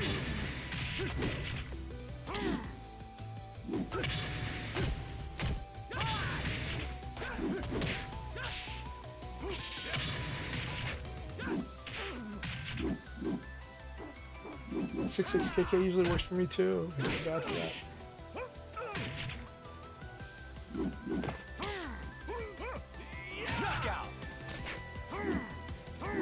Well, Next says, dinner time. Alright, have a good dinner, my friend. Good times, all time to go see you at Virtua Friday. Yeah, I'm looking forward to Virtua Friday, man. I'm excited, and it'll be fun to watch Best of the Best also. I might force you to watch more Tony Jaa that night too, but we'll see. Like last time, I'm sorry if I kept you way too late. So we watched Bloodsport. We watched. Okay, so last week at Virtua Fridays at Portland Nax, our group watched. We watched the Virtua Fighter showcase at least 3 times in full, and then we watched it more times also. We watched Bloodsport. We watched the whole film, the whole movie of Bloodsport. That was fun. And we, we played a lot of VF. I also, late night, showed Portland Axe a lot of Tony Jaa stuff. So I showed him clips from Ongbak, and some, not all, I wanted to show him more, but it was late. But I showed him some of stuff from Tom Yum Kung, aka The Protector. Round 1. Ready, go!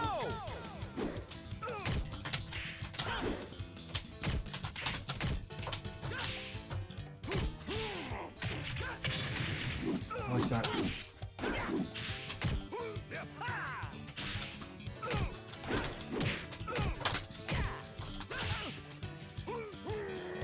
So, Knockout. very good.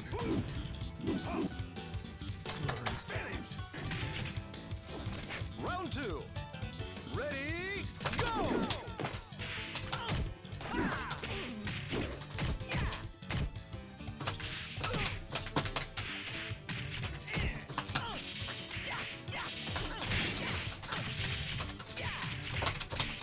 Knockout. Why do I get 4P?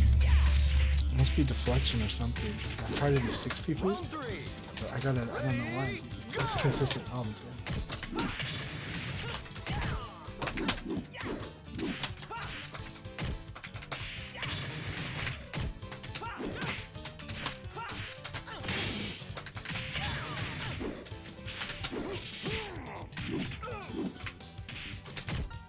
Knockout.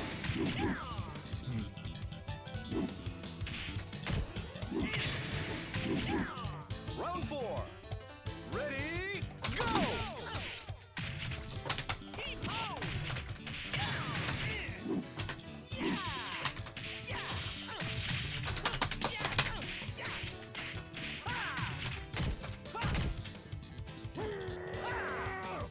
Excellent. I guessed right. I guessed the low throw correctly. Yay.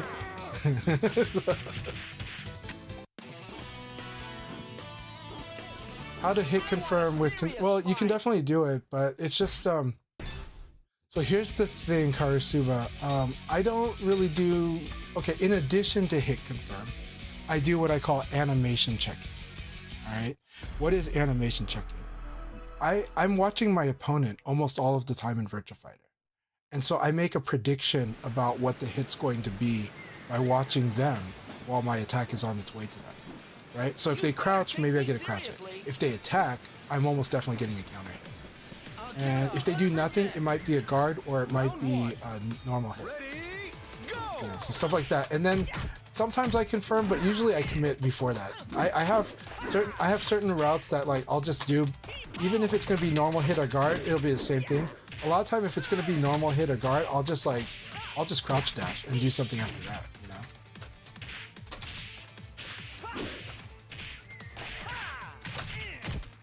Knockout. And so a lot of times I'm predicting how it's gonna hit. And then I can confirm after that if I really want to, but a lot of times I'm pretty sure I know what I'm gonna get.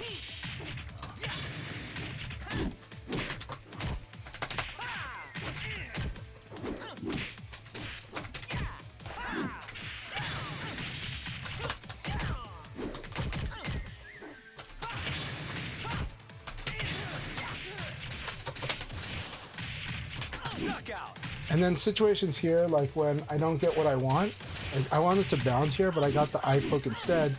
Well, like lately I'm better at improvising what I'm gonna do if that happens.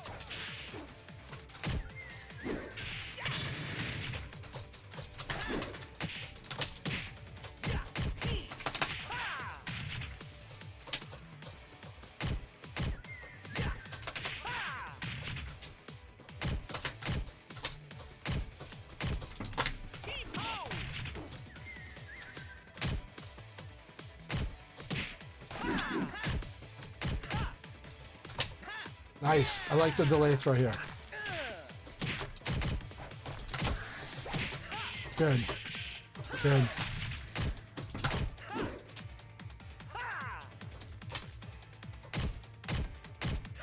Time's up.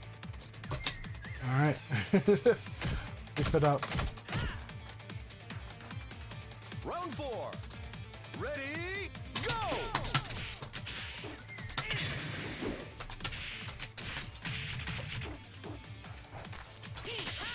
Nice.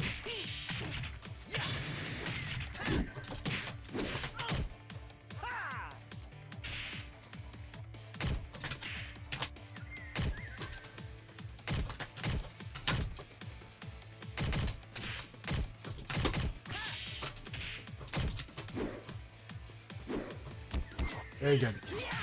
That delay throw got it. Knockout. Nice. Keep it up. All right, here we go. Here we go, Spaceman. Here's your opportunity to take me down. Round 5. Ready, go!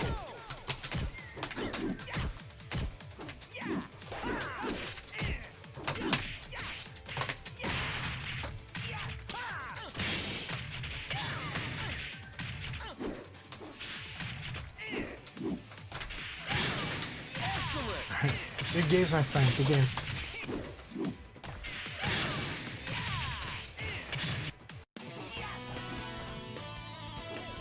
No, it's good stuff. It's I get to work on a lot of stuff too, and you're also getting to see the challenges of the defense too. So, yeah. But there's a lot of good stuff you're doing, and I do like like you were punishing me for not blocking stuff like 4-6K plus G until I started. Round one. Ready, go! Man, it's low punch.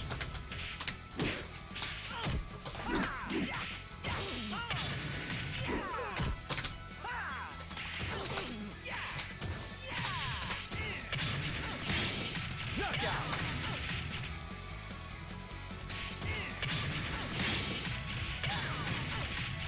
Round two. Ready, go!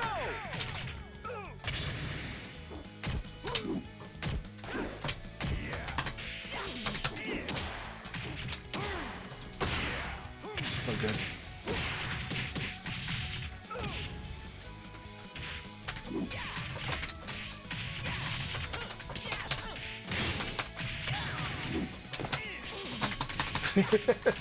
I was able to get through this. I'm glad I made the right read. Round three. Ready, go!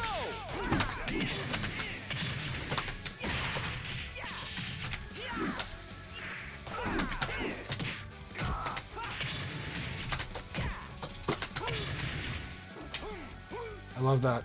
So good. So good. Good. Very good round. Round four. Ready, go! I was hoping this would hit.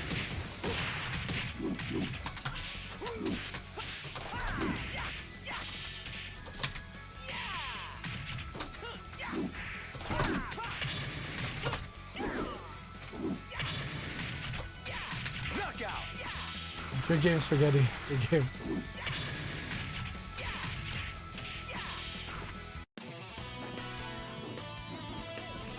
No, I don't think you move in slow motion at all. I don't. I think you make very concerted stuff. It can be very scary. So you buffer well and you input stuff. Now, I definitely have ways to apply pressure to the opponent and set up potential whiffs and mistakes with them. But you cancel some of that out pretty well. And but the thing is that I also have defensive patterns that tend to work under the situation, and I get a feel for your timing when you're comfortable attacking. Right? Now that said, if you completely commit to buffering, then I don't really have to do that. But I have to guess correctly. So it's not that there's like the trade-off. And it's a good thing.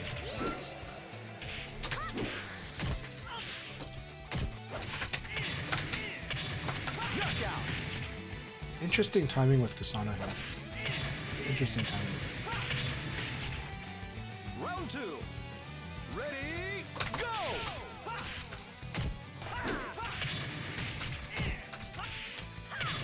I like that.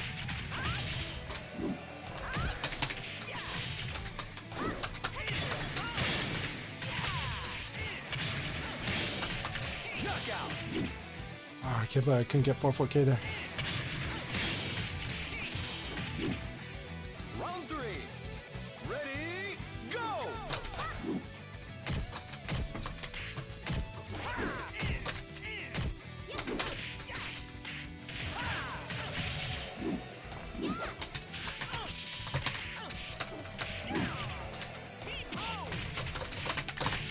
Excellent.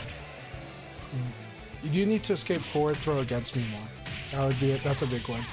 And don't worry about me doing the trick where if you escape it, I create space. It's a guessing game, so you are able to assault me on that if you want to, or you can break away from me. Either one works, but you should escape forward throw more against me. Yeah.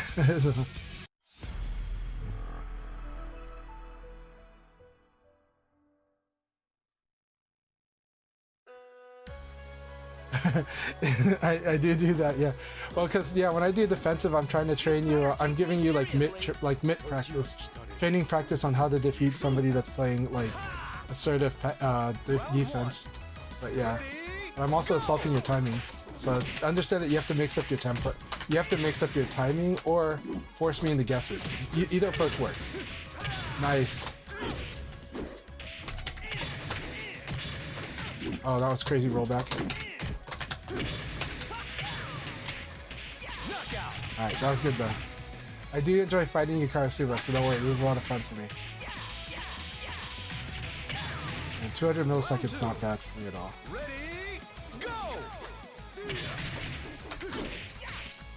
So dashing elbow would be better there. I should sidekick there. This is actually helping me like respond quickly, because even though there's rollbacks, it's a good opportunity for you to confirm certain things a little better. Right? It's tough, but I actually treat it as training too. So I don't mind stuff like the rollbacks because it trains me on how to improvise a lot, and I like that.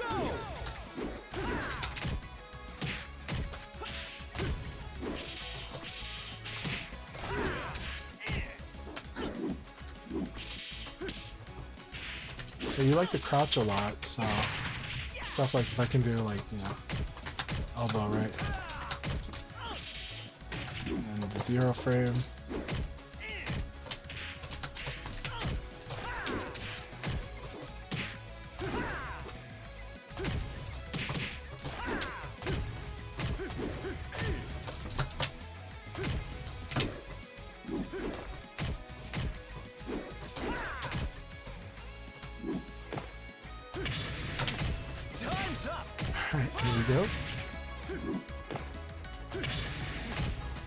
Like I said, even with delay, we can still do this type of stuff, right? We can still play this, like, try to read, try to understand. Like for me, this trains me a lot, and I also helps me understand my opponent better too. Right?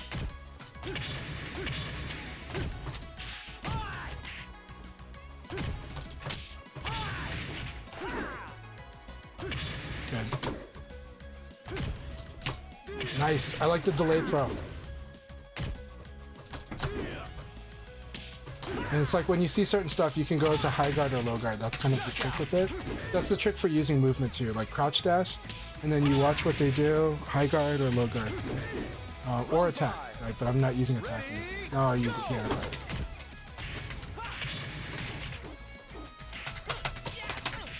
And I had a feeling that I can set him up to guard. So I jab him, and I have a feeling it'll be enough to get him to guard. So I use the guard breaker.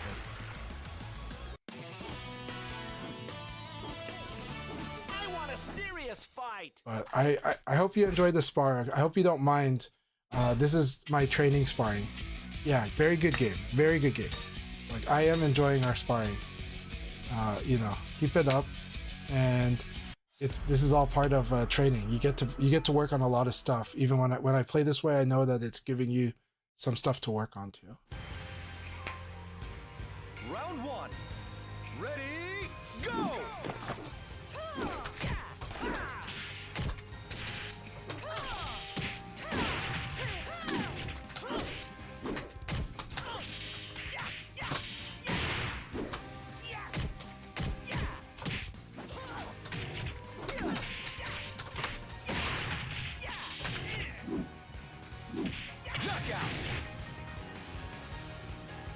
Jabs are really good. Jabs are strong when you know they're a form of control, but you can't overuse them. You have to use them like first because of the way you think the opponent's going to attack.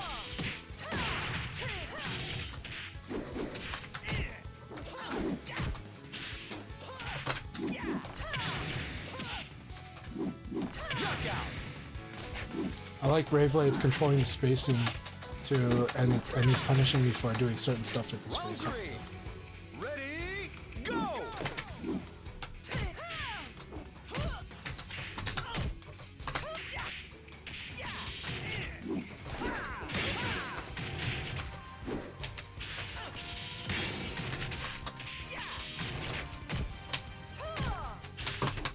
Knockout!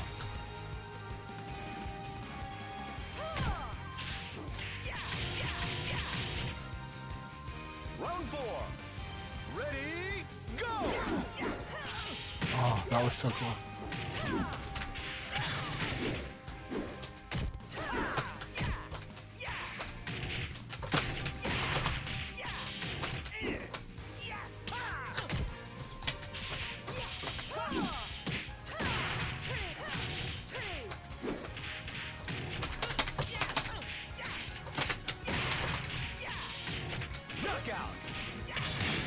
Good game.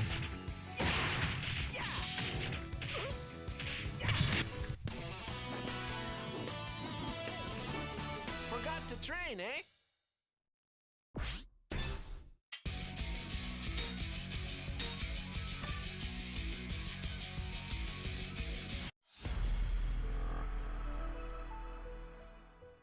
Alright, here we go, Spaceman. It's getting scary at times. You do some very terrifying things. Round one. Ready, go!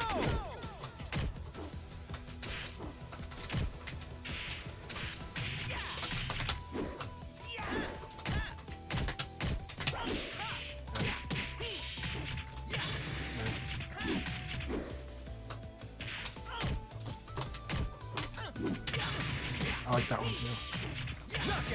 And I like that you're committed to doing the mid. That's the correct thing to do against me. Round two. Ready, go! I like this uppercut. That was really good.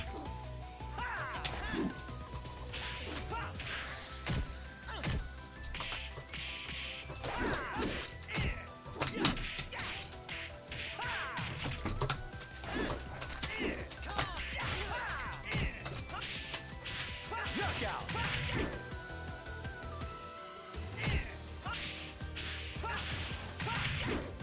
Round three. Ready, go!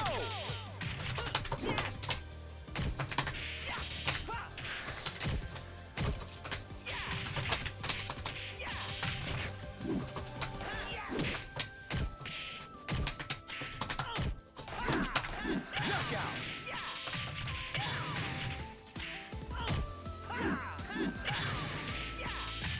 Round four.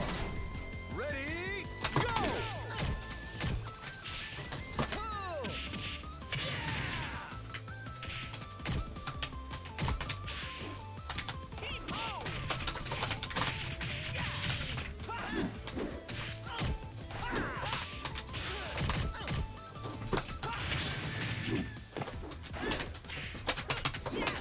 Good. Nice duck.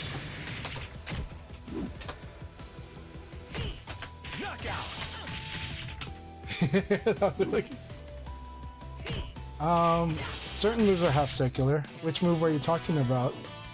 Which move? But it was probably a half circular that I got him with, because I did go for half circulars at certain points. Leon's low kick is also half circular. So is that back kick. The low kick is evaded correct, like everything else to the backside. But Leon's 4K is the thing that beats that, like, you have to evade to the front to avoid it. It's very strong. And in this patch, the 4K is a little better. Not like insanely better, but it's a little better. Round one. Ready, go!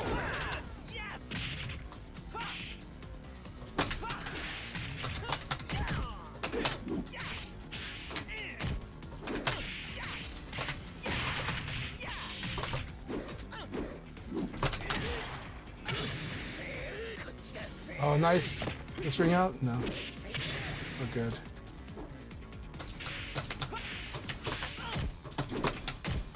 Knockout. Too much low punch. Too much low punch here. That's too much low punch. Just elbow. Just elbow. Or 3P. Ready, go! That was brilliant. And I like the switch back to neutral.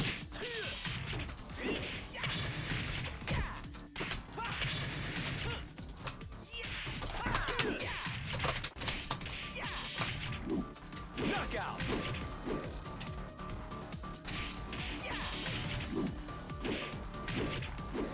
Round three. Ready, go!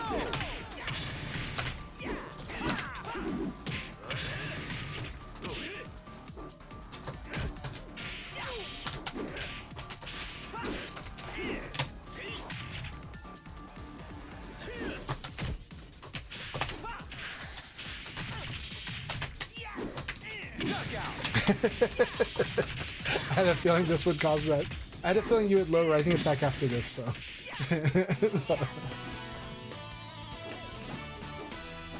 Very good game, always, Spaghetti. So.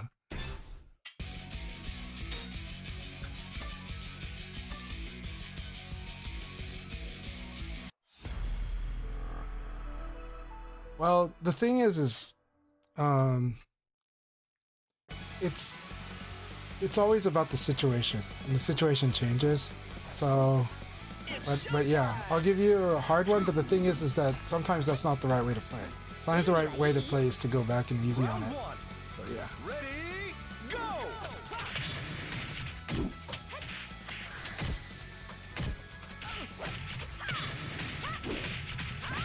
But I'll try to give you something like that.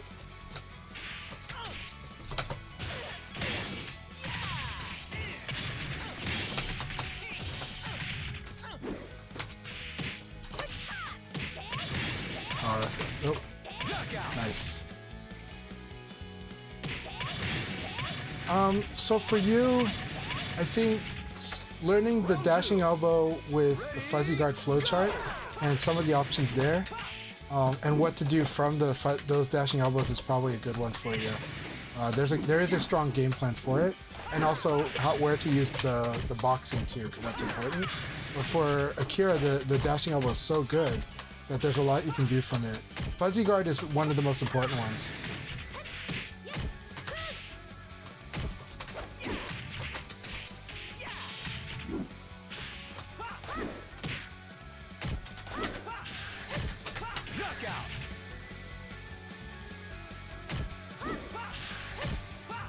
So with Akira, dashing elbow and fuzzy guard are really important, and then different options from those.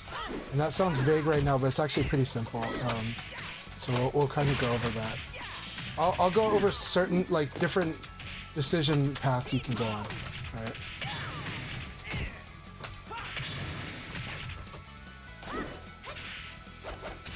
Knockout!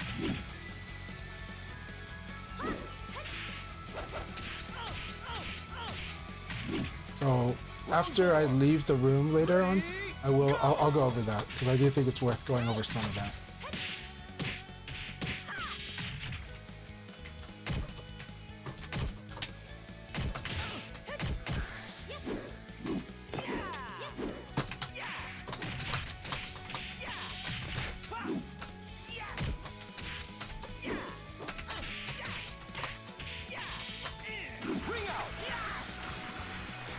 Good fight, Kasano.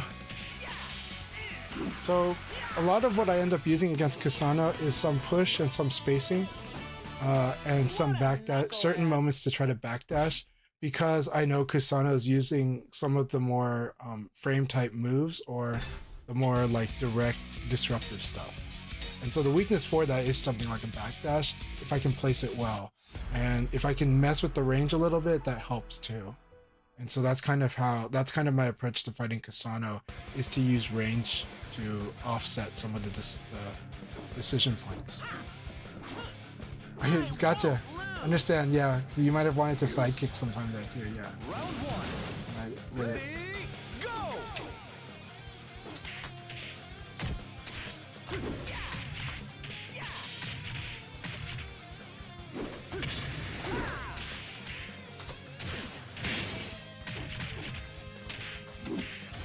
Downside to low kick is that you're minus on hit.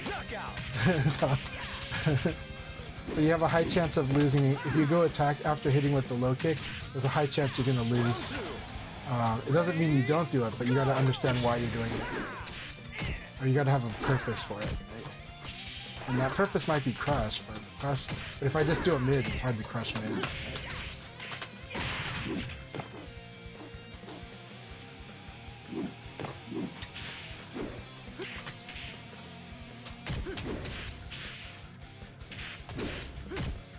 See, if I know that your follow-up has a high, I might low punch there, right? Like this. Good. Good. Good. There you go.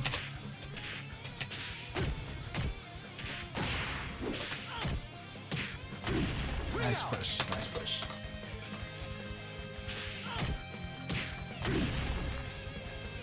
I said these low kicks while they're working right now, they do put you at a lot of risk. So you want to use them a little bit to chip the opponent, but you don't want to put yourself in too. You don't want to definitely suffer the consequences of that. That's kind of the trick.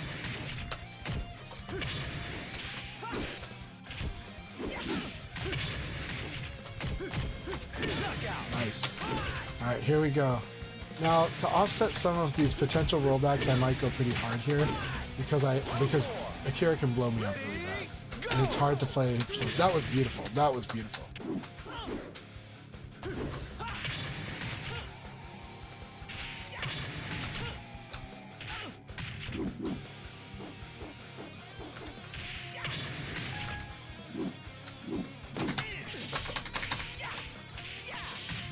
Ring out.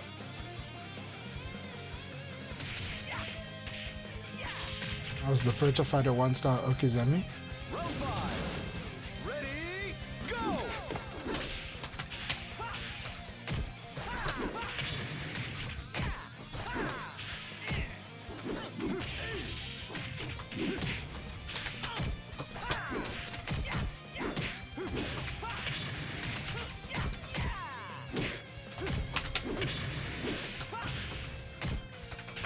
Knockout.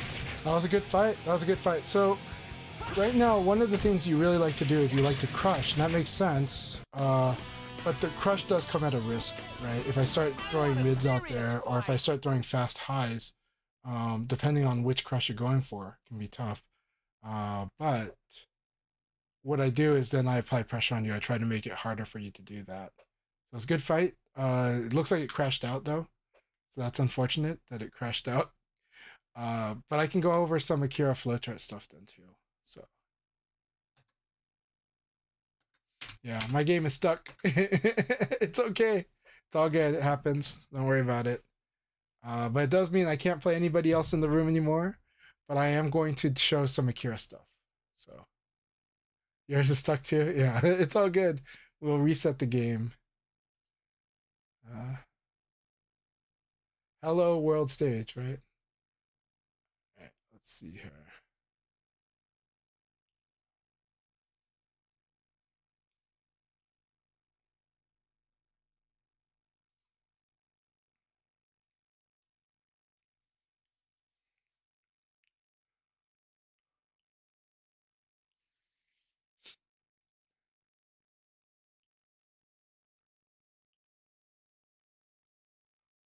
So here's something I want you to think about with all those low kicks, okay? And it's not bad. It's not bad. That you are using them to their purpose. Just understand that if the opponent starts blowing them up, you want to switch off of them. That's all. And then you can switch back to them later. The good things about low kick is that they chip the opponent because the opponent might want to stand guard, right? And Akira makes people really want to stand guard, except that his guard break scares them off that too. The low kick gives you a little bit of damage, but it is really risky. It's risky if I choose to start doing 8K, like a hop kick, right? Then you're going to get blown up. Or if you hit me with the low kick and then I strike back and you are attacking, then I might have enough advantage to do a strong mix-up against you. That's the risk. It's not the end of the world, but that is the risk. But also, even if like I can whiff punish it, like I can backdash, if it's the 2K. If it's the 1K, that one, my goal is to sidestep and sidekick you into a combo. I haven't done that to you, so because I have not done that to you, you have no reason to stop doing that. I'm just letting you know that is the risk for that. So, and again, in VF, just because things have risk doesn't mean you don't do them.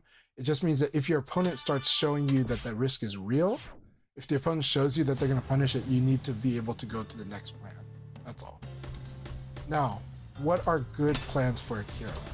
Akira, honestly, the dashing elbow and the super dashing elbows are powerful starting points, but I do also want to remind you, which you already know, the boxing of VF is super important.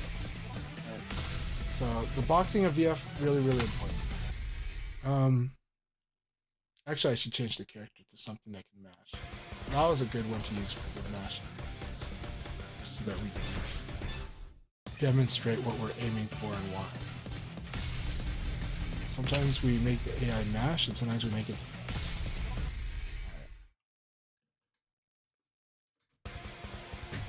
So Akira's dashing elbow is really fast. It's faster than fast. It is, now it has a complicated input forward, which means it will tend to act 1 frame slower.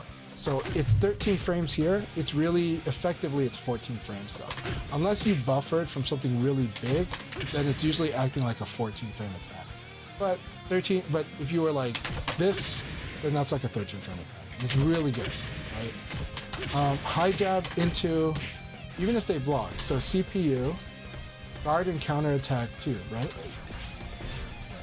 So because I'm +2 after if they block the high punch, now if low punch, I'm -5. I cannot do this, but I can do high punch, low punch. That's okay. It's not the best, but it's pretty good. But I can also do high punch, dashing elbow. This is really good. If you're feeling slow, you can do 3P also, right? And then now you got this +7. You can throw or you can attack, right? Now the thing is, you can keep doing dashing elbow, right? And now here's the real thing. Dashing elbow is -5 on guard. So this is where we talk about fuzzy guard. And the Kira, you want to master fuzzy. So we're gonna set the guard and counterattack number 5. Okay? When you are -5 or -4, fuzzy guard is a simple thing to do. What fuzzy guard does is I'm going to crouch underneath a throw, and all throws are 10 frames.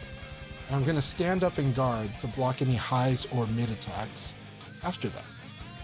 So at -5, I just need to crouch in 5 frames, because the thing is, even though I can crouch guard and attack, I cannot crouch guard and throw.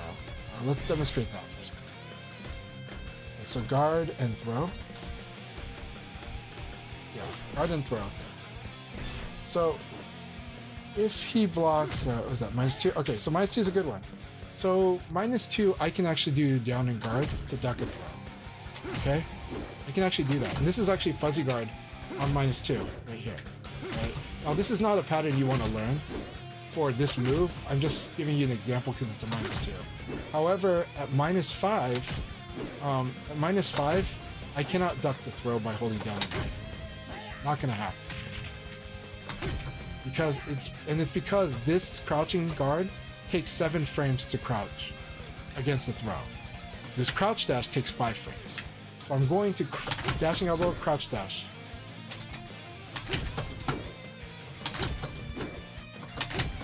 And now I'm ducking every throw. Okay, so what if he does mid attack? So we're gonna set the CPU to guard and mid attack or throw randomly. This is fuzzy guard.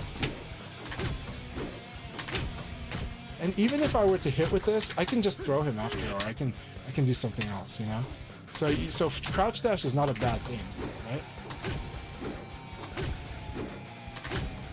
So if this crouch dash is pretty good to do when I'm -5, you know you can still do it at 0, you can still do it at plus, you can still do it at -2 even. So this example, we can still do fuzzy guard this way. You just have to hold crouch just slightly longer, and it will work. And also, Akira can wall splat with kick if he recovery hits it there. This is an advanced technique where if I see that I do throw, right? If I see I duck under a throw, I can like kick. And I can also input it in a way where it happens, you know? So. Yeah, so look at how I can do this. Now here's the cool thing. This is a normal elbow. For Akira, this 3P is like everybody else's normal elbow. This is dashing elbow. It's a better elbow. And then he has a better dashing elbow, which is super dashing elbow. And look at that, it's -5. So I can do super dashing elbow and do fuzzy guard still. Isn't that pretty insane? Like, not many characters have this much oppressive moves that lets them be pretty safe after it gets blocked. You know, it's not fully safe. There are ways to beat fuzzy guard. And but now you forced your opponent to have to beat fuzzy guard. And now you have influence in the match. Okay? So understand that fuzzy guard influences the match greatly. Right? Now we can also do evade, throw, escape, guard, right? Right, in this case I'm evading, and then and then at the end of it I just do a throw escape when it's like through. See? I can do that too, but fuzzy guard is a little better. Fuzzy Guard is more secure.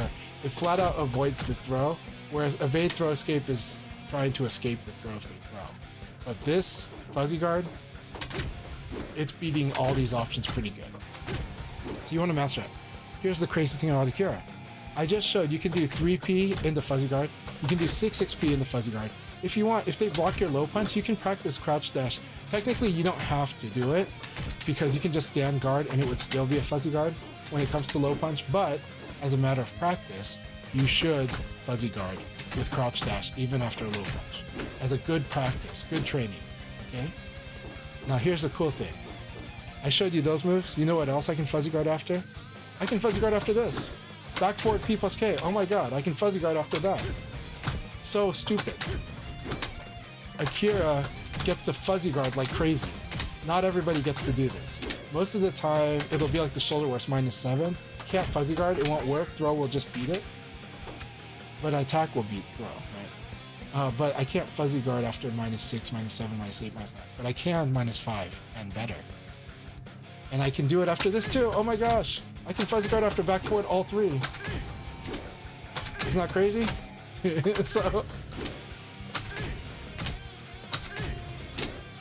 So this is what you want to learn with Akira. And this, then you start oppressing with this. Now here's the secrets to the dashing elbow. By the way, again, good pattern. High jab, as long as this high jab touches, I can do dashing elbow.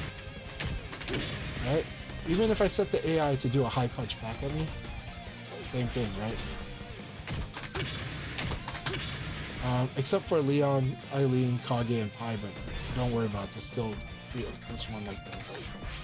Low punch, not gonna work. And then I can throw him after that. Or I can do another dashing elbow, right?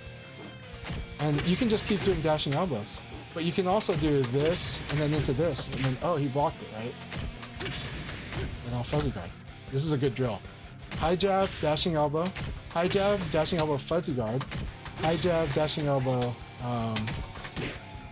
And when you get counter hit, you can throw, or you can do this into Fuzzy Guard. That's a good training drill too.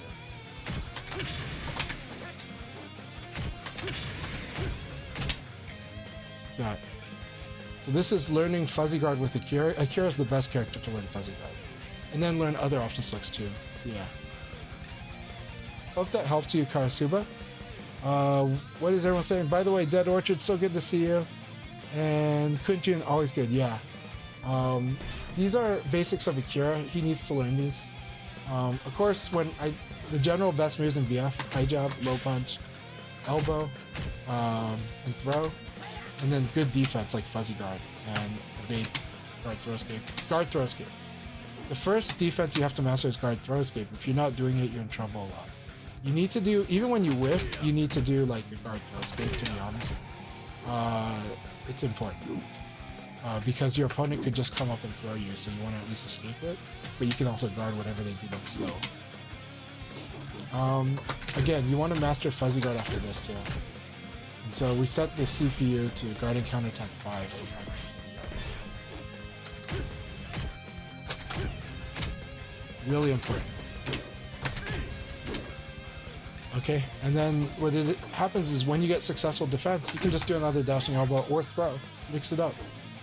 You can also do back forward all 3. This is really good. Whenever you hit really hard with it, you can do this thing. It's pretty good. So whenever you get that counter hit. And so that's kind of why a really good practice, let's go back to guard and counterattack number 2, is to do jab, dashing elbow, and after that do this, and then Fuzzy Guard. Right.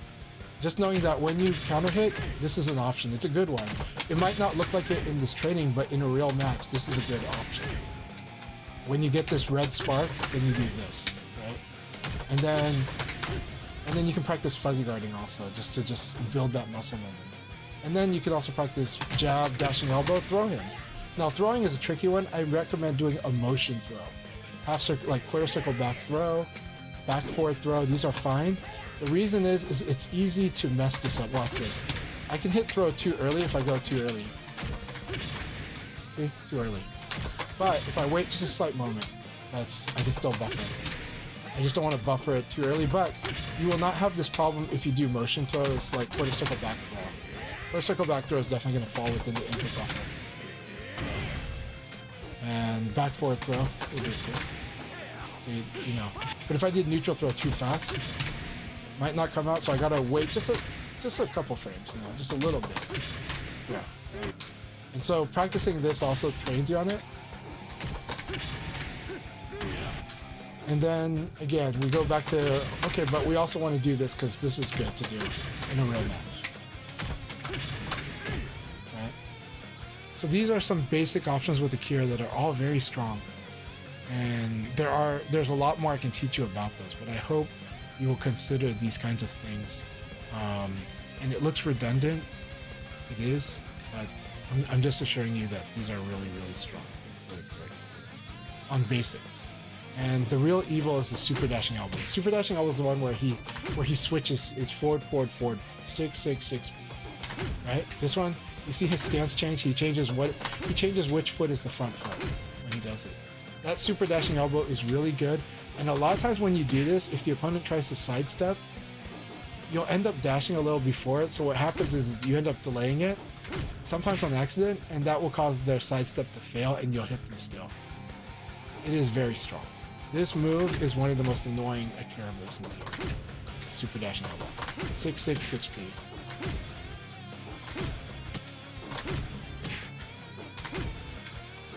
And you know you're doing it when he switches his front feet. And sometimes you're not good, like, there is a trickiness to putting in the dash. Yeah.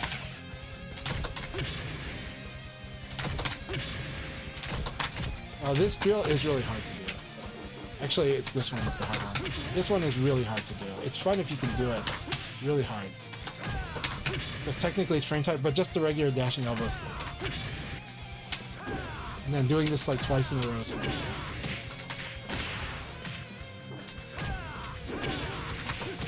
Only because people are afraid of this thing having +3, right? And because the frame tight way is to do this. But you might be surprised how often this works, because the pushback. This move is really good, but it loses to whiff punish and evade. So anyways, hope that helps. Hope you guys enjoy. Thank you all very much, and I hope you learned some stuff for Akira. I know I just kind of gave you a few things, but these are things that you do want to master. Fuzzy guarding especially. Not mindlessly doing it, but doing it when you get when they block, like dashing elbow, back forward, 4-6 B plus K, 4-6 BKG, super dashing elbow, the 3P. Whenever these things get blocked, fuzzy guard, really strong.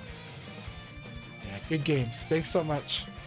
I know this stuff has probably been covered a billion times before. There is more to it than that.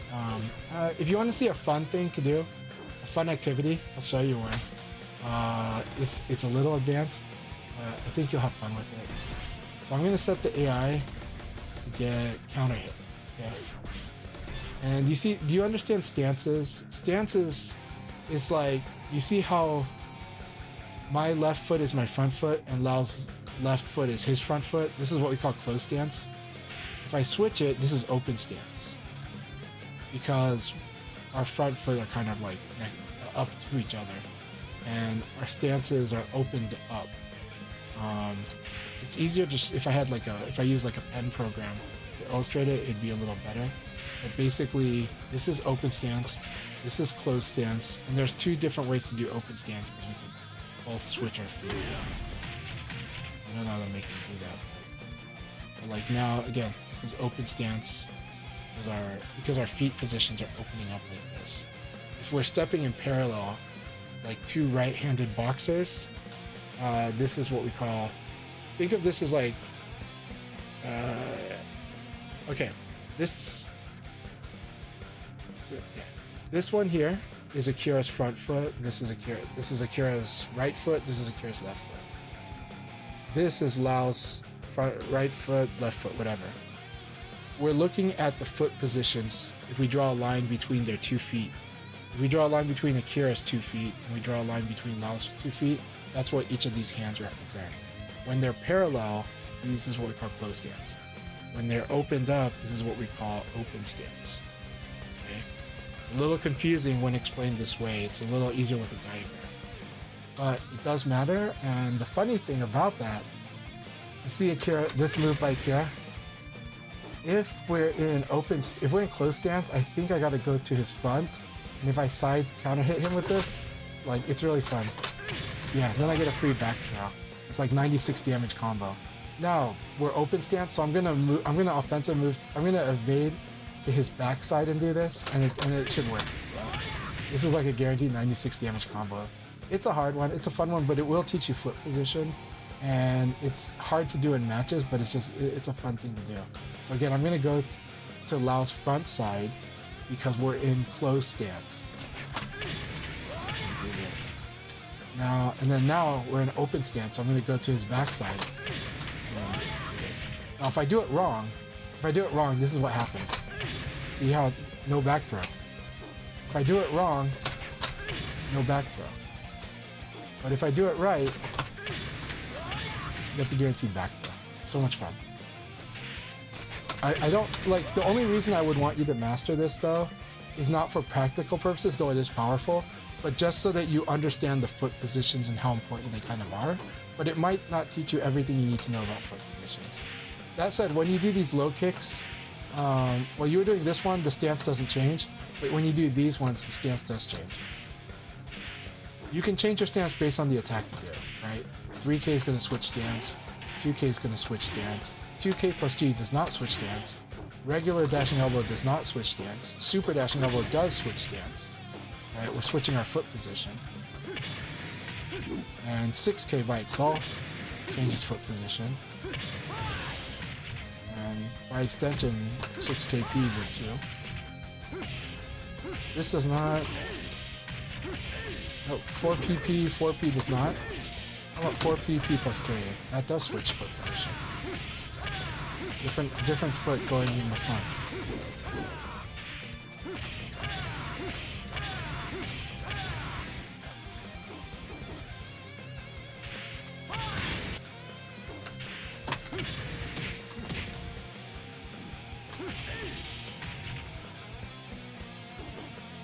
I see. Yeah, anyways, hope this helps you. Akira has a lot of fun stuff to do. The dashing elbow is a boring move, but it's really strong. This one, I can set up a lot of offense against the opponent, right? So now if I go sparring with the AI, everything all random.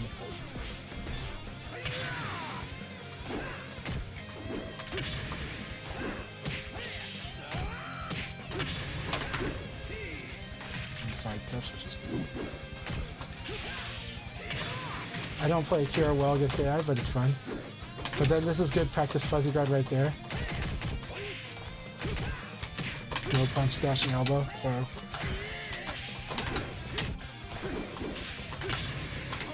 see how when I get advantage, just doing a dashing elbow is a solid move by itself. I don't have to think much about it. And I can fuzzy guard if he blocks, right?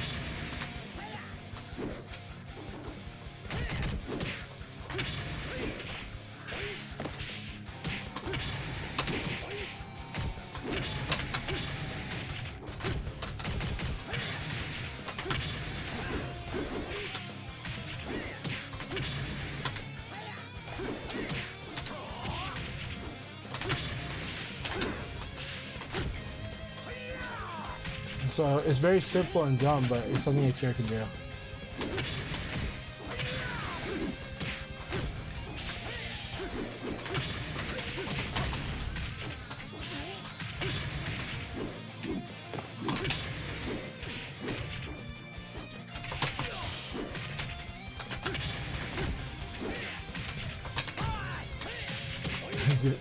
Yeah, he's punished better than I do, so.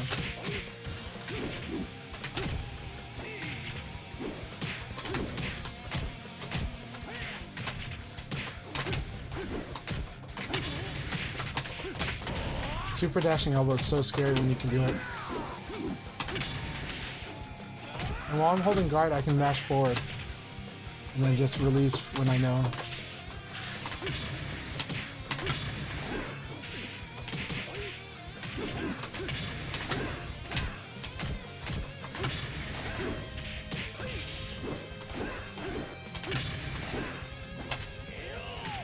try some fun stuff now though.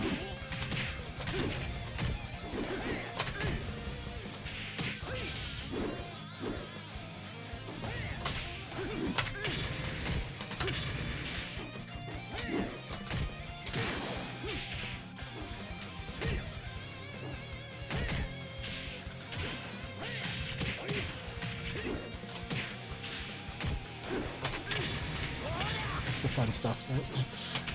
It's fun going for it.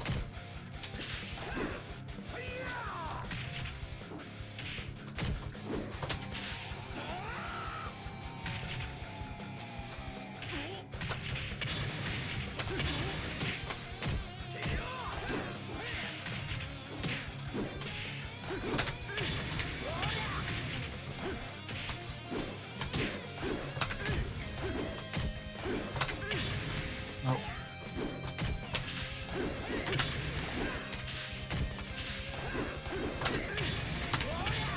So it's too much fun going for it. Even when it's not guaranteed, it's fun.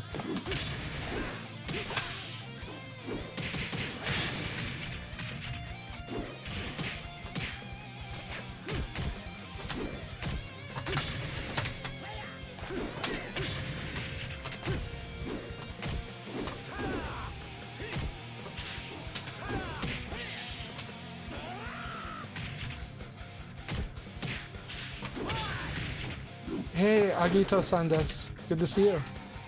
Any tips for dealing with Aoi? Sure. So with Aoi, well, okay, what do Aoi players do against you that gives you a hard time? That's like the first question. And I'll give you some generic advice, but the generic advice might not work if you're not thinking about the way your opponent is fighting. Right? Against Aoi. Now, okay, let's assume they're a type of Aoi that is overdoing something. So, there's a lot of Aoi players that will overuse her stance, right? And like, for example, let's say they overuse like this stance. There's a lot of ways to beat this stance. Any low attack will beat it, but this one will totally do a lot of damage to you. Because this stance does not beat low attacks. So this tells you that if an Aoi player likes to use this technique, low attacks are very strong. Now she might cancel it and other stuff. This is also strong, right? 2k, but sweep is strong. 1k is very strong. 1k is the one that scares Aoi. 1k is a really good anti-Aoi move if she uses reversals, paris, and this stance, right? If she does that, this is really good. Now, you can also use two-handed attacks. So this is also good against an Aoi using a lot of reversals, except for mid-reversal. But if she's using this stance, but I prefer this move, 1k, right? Because this is a lot of damage. You can also throw this. You can also throw Aoi.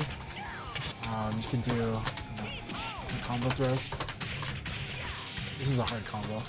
But, you can do half circle forward or half circle back throw.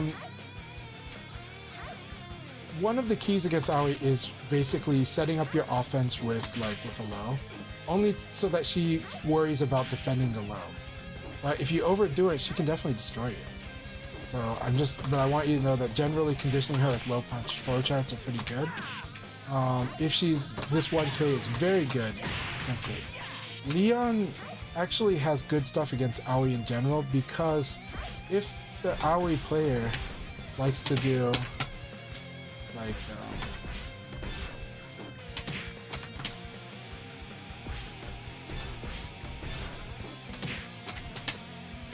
that's the wrong one. So like she does like these reversal games, right? This is just a demonstration. So she might get me with a mid reversal. We'll see. I'm gonna do mid until she reverses it. But the thing is she should not be playing these reversal games unless she knows specifically what you're going to do. She should not be just randomly doing this. Because I'm going to now show you that, like, if an Aoi keeps using these reversals, right? I'm going to show you that Leon can totally mess with it. Because he can launch off counter hit on any of these. So let's say she does mid or high, 1k will beat it, right? Okay, she got me. She got me again. But now we're gonna do this, and the odds are in our favor, even if it's a guessing game. Odds are in our favor if this is the way she likes to play it, right? Okay, but like let's say she wants to do like the low one. Well, we can do this. This is a high, right? This will beat the mid and the low reversal if she does manual reversals. Okay, but you know, okay, what if she likes to do the high or the low? Well, I can do this with Leon, right? These are all really strong, right? And so Leon is the character Aoi doesn't want to gamble too much with reversals until she has a read on the way you like to play. If you overuse low kicks, yes, she wants to do low reversal. But Leon can make it a very damaging thing.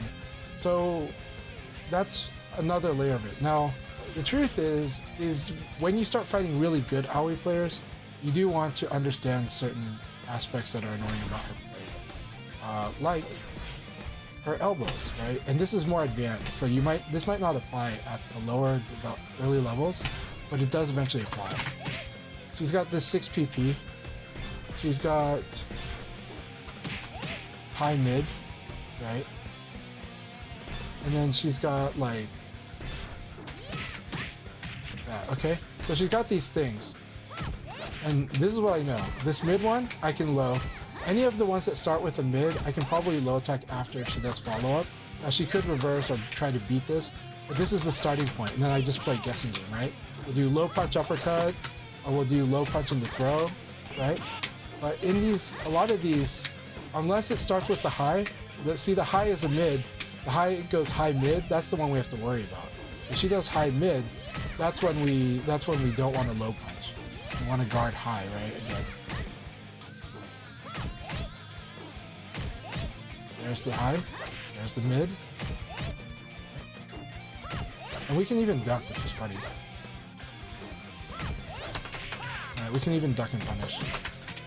This one would get us.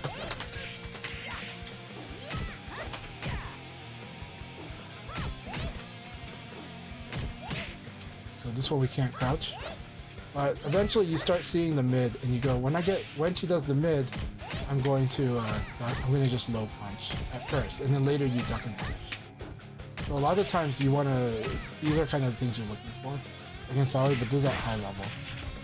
Another crazy one is this move is a really good move, and she can normally even hit this a hit throw. But here's the secret for this move: it is punishable, and Leon can just mash kick, right? Block it, mash kick, KK is the punish. So when it comes to Go, okay, let's see. But yeah, Aoi, these are kind of some basic principles on fighting Aoi. There's a lot more I can tell you, but that's more advanced. But the basics is that you do want to use like your low punch to set up offense until she starts trying to punish the low. Once she does that, you can switch it up a little more. But if she's using defensive techniques, there's that. In the long run, it would help you to suddenly get a reaction when you block a mid elbow that you could probably low punch after that, or you could duck after that. Either one. Those are good strengths to have against her, especially her elbow game, because the one that you're worried about then is going to be the high elbow into the mid elbow, you know. But with Leon, you kind of want to learn how to do different damage with different things. 1K is very strong against Aoi. If you overuse it, it's very punishable too. But 1K is very strong. Now, Aoi does have a technique you need to know really quick. If she counter hits you with this yeah,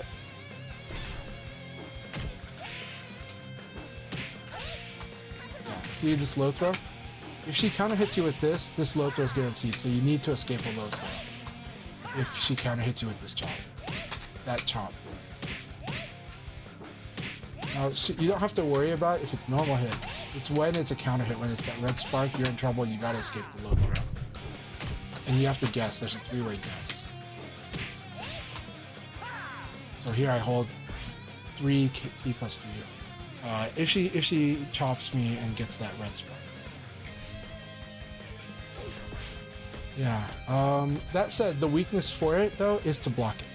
So if you block it and then she tries to do stuff, she's in trouble. So let's show that same one.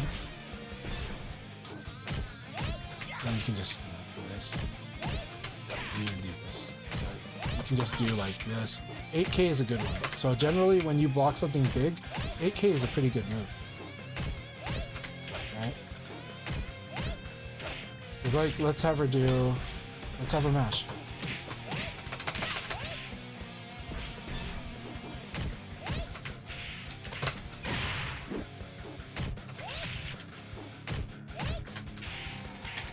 See? It's a good amount of damage. So when you block something like a shoulder or side kick, or like even this chop, 8K is pretty good. It's really good. It's frame tight. It's not gonna work when you block like this jab, of course. Not anything really well. Actually, Leon can do high jab if he blocks high jab. So it would lose to low jab and some other stuff, but he could do it. But 8K is a really good move to do when you block something big. Okay, so Karabushi says, when it comes to Go, how to counter him. So Go is very direct. Like learning how to sidestep is very strong against Go. Learning when you have Nitaku. So let's go over some common things to know the decision point against Go. So when you're fighting against Go, if we keep it simple, the super dashing elbow is still like the awesome move. So I use that as the example. Let's show some common things Go players do. A lot of Go players will do this, and this is punishable. See how it's minus 13? So you could PK, that's guaranteed. Okay, you could throw. In the past, you would use throw. Now, they could escape throw, but it is a three-way, guys. So, it's not always bad to go for throw, but honestly, PK is the best. And here's the thing. Notice how after PK, I'm still plus 4 after PK. So, PK, dashing elbow is pretty good. There's more, but PK, super dashing elbow, also good.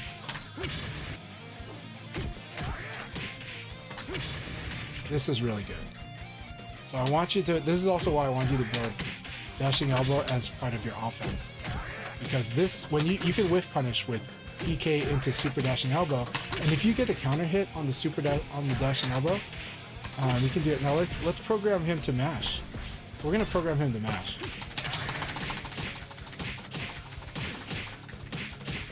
Okay. So now, what were we doing? We're doing PK. See here. And we could do that. Pretty strong. We could do this, which I really like. Dashing elbow and the super dashing elbow, quite strong, right? So when you PK punish, dashing elbow, super dashing, or super dashing elbow is also really good, right?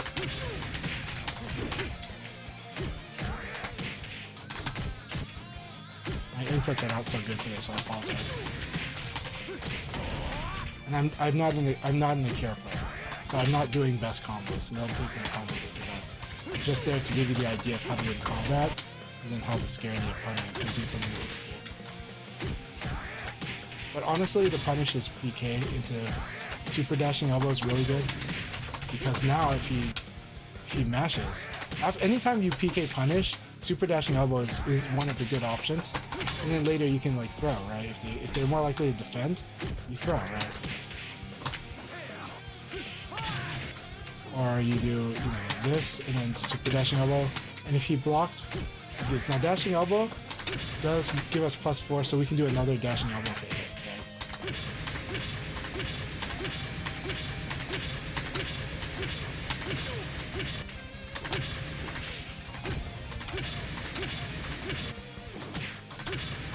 Yeah, so there we go. There you go. Now we think he's going to defend, then we do that instead.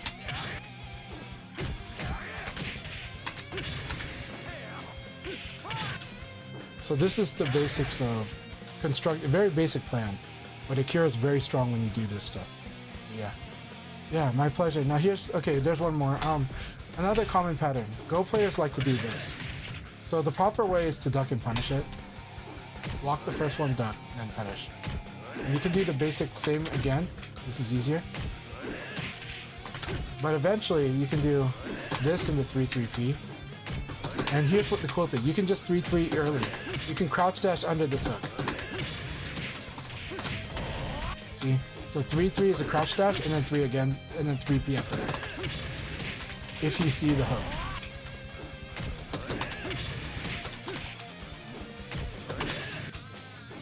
But it's gotta be a whiff, yeah.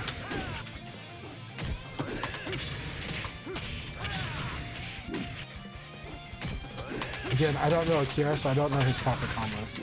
But but you get the principle. Now here's the thing, Akira I think you can also do this, yeah. Akira can also do this. I wouldn't do this. This is for style points, but I wouldn't do it. This is back all 3, but I wouldn't do this one.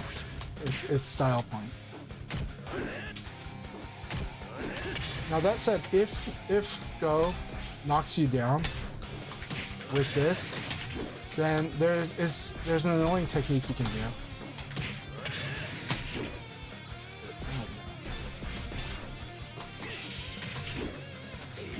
What is the move? This one. This, okay? That sucks. This is one of those setups where sometimes you want to stay down and mix up whether you stay down or get up. Because a lot of times if you tech, you're going to get hit by this thing. And see, he's plus 14. And then if he hits, he gets a crumple combo.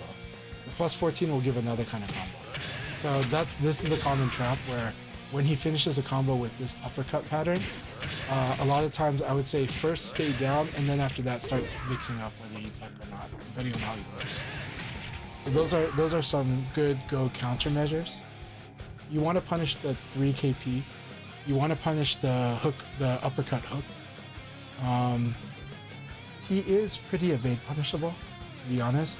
So there's a lot of times where Akira could like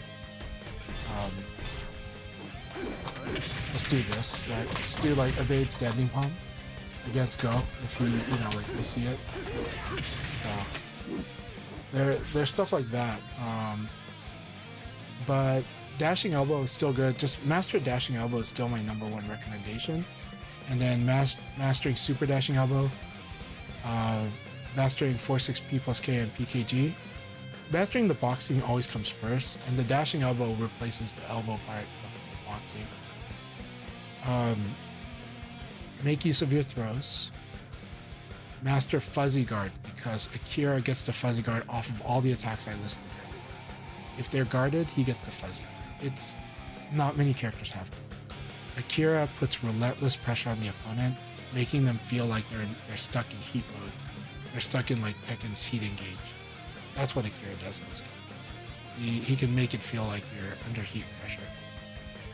And if you master the dashing elbow, the throws, the back forward moves, and then also the basic boxing, those alone and fuzzy guard, all these combined can become by itself as an impressive game, and then you can work around it too and add more flourish to it.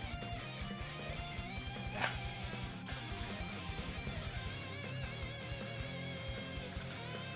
Okay, so I don't think of 3-3P is not a good panic button. K plus GP is a beginner panic button that's not so bad. 6KP is a really good one. So like the opponent, what do I mean by panic button? The opponent's gonna come in and I realize he's gonna throw me. And let's make this guard too. My brain's.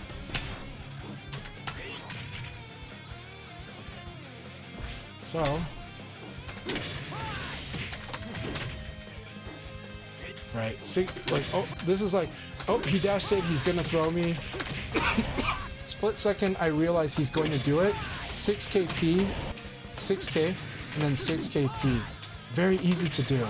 If suddenly you realize your opponent's gonna throw you, and you don't think he's gonna bar it at all, you think he's actually gonna throw you. This is like the way to punish it very easily. Now the high level, this is a fun way to do it, right?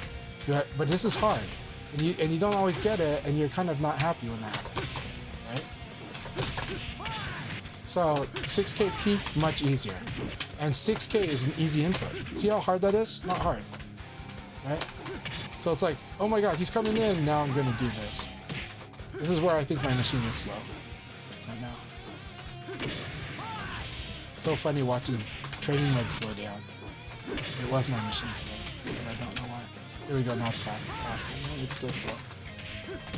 I don't experience this game going slow on my system very often. So maybe the temperature, I don't know. So 6KP is your emergency button. 3-3P is complicated. There's a chance that you get throw interrupted or you get attacked because you're too slow doing 3-3P. So I think 3-3P as a panic button is a very risky one, because in the heat of the moment you're moving around and now you're doing 3-3P, you might be slow enough that you get counter hit. Whereas 6KP, this is a very scary panic button, because if it recovery hits, you get this, yeah. And thank you very much.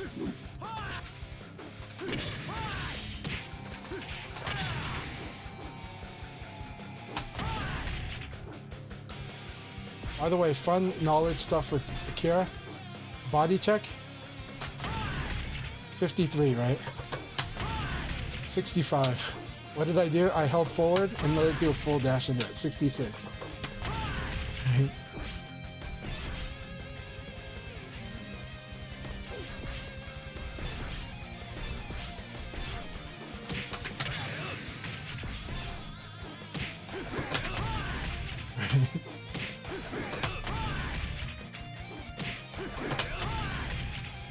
So much fun.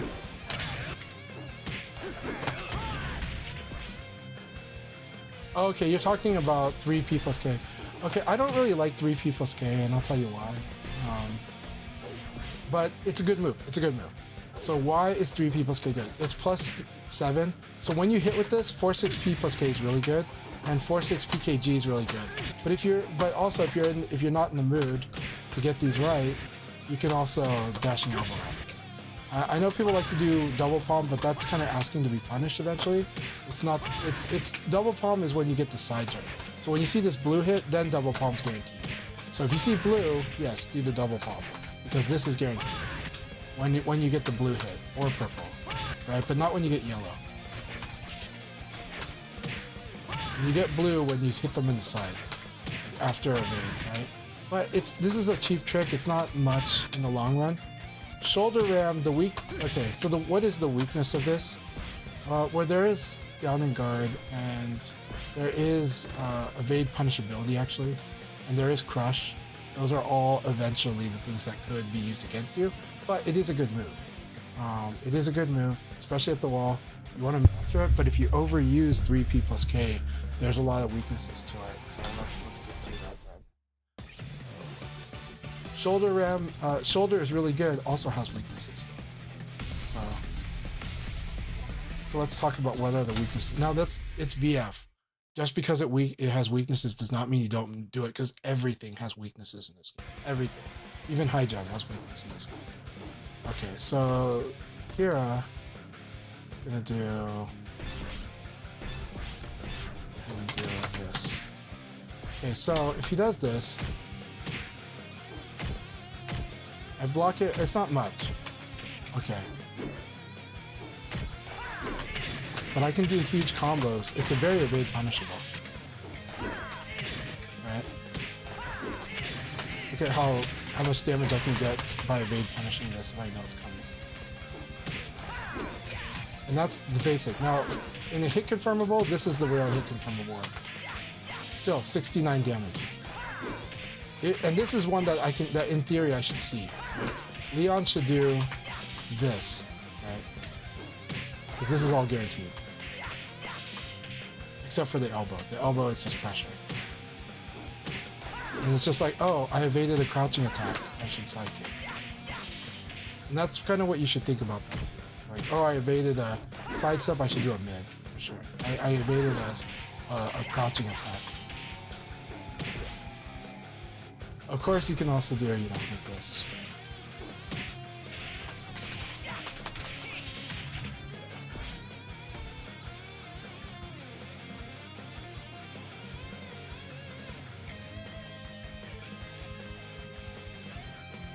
So here's the thing about VF: everything is punishable. You have to come to terms with it. This is a game where everything can be outplayed, so you can't just play like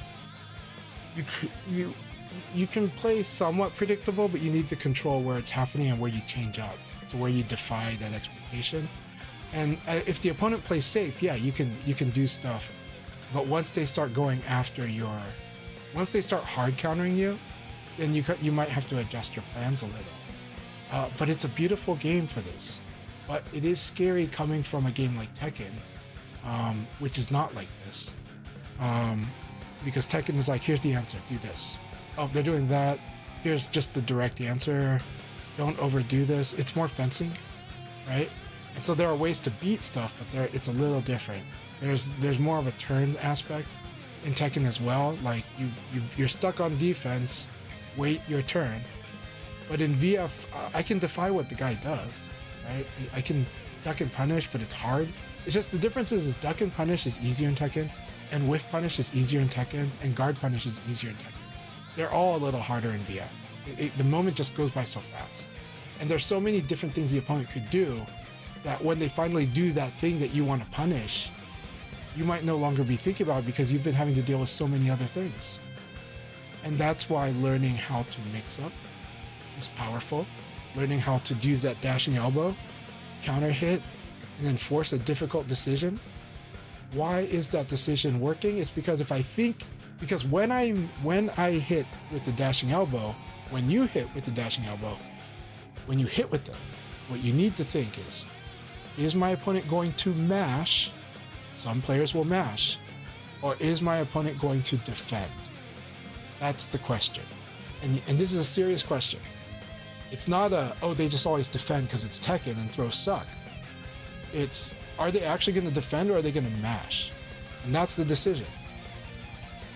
And if you don't think that's a decision, what happens is you guard every time, and when you guard every time, throw beats you. Then you try to sidestep. Well, throw beats sidestep too. And then you're like, you can't be kidding me, I'm supposed to be mashing? Tekken doesn't tell me to mash. You're playing rock, paper, scissors in Virtua Fighter. So what it is use your good defense to make them want to throw you. And when they want to throw you, you can out-hit them. Because attack beats throw. Or you oppress them with your attack, and now they're stuck on defense. So now that they're respecting your attack and they're defending, you switch to throw really fast. And then you have to anticipate, are they going to learn the lesson? Are they going to start mashing? Or are they going to still defend? And honestly, the person that defend, they're likely to do the same thing. They're likely to just defend more. So you just keep throwing them. That's the kind of game Virtua Fighter is. It can be frustrating because I can't just say follow this plan to a T and you'll beat most people.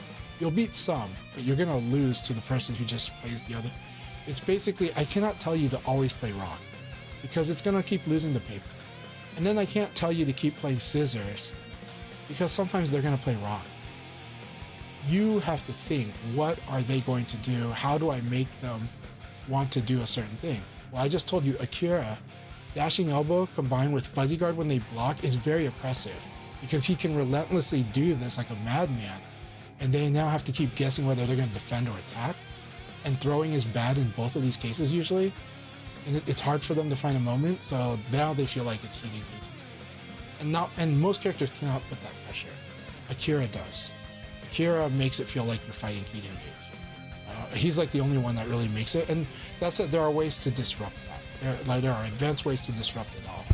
I'll dash in and I'll sidestep because his delay attack is now less likely to beat my sidestep. But it's a lot of it is, how do I get him uncomfortable?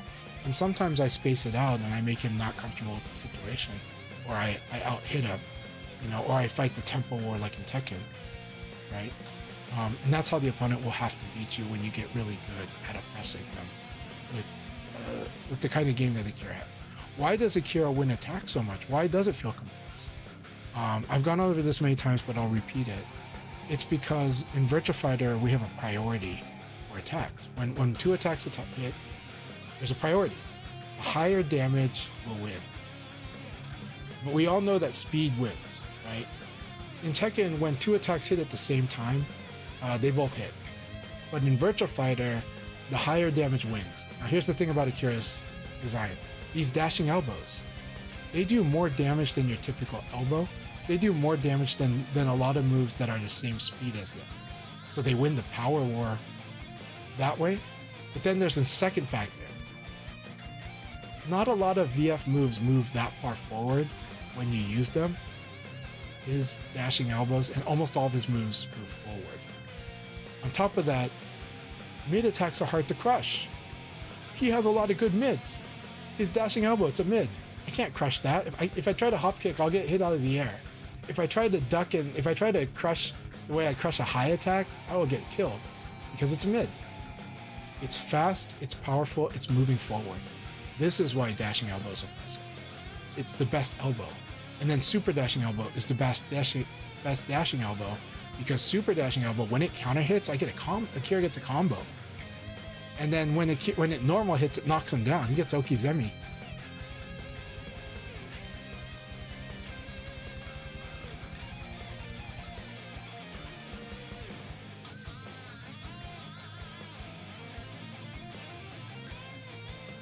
Yeah. So is it better to wait and see a move back before I attack? It's actually good to respond to things. And so here's the thing. In VF, let's go over this move list really quick. Actually, okay? Let's give a demonstration here. We're gonna set the CPU to just guard. And I want you to look at how minus I am after everything I do. Okay? -5. Okay, but it does have a follow. -13. Okay. 4K -4, 4KP -4, uppercut -9, side kick -7. I can't oppress with this, right? I can't lock them in guard. It's not like Tekken has a lot of plus on block. Most fighting games have a lot of plus on block. VF does not. -3, -13, uppercut -8, side kick -7. What this means is when your opponent does stuff, you should just attack right away usually. And then when they start defending, you should throw. Does that make sense? So Akira, even when he does this, right? There's no follow-up, I block it. Well, I can throw if I don't think he's going to. And he moved forward, so I can throw him, right? He moved himself. Shoulder ram. Okay? Shoulder ram, if I think he's going to defend, I should throw. But if I think he's going to mash. Right, so now this is the mash situation, right? I can't throw, right? Because mashing beats throw. Okay. Uppercut. Counter hit launcher. That's why I attack. So I block an uppercut if I think that's what he's gonna do. Now the difference is uppercut does have a weakness. Right? So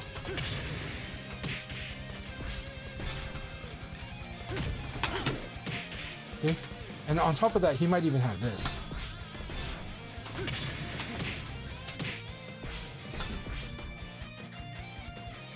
Shoulder, evade.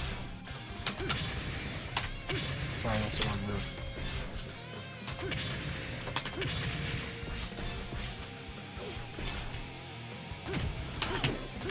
See? And I'll get comboed. Okay, but that's the game we're playing, right? So it's a guessing game, but here's the thing. When he does this sidestep, throw beats it. Throw beats it. This is why I throw. Block and throw. So you want to block, and then you want to commit to doing something, at least as a beginner. As a beginner, you want to commit to these powerful options. Throw or launch, right? Right? And launch is not going to work because sidestep beats the launch. Right? I'm gonna eat like a combo here. I do this, right? So I need to do throw. Now I could do sweep, but sweep has got issues too. But I could do that. But he could also defend and punish me. But I could do that. Right? But throw will definitely beat sidestep. And then we had the mash option here, right? Is that it? No, the mash option was there. Yeah, this is the mash. Okay, so he's mashing, right? That doesn't work, but 4-6K works if I buffer it. Look at that. Or 8K, right? 8K works. This is what we call knee talking. This is why we talk about Nitaku all the time. This is how a beginner beats a stronger player. Now, it is a gamble, and the opponent could do evade versus mash. And if they guess correctly, they could punish you, depending on how big of the option you do. So you can also just go safe. I'm just gonna do this. It's not much, but you could do it. Right? You can just elbow. This will rarely get you in trouble. The way to punish this one is like backdash it, which is a very big risk, because then you could switch to side kick, right? And so there's a lot of different play with this. The good thing about it is that it is, yes, it's a quote-unquote guessing game that looks like a 50-50. I don't like saying 50-50 because those are bad odds and that's not how it plays out in real life. But it is a mix-up. And the thing is with these mix-up, you can do quite a lot, you know. So here, this is pretty good. But you know what? This is pretty bad if he sidesteps or guards, right? And I'm gonna eat this combo. So this is... the core of the game is understanding those. You want to accept your losses on it. When they guess right, just go, they guessed correctly. I guessed wrong. And that's okay. Because you want to master being able to do the both options. A lot of players that are not used to this and are afraid of this only want to do one answer. And most Tekken players only want to guard, so they lose to throw all the time. Like, a lot of times, I will just throw 70% of the time, and it will beat a lot of players that come from here. Because that game just says, just block. Because you block and you move away at the same time. You don't in this game. So when your attack puts you into deep territory, and you're minus a lot, there is a definitive way to totally punish the throw option, right? So if we go back to Akira doing... this. Okay. My mashing is going to beat throw, right? Now, I could do throw escape. That's good. Right? Okay. Well, I lost a lot of damage here. But now... and so it would be bad to do this, right? So now I get counter hit by this, but I can still beat the throw option. That's the thing that makes him not want to throw. But at the same time, if I were to just defend, you know, like, then he would beat me with a lot of other stuff. You know, he would beat me with like...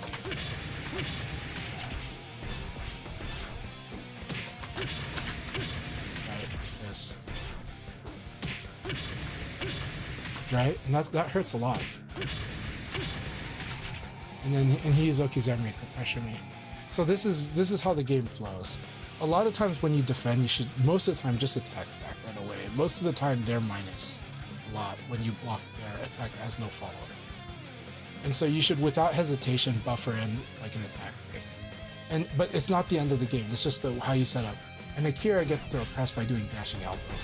Like dashing elbow is just so good for Akira. This thing is so annoying, which is why I keep talking about how good it is, right? And then okay, he guesses multiple times in a row, right? And so I need to defend, and eventually when I defend and he changes to a throw, I would lose because it's a guessing game, you know. So, but I would also probably do guard throw escape, and then maybe he's better at. But if I fail to escape the throw enough, I will start mashing eventually, right? And that's how you set up your opponent. You condition them. You make them feel insecure about being able to do guard throw escape. But this is also why Fuzzy Guard is so strong, because Fuzzy Guard doesn't care about throw escape. It's like, no, if you buffer throw and you buffer attack, I'm going to defend most attacks unless it's a low, and I'm going to duck under your throw if you try to throw right away. And then, but later on we can get into why delay has issues too, or the trade-offs with going for delay, because there's good reasons to do it, and then there are risks with delay. Delay is really good when you realize the opponent like buffers their options like sidestep, right? So earlier we had that. Yeah. So earlier we had this one, and we said the uppercut was bad, right? But I can delay, right? And delay is pretty good. I can do back forward. Pretty good. Delay attack beats sidestep, right? Okay, but so then what's why should I not always delay? Because they can start mashing launchers and kill you. Like, you delayed. You gave them the frame. You gave them enough frames to do crazy shit against them. That's how this game works in layers. This is how it's mind games. It's you versus the opponent, not you versus the character. It's you versus the opponent.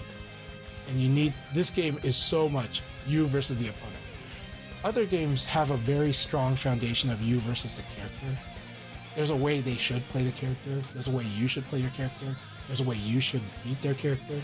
There's a way they should beat your character. And it's so strongly about that. VF, it's technique versus technique versus technique versus technique, which ends up meaning it's you versus the player. You've got to make them want to guard. You've got to make them want to mash. And it's really just that.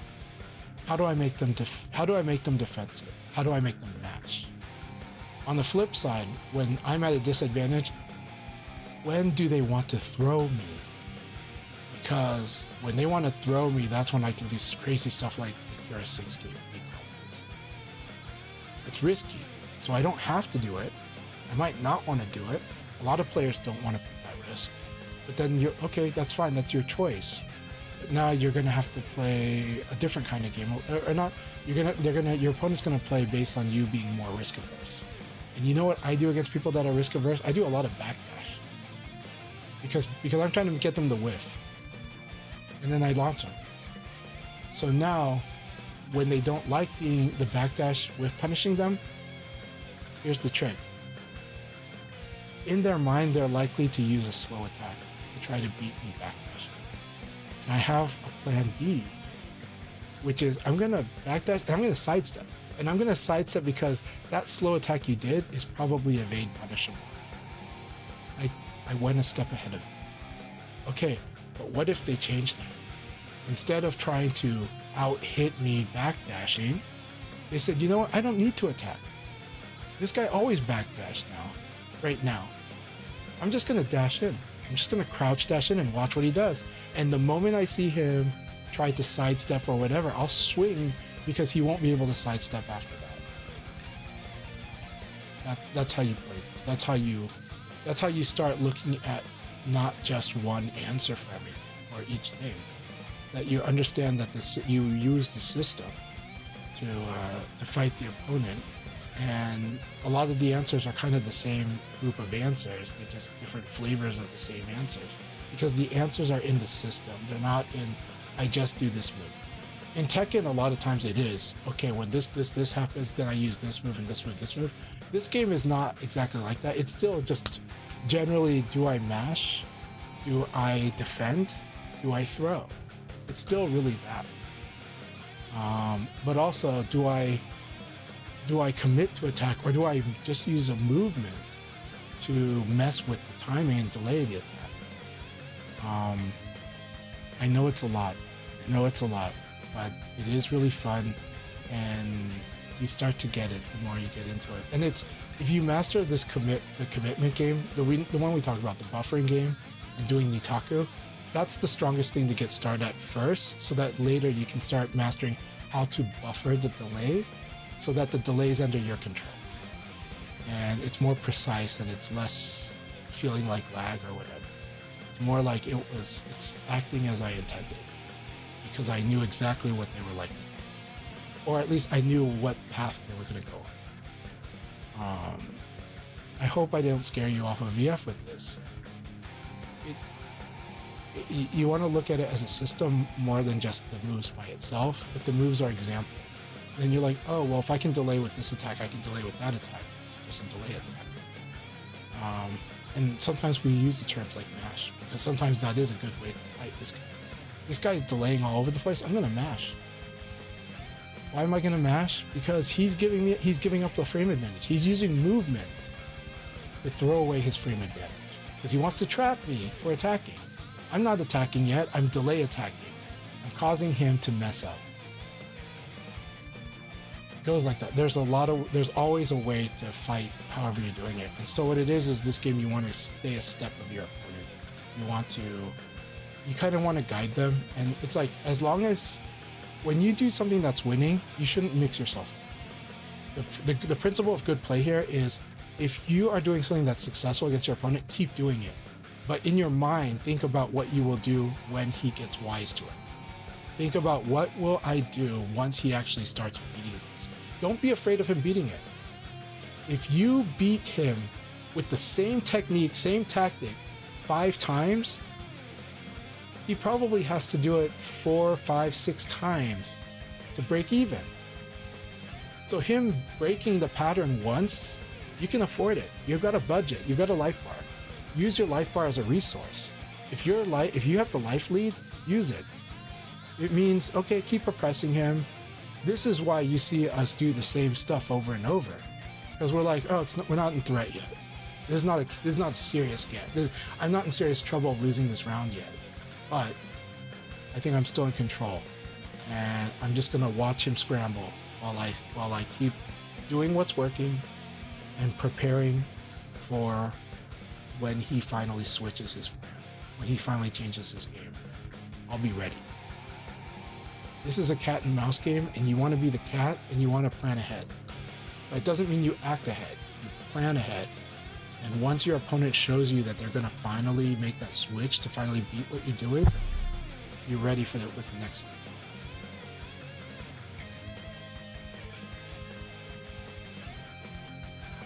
A lot of people feel this way. So this is an interesting topic, and I don't want to say it's always a generational topic in the sense that, like, I don't want to say this is because Gen Z or because millennial even. I don't like it that way because the fact is, sometimes it's just where you are in your experience and how you've experienced things. But what I would say is that because a lot of people now have grown up with video games, and you play single player games, so you get to pick the games that you win at, and you get to discard the games you don't feel you're winning at. And so that might make you feel less incentivized to push forward and get past it. But I really encourage you to try that. If you do like a game, I do encourage you to try to improve through it and to get over difficulty. But I know it can be frustrating, and it's not for everyone. But the true essence of stuff like sports, right? So the thing with video games is it gave people a way to run away from sports. Oh, I'm not good at sports, I'm just not good at sports. But in your heart, there's a part of you that might want to be good at sports. But yeah, when I grew up, there was less games and there was less sports, so we'll play the game that's there and we'll try to get better at it. But that's not everything. That's just an element. It's an angle on this. Everybody definitely feels the despair, the frustration, and stuff like that. And it's okay if you want to admit it's not your kind of game and stuff like that. But I do think it's really rewarding when you prove yourself wrong. When you prove yourself right and that you can do it well. But it doesn't make you a better person than other people, but it is a mark of growth for yourself. I think this game is exciting for people that like to be able to solve puzzles, as Chad the Third put it, but also when it's that sensation of the battle of wits, the battle of my opponent versus me. It is true, though, that there are a lot of fighting games where there's the blueprint. Whoever plays the blueprint better wins. Okay, that's cool for the people that feel like, I want to have a plan, I want to show I can win on execution. And I get that. Even players like Daigo is kind of like that. But you know what? You look at him fire up and get really heated and frustrated when somebody comes and does beat him and that he wants to win, and he overcomes this I just want to win on skill to how do I start winning whatever it takes, and I think that's exciting too. Because I do think he's a player who wants to win with just skill, but then when somebody comes in and outguesses him, as much as he hates that, he wants to get his revenge. I think there's something there. And I think it's cool that he eventually succumbs to that and goes, I'm gonna get over this. I'm gonna try to do even better. And I'm not saying that you're bad if you don't get better. But I do think that's what makes these games interesting. For me personally, I get bored if the game has the same answer. That's why I like VF. Because I can do lots of different things. I can approach different ways. I think you guys watched today that no matter who I played against, no matter the skill gap, no matter the challenge, I had fun playing with them because I really feel like this game is very conversational. And I do feel like if you play it long enough, you get to hear the conversation in it. And I think that's really fun. But I respect it if it's not for you, but I really think that's what's so cool about this game. And I do think some people end up realizing they really love that. But they also, it is hard if you are the type that can't stand losing. There's a way for that to drive you, but there is a toxic way to take that too. And the thing is for me, I personally am a person who's competitive with myself. Everything is a measure for that. It's not because I think I'm so great. It's because I think I have fun getting stronger. It's not mean I have fun just being the best or anything like that. It's I have fun getting stronger. I have fun keep climbing. I have fun because the activity is fun. And so when you see somebody do something that really nails me, you guys see me excited. Not because I'm bored, but it's because it's like, ooh, I've got a challenge. And let me see if I can find a way to beat that. And if I don't beat it, I'm still thinking about it. I'm like, oh, okay, maybe I gotta do this. And sometimes eventually I get it. Sometimes there'll be nights where I don't. I hope you guys can enjoy it like that. But, yeah. So, sorry if I made you more depressed on here, but I think this is kind of, there are some truths here, you know. And my intention is not to make you cry, but I think, yeah.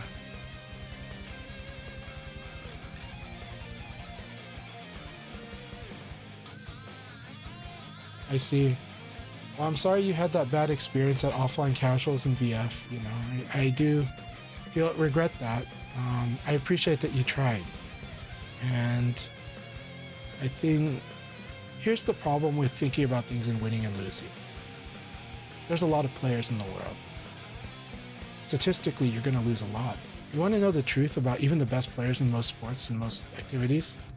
Win percentage is still typically at the highest levels of play 35 to 65%. It's not 90%. 90% win rate means that you're a big fish in a small pond. You haven't gone out in the world enough. You haven't fought in a mature game, in a game that has so many people that are trying to be win, right? You can't win everything. It doesn't work that way in life. So if you keep measuring things by it has to be a win or a loss, that is frustrating. Try to find activities that you enjoy because you enjoy the activity itself. I really wish it would be VF, but I'm not going to force you. But what I am going to say is, you know, try to find those activities that you truly enjoy. That you're like, you know, life is great because I got this activity. If you think life is great only if you dominate others, you're going to be very miserable. If you look at everybody who's only focused on that and not even the activity, Michael Jordan loves to play basketball. Okay? He loves the activity. But if you look at people who are only fixated on winning, it's only good if I win, they're pretty miserable. Andre Agassi, his father, threw away his second place trophy, told him he was trash, and he hated his father most of his life. And he says he hates tennis, first line in his book. Because ever since he was young, he was told it had to be win or lose. So he's good at it. He was kind of miserable. Now that said, the good thing about it is it gave him success, and it did get him to meet his wife, and he enjoys life with his wife and his children, and he raises his children opposite the way his dad raised him. And he has a foundation to help children that are underprivileged. So he's created good meaning, and he's found a way to channel the things, even if he doesn't like it, the thing he's good at, which is it is good to get work at what you're good at, to be honest. That's the better choice in general. But at least if you can channel it for things that are good. But he himself hates tennis because it's win and lose for him. Because tennis is just win or lose for him. He kind of hates tennis. But at the very least, he does find the things that are worth it in life for him.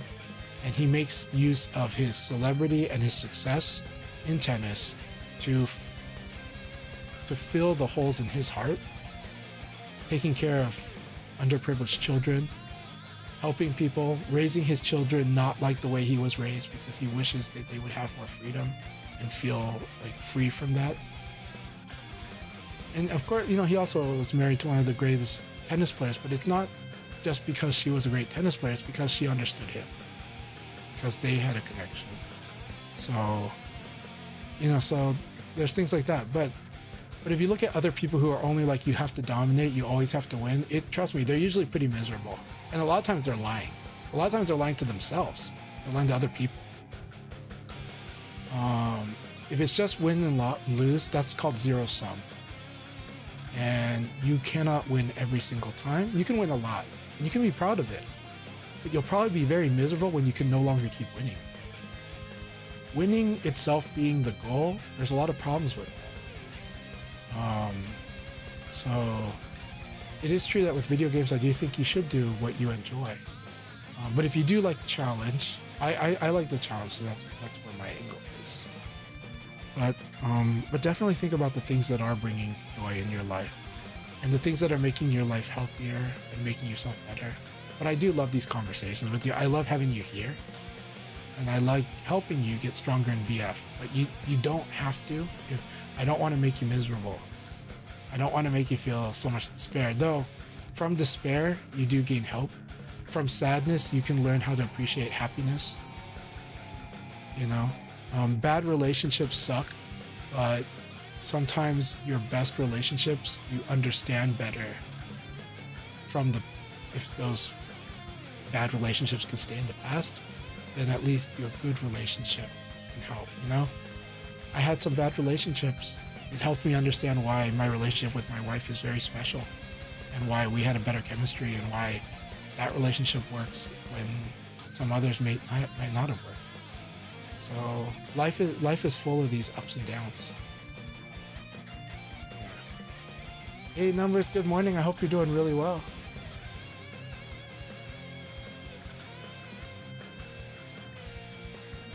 Hey, no problem. Well, I'm always here to support you. And again, whether it's through VF or anything else, I appreciate your company.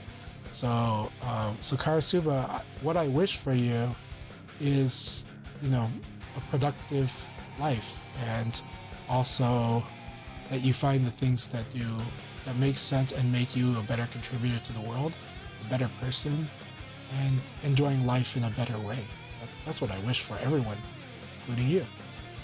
And so, but I think sometimes, even if VF makes you feel frustrated, I hope you can find the feeling of accomplishment, because the best feelings of accomplishment are after adversity, honestly. And this is a game, every strong player has had so many periods where they were beaten down and lost every game all the time. And all of them, they all know it well. And a lot of times when we see a talented new player who is really strong, we look at them and we're like, they're gonna have to learn how to lose a lot, because they're gonna lose a whole lot. And that might be what determines whether they stick with it or not, is whether they can stomach losing a lot. Because even the strongest players have had those downs where it is rough. But the reason we love this game is because we do see that there is a point past the horizon. There is a dusk. There is a dawn after the dusk, And this game constantly rewards, I feel like I'm still getting better, even at my age, even after all these years. I still feel right now I'm playing my best Virtua Fighter. And that's not the conventional narrative. And yet, I know a lot of other people, they feel the same way. And they're in similar age groups.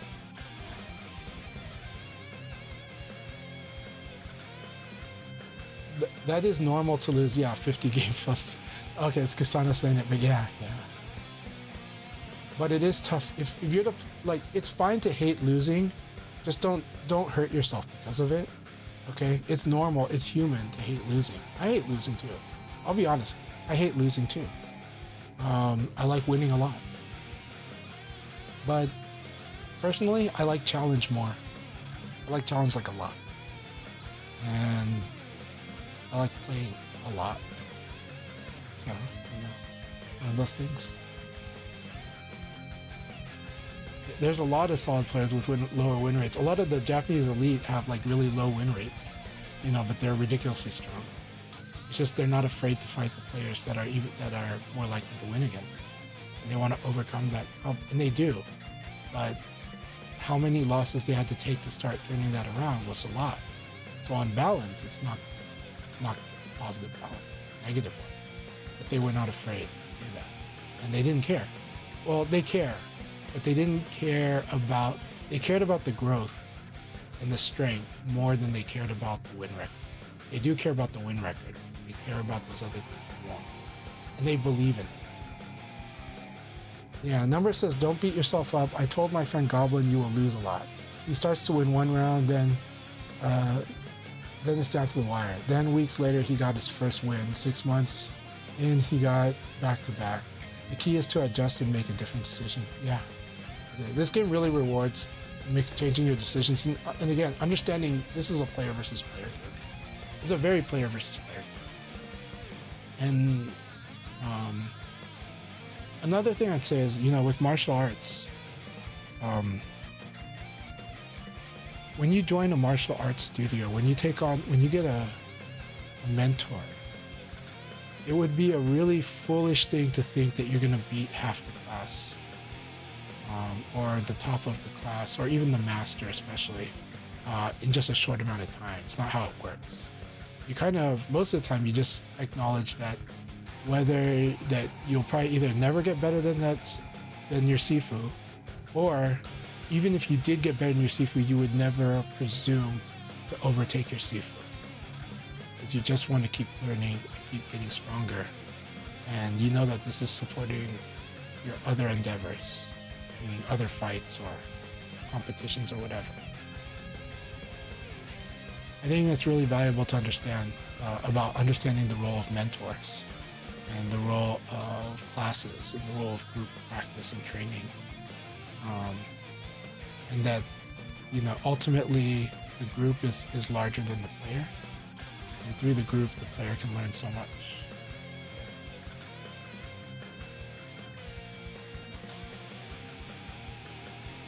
But when we grow up with mostly just video games, it's easy to just pick and choose the ones that we win at.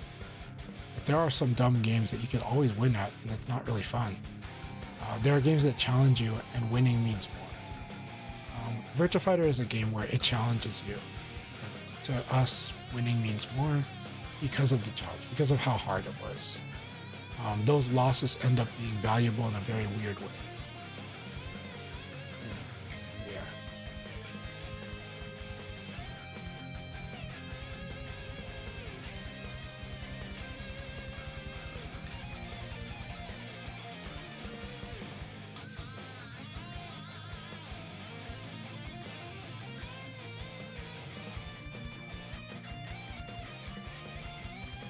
It's more than a match to me too, but when I'm talking about just a game, I think you understand what I mean by it. But I think you're talking about something else. You're talking about when people are being dismissive because they're trying to support you in a way of trying to distract you from your frustration. I get that. But I am telling you the straight truth from my angle of how I see it.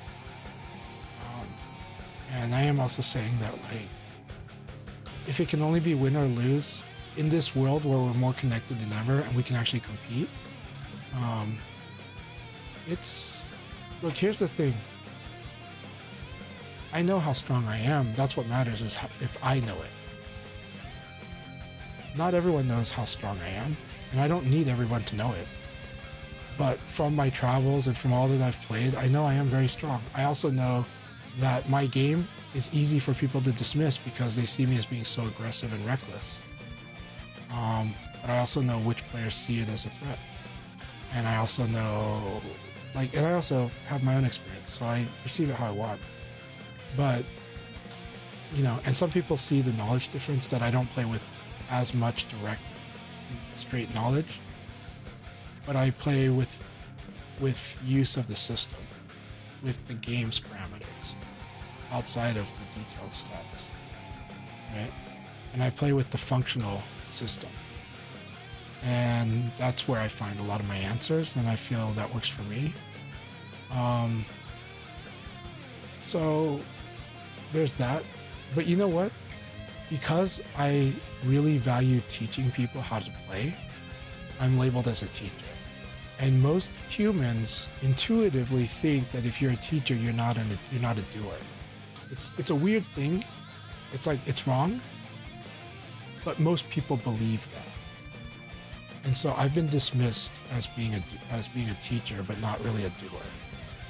Doesn't matter how much I've traveled and played. Doesn't matter how much I've won against different players and stuff like that. And I'm okay with it because I know my truth. And I know which fights, I know how things went, but it doesn't matter. It's just, I just love the game and I like playing it. And regardless, I like playing opponents, even if they underestimate me or overestimate me. And I love to teach it because I would like more people to see what's beautiful about this game. And I hope they could, yes, I do want them all to get stronger. It's impossible for everyone to become crazy strong. It's just not the way, that's not how averages work out. It's not realistic in any statistical sense. But I do hope that they love what they see and feel when they play VF. And and a lot of people who were not very strong became super strong. I've seen a lot of people that people did not expect to become so strong become like insanely strong. So I'm not going to feed into this idea that, oh, this guy is definitely going to be like the best and this person will never be good. I don't believe in that at all. I believe that the best fighter can come from anywhere. Doesn't mean that anyone will become the best fighter. It just means it's possible. Because I've seen it. I've seen it come from the unexpected. So, and I've seen it come from people that got frustrated, that got tormented by the losses too. I've met many players that are as frustrated as you. And I've seen some of them become amazingly strong, and I've seen some of them change games or change hobbies. But I've seen a lot of them stick and get very strong too. You know, so I'm cheering for you, whatever it is. But I do wish everyone a happier life, because I think that's all we can hope for. You know, I hope that makes sense. Yeah, the thing is, we lost so much. We learned so much in our losses. I'm going to tell you. A lot of the strongest players in Virtua Fighter are the players who don't run from beatdowns. They run to them. I'm telling you. Like, Numbers and I know a lot of players where they run to the beatdowns, and they're the ones who end up becoming ridiculously strong because they get it beaten into them. They get it. It sharpens their senses. It is a tough process. Not everyone can handle that process, but those are usually the players that actually become like the ones likely to be champions. You know. So yeah.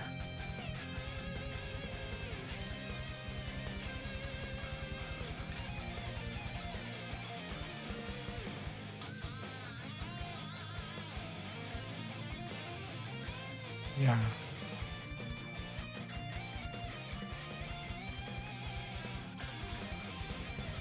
Australia has a lot of awesome players, man.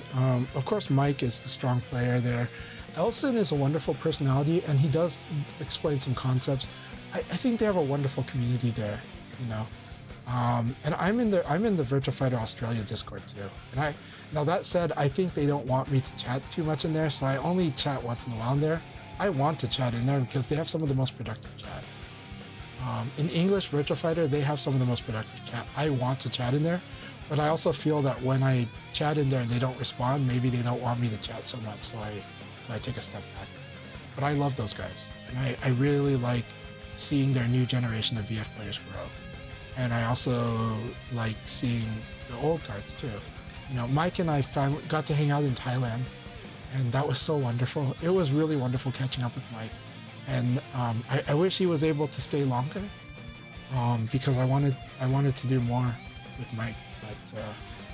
But the time I got with Mike was valuable, and it was the first time we'd seen each other in like 25 years, you know, in person. So, because I met Mike long ago during the Dreamcast days.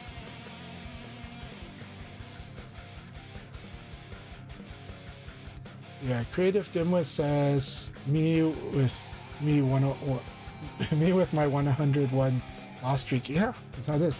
Yeah, but I enjoy fighting games for the struggle, not really just for the win. Yeah, I think it's always been the number one advice that if you get into fighting games, you have to be able to stomach losses. Not because we're just saying you're just not tough. It's because it can be unhealthy if you can't overcome it. I mean, it can build a fire, but here's the thing: if you only cared about losses or wins and losses, you can start doing things like gamesmanship, right? And that's not exactly the true skill, but it's a skill. So then at real tournaments, you start listening to buttons and you start doing mean things and you start hitting people in real life during the fight. That's not a good experience, right? Somebody who only cares about win-loss will do that, right? Just like someone who only cares about win-loss is likely to do some perverted things like, cheat, lie, steal, Those things happen when someone has an unhealthy desire for an outcome, regardless of the process. And for a lot of us, that's not true strength. It's a perverse strength. It's gamesmanship. I'm not exactly against gamesmanship in a way, because I actually believe if you travel and play in tournaments like I do, I don't travel enough to the majors. I wish, but there's reasons because of work and life. But I do go to where I can, and when I go to the events that I can, then it's been a lot of tournaments. You learn to deal with gamesmanship. If you play Magic the Gathering, you learn to spot somebody cheating, somebody rigging the shuffle, somebody hiding a card. When you play fighting games, you kind of see where they might take advantage of a thing, and you just manage around it. Now there are things that do tick me off because they're very rare. Like, the things that tick me off is like, it was like 3 or 4 times last year where I'm in a grand finals or I'm in a serious match in a tournament and somebody comes and they meant well. The good thing about people liking you is people like you. The downside is sometimes they don't realize the situation. So like you're in a tournament match and they come up and want to shake your hand in the middle of your grand finals. Or they yell in your ear not to cheer you on, but to start conversation when you're in a tournament match. That happened to me last year, right? And then another friend, a friend who knows all these stories, surprised me in a real serious situation. And the shock for me was that it was him. Like, why did you do it? Because you've heard me tell the stories about how I hate this stuff. Why is it you that kind of disrupted my tournament match when I'm trying to focus here? And we're in a zone that is supposed to be tournament matches only. But I get it. He meant well. He meant well. I just got really mad in the moment. I regret deeply. I got mad in the moment because it was after a year of this happening at 2 or 3 other tournaments. And I kind of got sick of it because in those other, the first time, when I first wanted to shake my hand in other disruptions, I just focus and go, I know I gotta focus. Right? But it's frustrating, and my opponent sees it, he's like, I can't believe how much people are just trying to distract me while you're playing this match. After the match, it's that. And then he laughed because it was the other tournament, and this happened again, but it got even worse, right? And part of it's just because the VF is not like a main game in a tournament. It's like a side tournament might be blended in. And if it's later in the day, what happens is a lot of the Tekken stations become casual Tekken stations, so people just don't know that you're like in a tournament still, because you're surrounded by people that are playing casuals. So that's how that sounds. Now, the last time it happened, it was clearly in the tournament area, and it was specified to everyone that it was a tournament area, but the person just, saw 2 people he likes playing and wanted to join in. and I yelled at him, but I shouldn't have done that. I really regret it. But there's many reasons I regret it, though. Many reasons I regret it.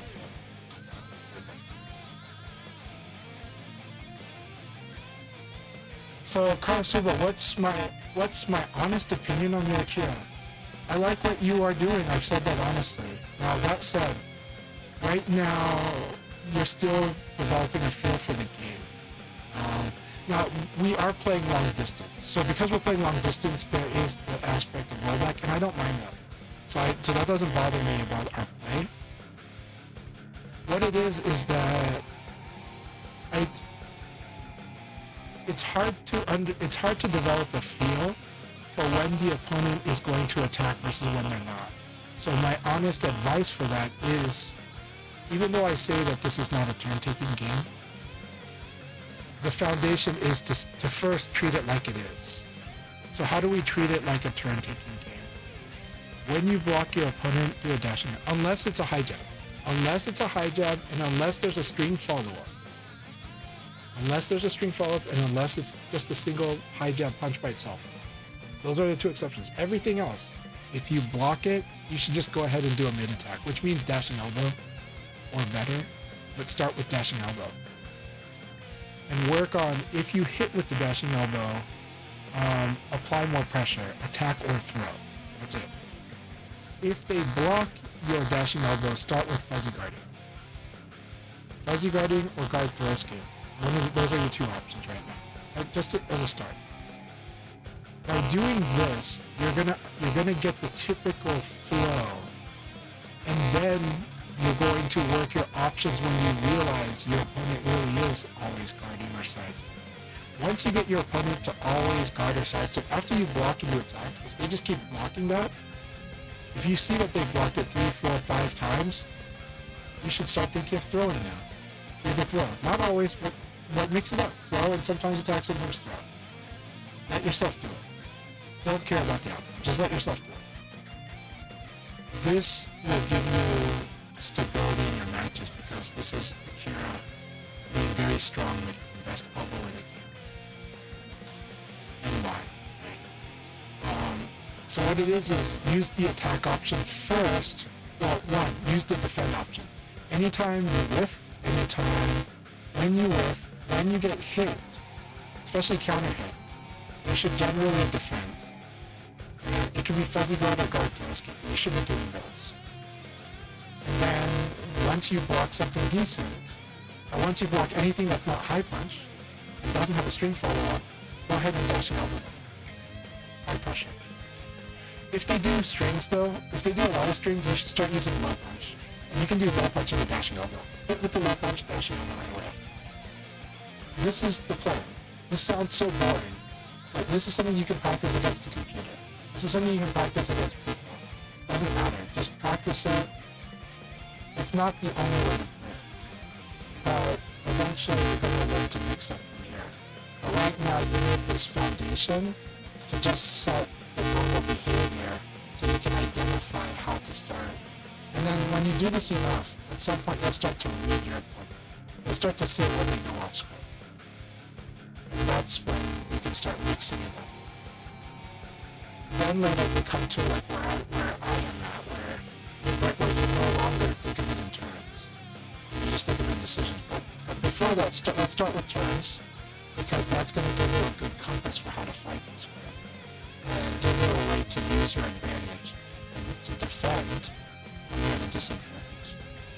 Right now, it's chaotic, but you're not doing the most damage with that chaos. And because you're not doing the most damage with that chaos, your wins are giving you some damage, you're not giving a lot. But if your opponent, sometimes your opponent does big damage, that goes against me. That's unprofitable. Right? But the stable thing is just, if I defend something decent, I'm going to just dash and elbow them. And then now, once I see that they're finally, that they get the memo, they're defending a lot, now you go for throw. But their game has to tell you that throw is the option. Not just do it randomly. And the thing is I am also saying don't use your low attacks that much. Not because they're bad, but because they're distracting you from improving your dashing elbow game right now. They are distracting you from doing that. They're your way to try to not do that. Because you want to hit the opponent, so you use a low attack. But it's not profitable, and you're getting an advantage. And that's not a terrible thing. There's a way to play with that. But right now, where you're at, I think if you want to watch a good example of this, actually, one of the people I trained is Mr. Worldwide. And if you watch his matches at Congo Break, he's not the strongest guy. He's learning like you are. He's a similar skill level as you. And he's a good player, like, but he applied the basics of the dashing elbow game. Look at how much he won because of super dashing elbow. That is actually how strong that game is. And that is, even for me, it's frustrating. I taught him that. And he learned that. And he watches strong players too. But he ultimately kind of learns it. Now I don't want you to play exactly like him, but I want you to see the value of super dashing elbow and dashing elbow when you're watching play. The moves that I went over tonight, I want you to watch how he applies those moves. And you'll see it, a combo break. You'll see how it frustrated a lot of opponents. A lot of talented, strong opponents. So, yeah. Okay, my arm.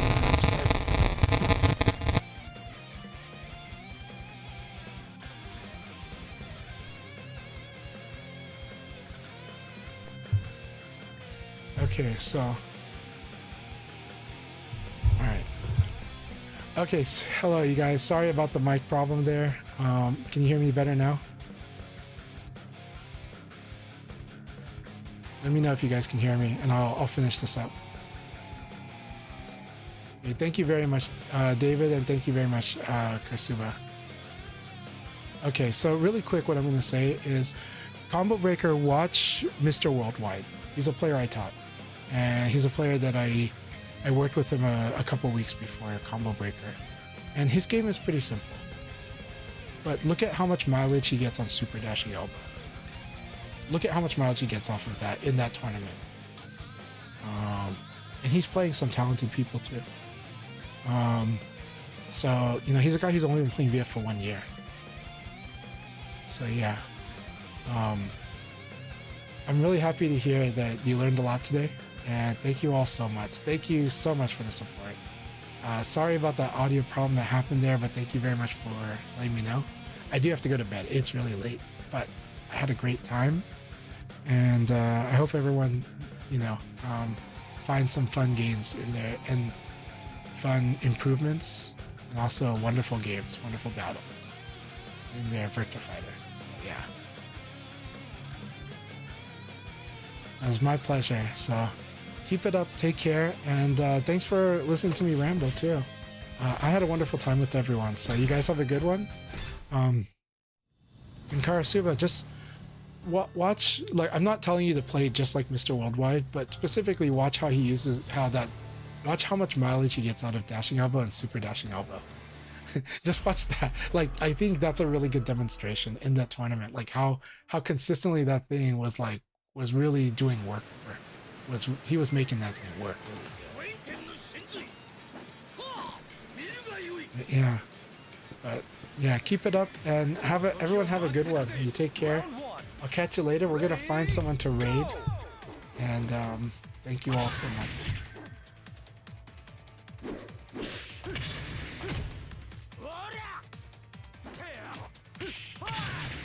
And I am really tired, but I really appreciate you all. So.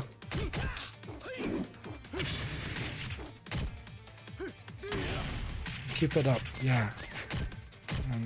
And trust me, all of us that have become strong in the game, and all of the elites, every one of us got beat up a lot. And we went into sessions where we knew we were going to lose all night. Round two. I had the Japanese player Yosuke in my house. He stayed over for a weekend. You know, I lost pretty much every battle, but we had good matches, and I had a great time, and I learned so much. You know, and that was a weekend full of losing. So it's how it is. A lot of the North America's new generation of players that are strong, a lot of them fought Himajan like crazy not long ago. Just kept fighting him, kept going into his rooms. They knew they were gonna lose, but it made them all stronger. It gave them all different kinds of answers. It gave them ideas of what works and doesn't work, and they came out stronger. But it was a hard journey, and sometimes it's not obvious what the truth is. So,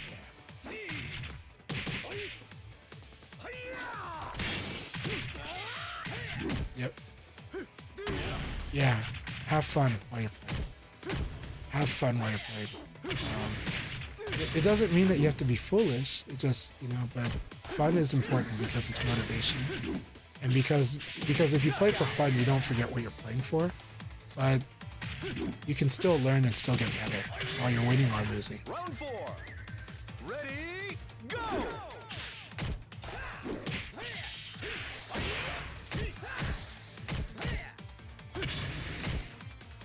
Let's see. Oh my gosh.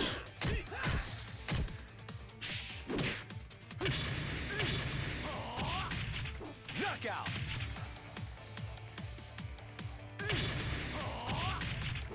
Where's every last? Round 5.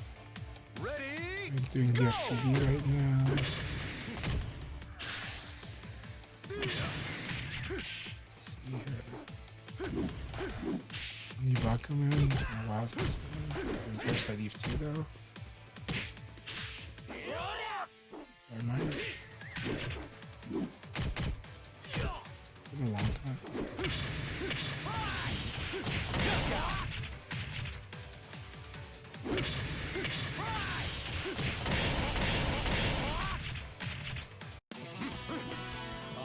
You know what? I'm gonna support Emery Reigns because he's always been very supportive. So he's definitely a different energy, but I always love that guy. So I'm going to raid Emery Reigns after hours. It's gonna show you some good Dead or Alive stuff. It's good stuff. So yeah.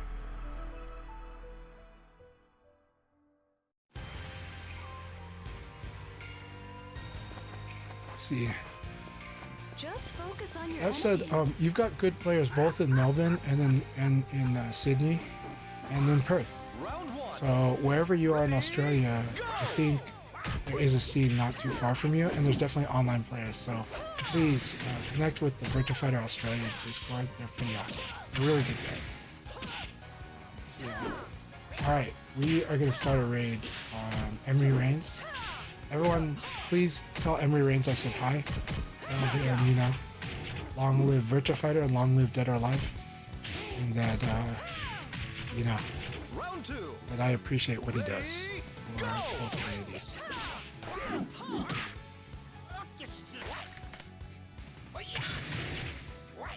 Sounds good. Keep it up. Sorry, I hit the mic again. Sorry about that. Keep it up. Thank you so much. Thank you very much, and you have a good one. Take care, be well, and have fun. So, all right, here we go. Gonna do the raid now. Talk to y'all later. Cheers. Round 3. Ready,